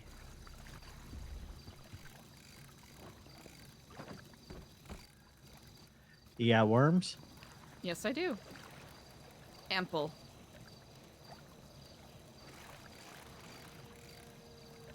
I got more. Well, thank you. I can't believe I just got wormed. Ah, there You it is got again. wormed, sucker. Right over there. I believe that's the same one.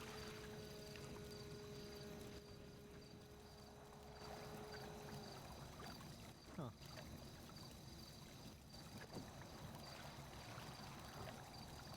Hmm.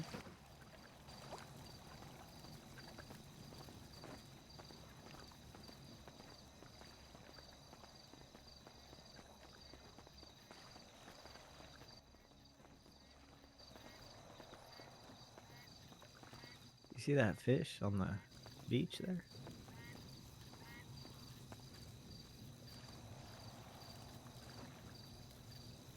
Got pretty far.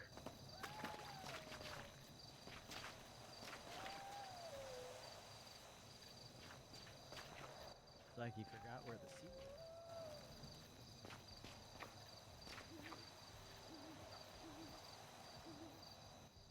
Yeah. It's things like this that make me think we actually do live in purgatory. But hey, you and I, let's not set ourselves up for hell. We're going to heaven. Yeah. It's always And dark hey. portends. Birds falling out of the sky. Fish trying to crawl onto land. Yeah. Hmm.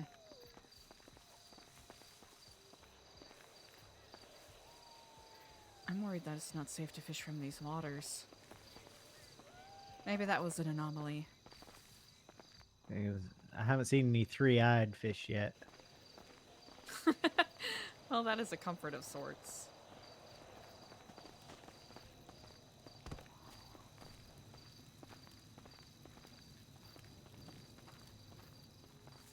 Hey, I said a lot of things, but I think you're a good person.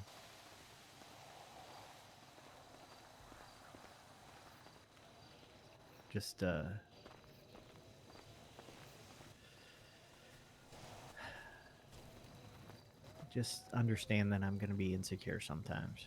That's it. I understand.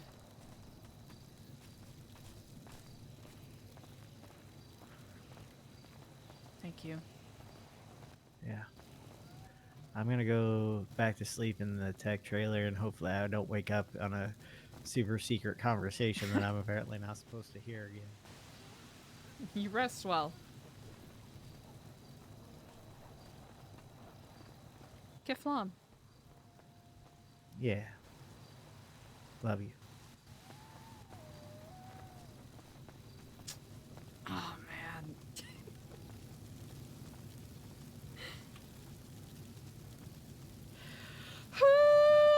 Oh, chat. Oh!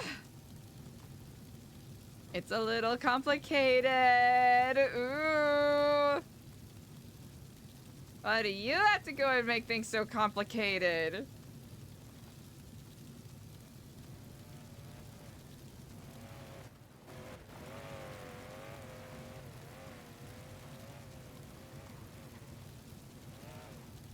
Hell yeah.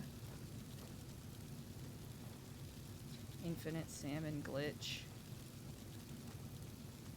Wait, we have too many! Uh-oh.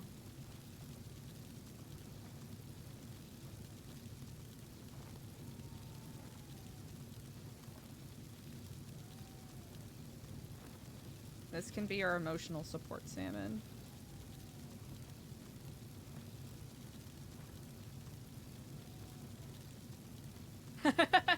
La morfa male aglia pari. Yo, it's true, dog. It's true. Love is bad for business.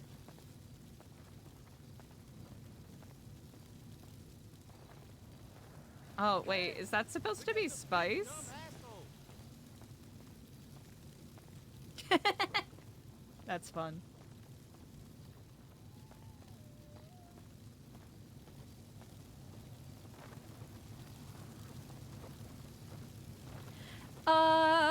Let's take one of these. Chat, we're going to take a very brief moment to meditate. Oh. I'm gonna be, meditating in the admin building very briefly. Let me know if you need anything. Okay. Oh, I have a question for you. Ah, yes, indeed. Oh! Did you talk to Skipper about Friday? No. Not yet. Okay. Okay, no problem. I quite literally have been in conversations with just about everyone else today. No problem. But I can speak to him about it if he wants, in a little bit after I'm done meditating here. Yeah, no problem. I just want to make sure, you know. Perfect. He understands what was going on. Okay. I appreciate that. Not to the full extent or anything, but I will be right back. No problem. Kitch Finn! Thank you so much for the RP. Ooh, we almost ran straight into that. Egg on my face. Thank you so much for the RP. Chat, if you're not already, make sure you give Kitch Finn a big ol' fucking follow. I love the complicated RP. Oh gosh, okay. Marlo's hitting the orale. Oh. Alright, chat. My mopey boy. Alright, chat. I'm gonna step away really briefly. Y'all be good noodles. I'll be right back. No rioting.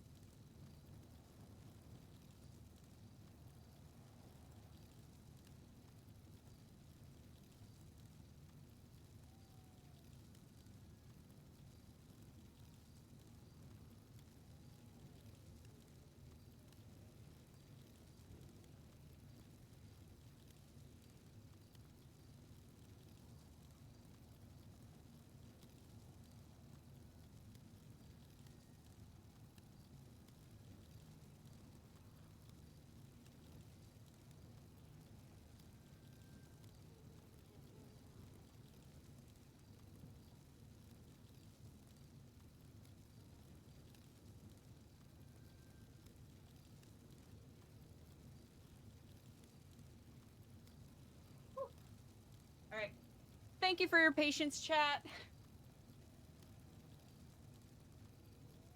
Thank you for your patience. Sorry that took so long. I had to move a couch.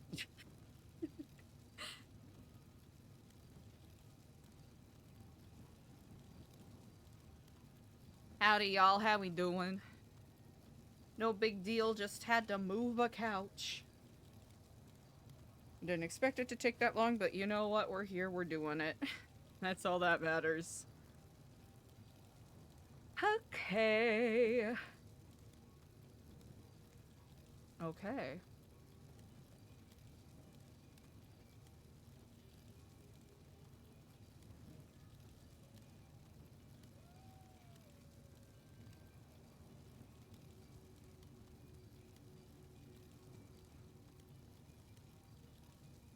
Hmm.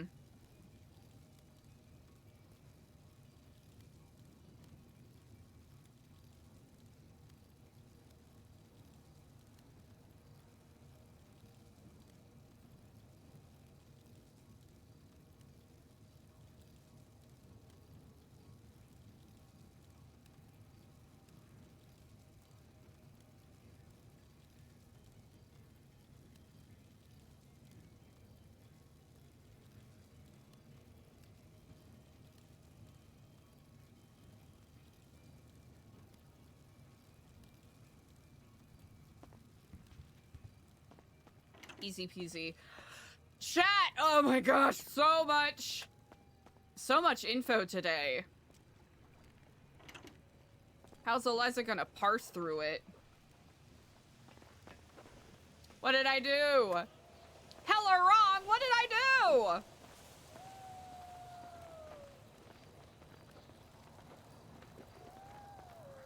I'm innocent, I tells ya. Innocent.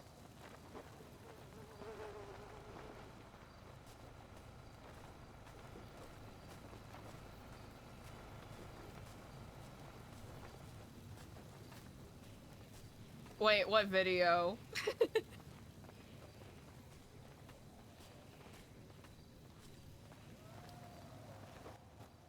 How are you doing? Not bad. How are you? Doing a lot. All right. A lot of information kind of swirling in my head, but that's... Oh, God. It is, you know, it is what it is. Haven't even fully caught up with the most recent publication of the City Chronicle. That's crazy. Yeah, that's crazy. crazy. I'm sorry, my emotions got That's the best of kinda me right. there. It was a crazy one. It's a crazy one. Indeed, but it seems as though for the most part, especially following a couple of individuals who will be returning from the prison tomorrow, we'll be able to forge forth a lot easier. Yes. Yes, yes, yes. I kind of told Luciano and the militia this, but I don't know if you want to know about Margot. I actually would, yes. I sent her a text a couple days ago, just saying that the application has been rejected. Yeah. I was trying to think of the least escalationist way to do it, because I feel like she might be a Jay Murda situation. Yeah, she Really? very well could be. So she came by Friday to the front gate looking for the pirates to show them a gold coin. And I think it was JJ said that she was looking for them like the day before or something too. Interesting. When I talked to Brody, he said that they've never actually been introduced to her, so they have no idea why she is looking for them specifically. Might be because of Sunny. Yeah. So oh, no. I think she came by on Saturday as well looking for them. She has this gold coin. And Sunny said it's like old, possibly Spanish. I would like Really? I'm interested to see if it's Guarmanian. That's a really good guess. Because, you know, I know Stanley went to Guarma recently and got back. And Margot has ties to Three Paws. She's really close with Hassan. And she's part of New Epsilon now. New Epsilon. Yeah, they're calling themselves the Epsilon Group. I'm going to keep referring to them as New Epsilon.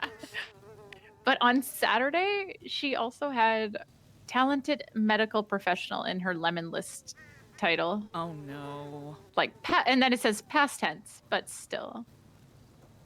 And I mean, you know, she has history with taking appendages and organs from people. She's the reason why I had to get a double eye transplant. Yep.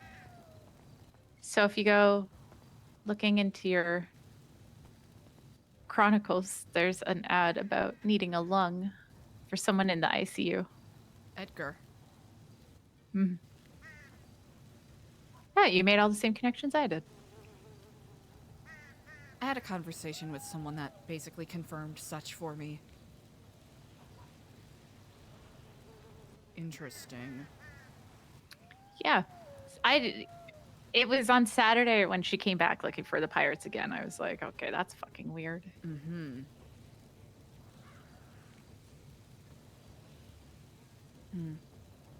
Potentially worrisome. Hopefully it's a non-issue. But a good thing to, you know, keep an eye out for. Yeah. I told them don't, because she wanted to take them to, like, where she found these coins. So. No. Yeah, no, they know. No. Here's the thing. I know that they're capable of holding up their own, but that's quite literally how she got people to basically trick them into going places so she could take their arms for the black market that Hades ran. Oh, God. Yeah. Wait, Hades runs a limb market? Well, a while ago, a couple of people from Hades did. I'm trying to remember his name. It was Billy Thorne, amongst a couple other people. He ended up getting blooded out. I don't know if it was in relation to the organ market, but yeah.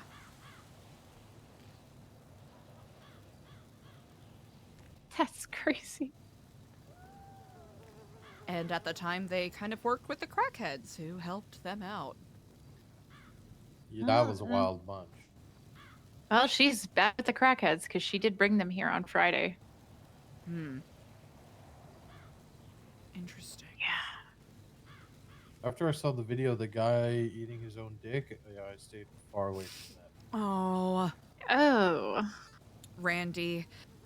Yeah, fun fact, honestly, I should have just outright rejected her from even getting an application because Randy was a volunteer with New Epsilon and actually on the way to becoming a full member before she lobotomized him. Oh my God. Yeah. What the fuck? You know, it's getting to the point where giving people second chances is nice and all, but there's a limit, I think. Yeah. Yeah. I think she's probably met that limit. Well, she's with the Epsilon group now, and I'm certain that they are absolutely delighted that they have successfully rage baited me. Oh, Skipper, you were asking about what happened Friday? Yeah. I was looking into something that I heard about at LSBN because I was worried that Frank, who I'm really good friends with, was in danger. And I was a little too impulsive and didn't talk to enough people. For that, I do apologize. Then, I saw that there was as I was driving by, saw that there was a car parked outside of the Epsilon building. And I saw fit to try to set it on fire. Again, more out of petty impulse than anything. I wasn't thinking, so that's where I first went wrong. Then Diego caught me in the act. And then sarcastically said Kiflam to me.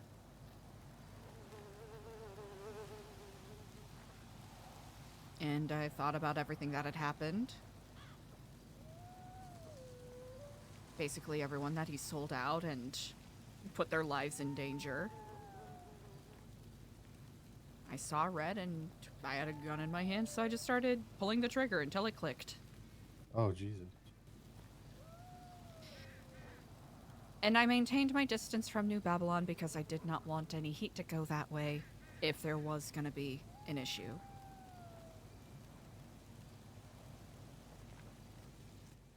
Yeah, well, you blacked out and like took off, and which was fine, you know, whatever.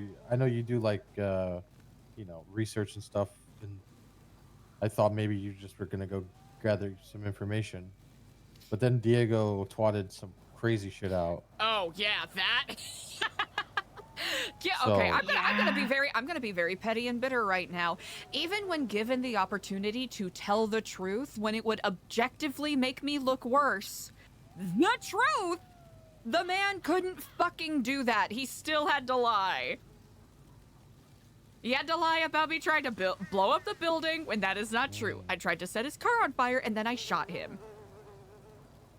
we thought he had you kidnapped, so Delver and I went around the area, and he definitely saw us drive by multiple times.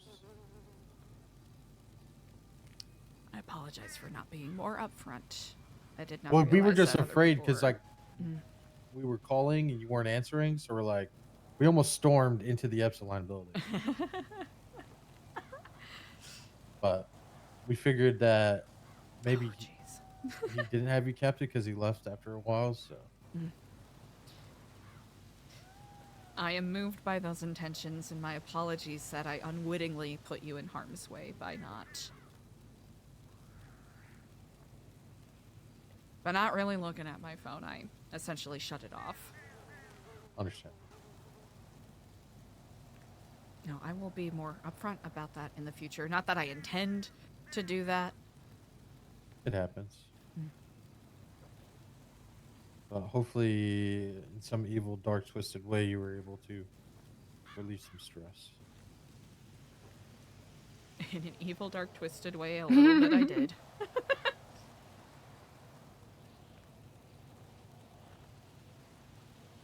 But if you have any other questions, I'll do my best to answer.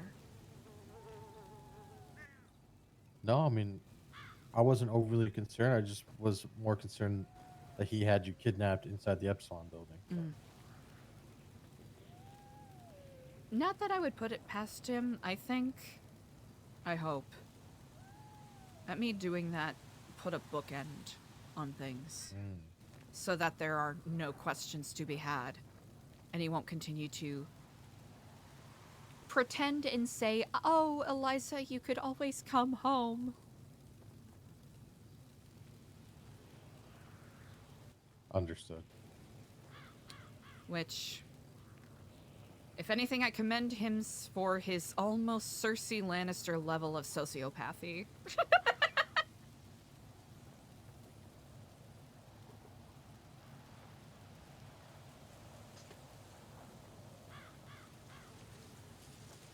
I do have a question. I'll do my best to answer. We were trying to, Delver and I were kind of bouncing off each other about Tad Mm-hmm. and how he has kind of like a split personality to say, or something that answers to that organization. How exactly do you play into that? In what way? Well, he said one time to me like that you're able to like pull him out of Yes. his darkness. So, when he was very, very young, he was subject to a lot of operant conditioning. And, strangely enough, my time working with the Epsilon program in Vice City and working with, you know, Epsilon here in Los Santos deprogramming is something that I worked in. I'm not going to call it an area of expertise by any means, but I have a decent amount of experience in it. So, in that regard, I've been doing my best to help Tad out. It's a little complicated, but slowly but surely we're fitting the puzzle pieces back together. Well, I didn't know that the Smileys were like serial killer murder people. Yeah.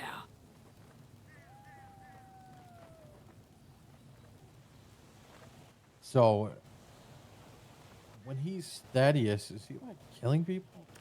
No. So, he has not... If I recall correctly, historically, heavy quotation marks, the Smileys were very much the,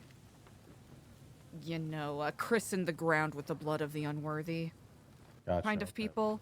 Whereas I think the more recent iteration of the Smileys, which has all but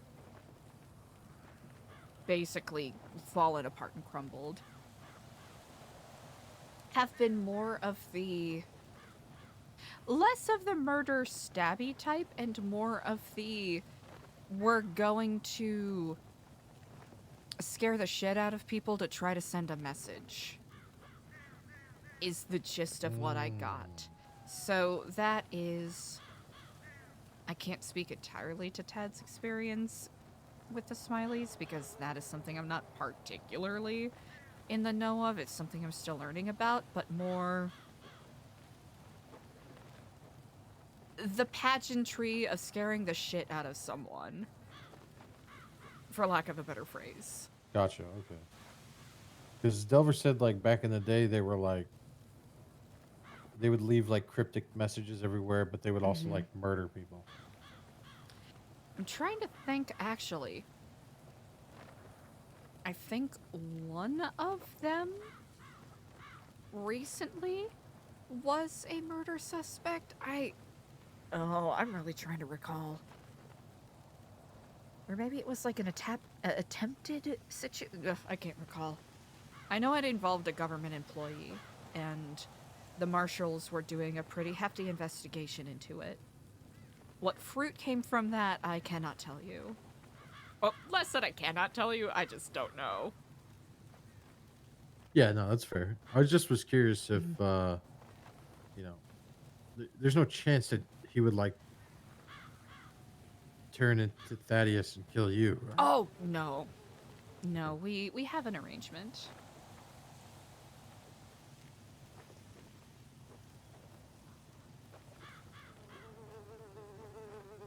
In a way, I am seen as a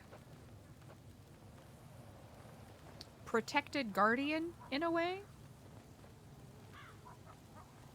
One of those things where you can kind of, figure out what aspects of the operant conditioning to be cautious of and then work around that. Got it. Yeah, that's the least obnoxious way I could put it.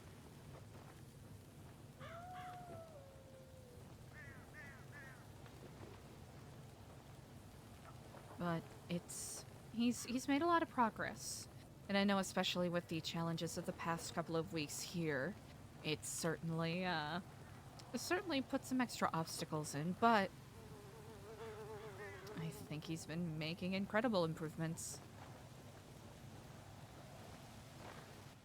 Well, that's happy to hear. I know he's not in the militia anymore, so Yes, that is true. hopefully he fares better. It really is better.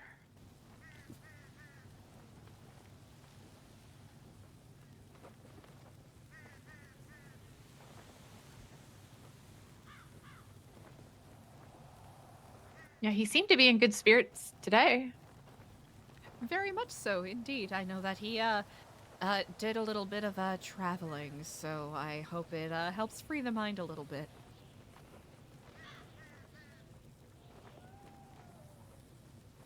To wit, it's also good to see so many people, to some degree, feeling a little rejuvenated. That's the word. Rejuvenated. today, so I think that points to some bright tidings for the coming week. Well, I got a community project that I want to get going. What's that? Well, after the power grid was hit offline, I realized we are basically fucked if Los Santos power grid goes offline. So I would love to make our own self-sufficient power grid. I think that's a brilliant idea. Andy, JJ, myself went. We gathered some information, and we're just gonna test things out. I'm just gonna bring people along, talk to people, see if they have any knowledge about it. Brilliant. In regards to computer tech, I don't know if you've had an opportunity to speak with Artemis, but she might actually have some really good insight if you need to do... I don't know how these kind of things work, but if you need to, I don't know, do coding for like what are they, like back switch programs so there's no overload? Yeah, I mean, probably gonna need something like that. I also want to make lightning rods. So when it's storming, we can harvest the energy of the lightning. Are you playing and then we can tell Stardew people Valley? that we're powered by the Storm Lord. Brilliant. Stardew Valley! Then, if we have like a way to store this energy, we could use the energy into other things, other ideas that people have. Like generators or battery banks or something like that. Or energy guns. Wait! That'd be so cool. Oh, yeah, we need that. Wait. I'm wondering if... That's making me think. PD Bot has something that seems... kind of similar. I don't know if you've seen him use his, what is it? His, What did he... Well, he has ray like- gun? The healing gun, yeah. Yeah, he's got like two things. He's got like a big one and then like a handheld one. Yeah. Some weird stuff. Wonder if he'll let us take a look at it. Not, you know, take it, but, you know, a little bit of studying. See how it's made. I mean, what if we have the energy to make our own PD bot? PD bot is fueled by human blood. Huh? PD bot's fuel is human blood. Yeah, that is the tricky part. Okay, well, we don't need to have our bot filled with human blood. Preferably not. What the fuck? We can have our bot fueled with the Storm Lord's energy.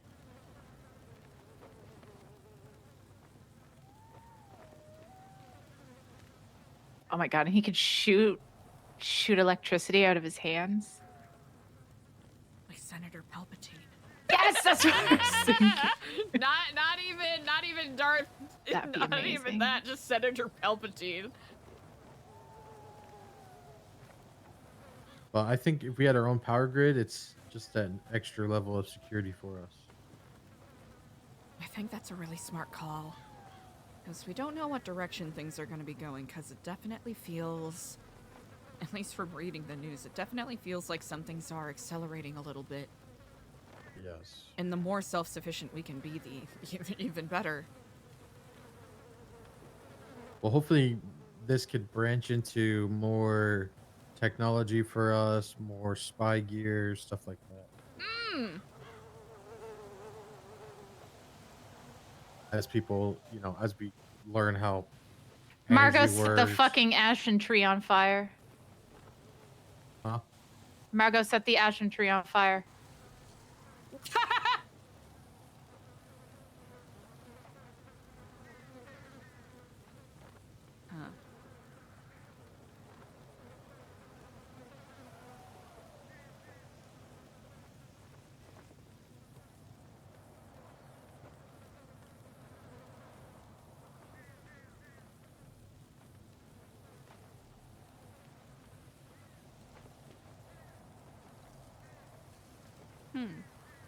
You know what?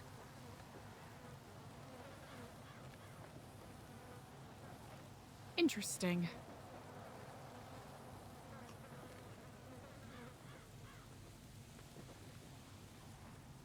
definitely not, trying to coax anyone to rush out if they're in a rush. Hmm.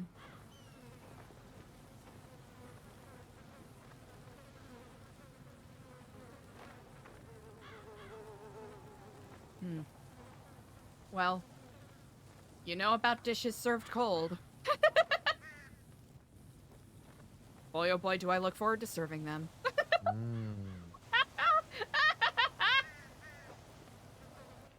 That's fucking crazy.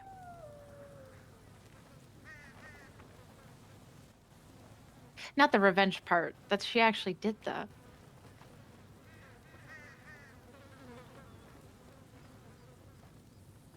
I'm certain she knows what, significant it holds by virtue of who she is particularly close to.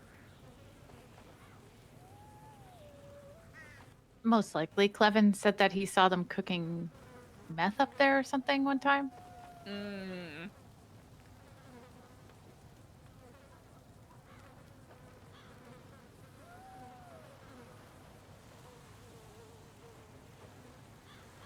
Kill the Lorax. What is...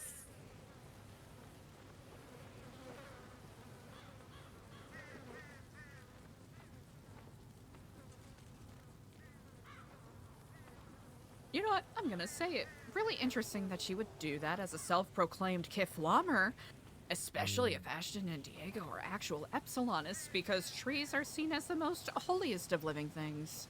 Or maybe not holiest, but, you know, spiritually significant. Not That gonna is lie, that true. kind of I tells do me what someone recall might try while to hugging do. trees Mm-hmm. during one of the events.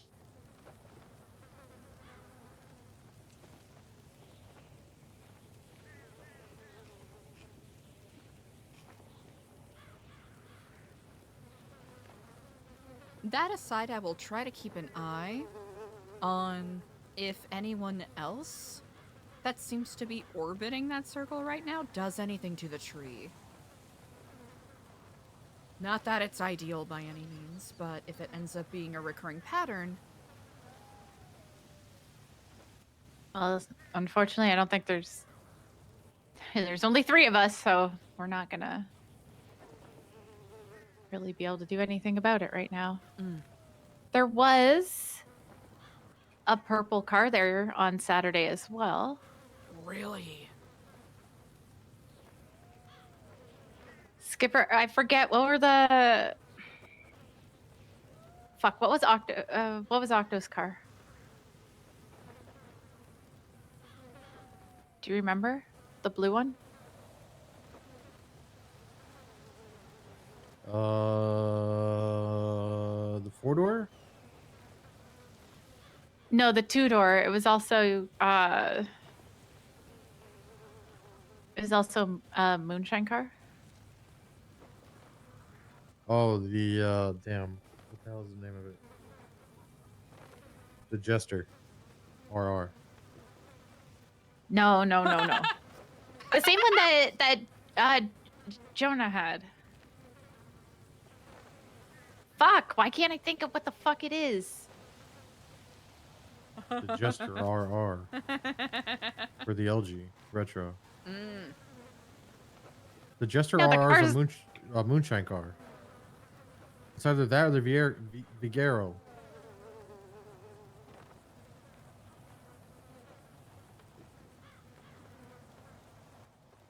Fuck, either way, it was one of those cars, 2-door, purple car.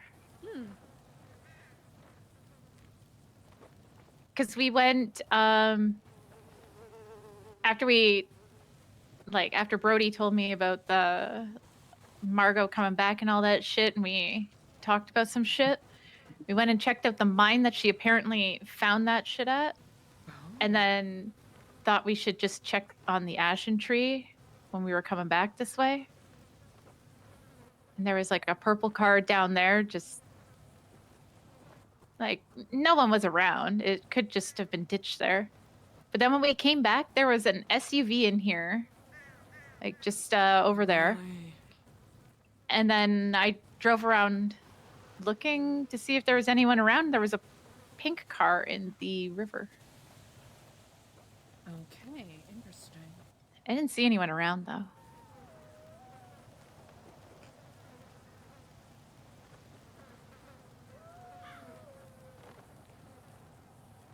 Good to note. Okay.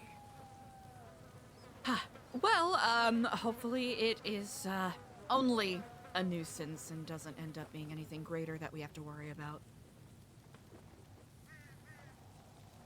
But a good thing to be cautious of, to be sure.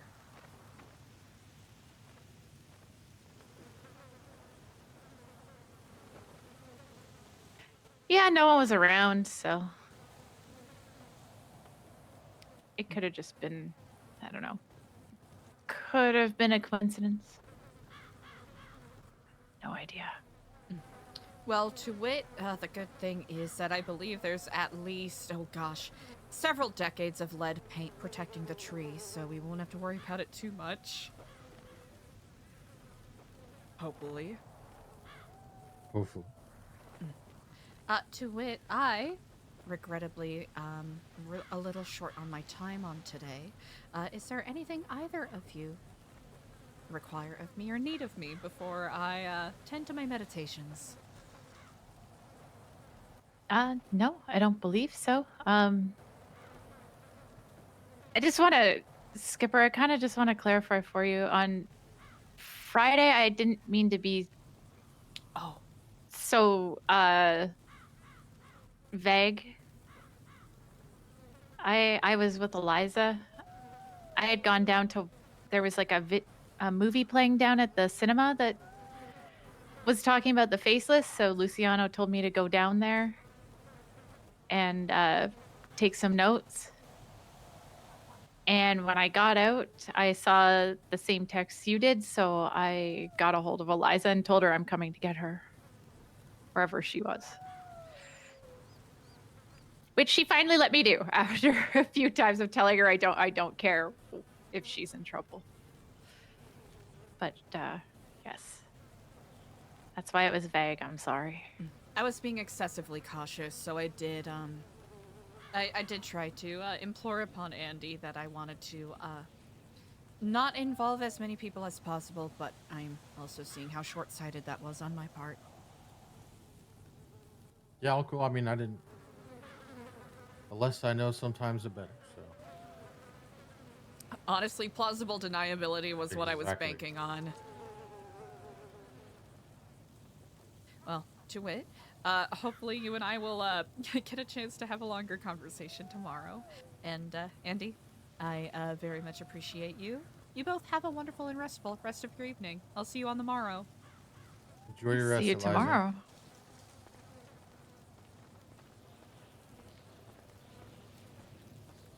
Chat, I gotta go finish taking care of a couple of things. 'Cause I gotta go finish moving a couple things. And I don't know how long that's gonna take, and I don't want to put you in chilling purgatory for 20 minutes again. My apologies again, I didn't think it was gonna go that long. But with that said, chat, I really appreciate you all. Thank you so much for sharing the immaculate vibes today.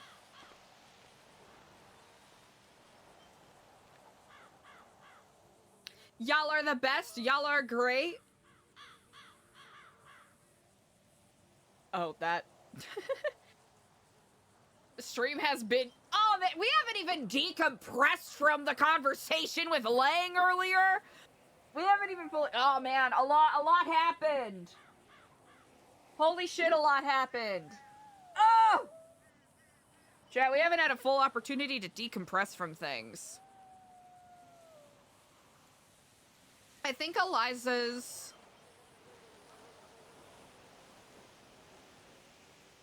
Definitely a Monday. I think Eliza's a lot more confident in regards to...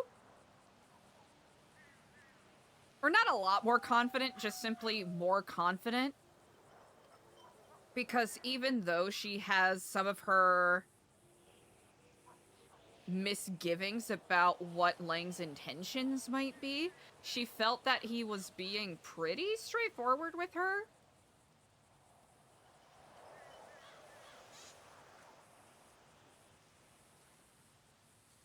and why he would move everything out of Roosters, apparently, into the tunnels is curious to Eliza. It's one of those things where she's not gonna harp on it too much for the moment. And I think what he said about, you know, even if it was started, you know, tricking a bunch of crackheads to go up north to protect his family's stuff, she thinks he does seem pretty sincere on wanting to actually make it work and, like, do something. But I think Eliza's definitely gonna be a little more hesitant, a little more cautious. Hopping on Ark with the boys! I don't even have Ark.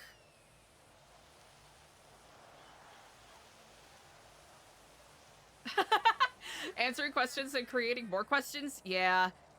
It's something Eliza's gonna tread very carefully on because it feels like it's interesting, sensitive information. Jacob. He recognized the car that was following. And he clocked that there was a car following pretty quickly, so... Eliza's thinking, oh, he's the type that really does just constantly look over his shoulder. Eliza partially expressed a lot of her frustrations with Lang. I think maybe she wants to have more of a conversation with Luciano. Maybe.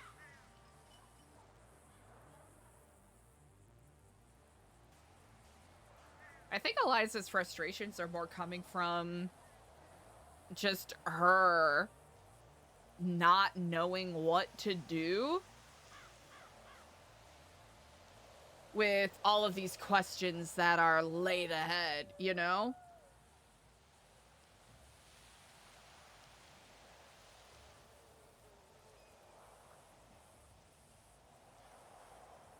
Gosh, there's a lot to unpack from all of that. Because a lot of what he was saying was resonating with Eliza pretty heavily. And we've seen Eliza kind of express this to a couple of different people, right? This feeling that she's kind of blocked herself into a corner. That everything that she wanted to work on and achieve has essentially, like, feels pointless with all of the corruption that seems to be abounding all around San Andreas. So I think especially with the seal being broken. Also, Eliza's curious as to why she didn't get into more trouble for fucking around on Friday, and maybe that, you know, maybe that is yet to come. But she's curious as to why both Luciano and Lang reacted in what seems to be a positive manner to Eliza shooting Diego. Or Eliza admitting that she shot Diego. I think there's a part of Eliza that's like, why did that make you happy? And then that whole, oh man, oh, it's so much. And then that whole chat with Frank and Nora, heartbreaking. And then that argument with Tad. Man, everyone's just broken out here, huh? Everyone's just going through it, dog. Anyways, chat, y'all are amazing. Thanks for vibing with me. I'm gonna wrap up some stuff. I'm gonna get some rest in so I can come in with some proper energy tomorrow. Oh, the Frank and Nora arc is incredible. Both the Arlene and Chicken Keeve have been fucking crushing it. And I'm so glad that we were able to kind of rope them into the... Well, actually, no. Mike Stargazer, a.k.a. Mikey Stargo, deserves all of the thanks for pulling them into the clandestine stuff a bit more. But thinking about Eliza's friendship with Frank from, you know, them meeting each other at Frank's. Dark Eliza. I don't know if they want Dark Eliza. Careful what you wish for. Anyways, chat, y'all are amazing. Let's go raid Peachtree McGee, who plays your sun goddess, Sunny Savannah. But so, go send her a fuck ton of love. Chat, y'all are amazing. Thank you for the immaculate vibes today. I'm very excited to see where this RP goes, because I have no idea what the fuck is going on, and that's my favorite. That's my favorite place to be in RP, so... Y'all send a fuck ton of love to Peachtree McGee. I'll see y'all tomorrow. Thank you! Thank you all. Salutes. Go tell Peachtree McGee she's iconic. Okay, goodbye.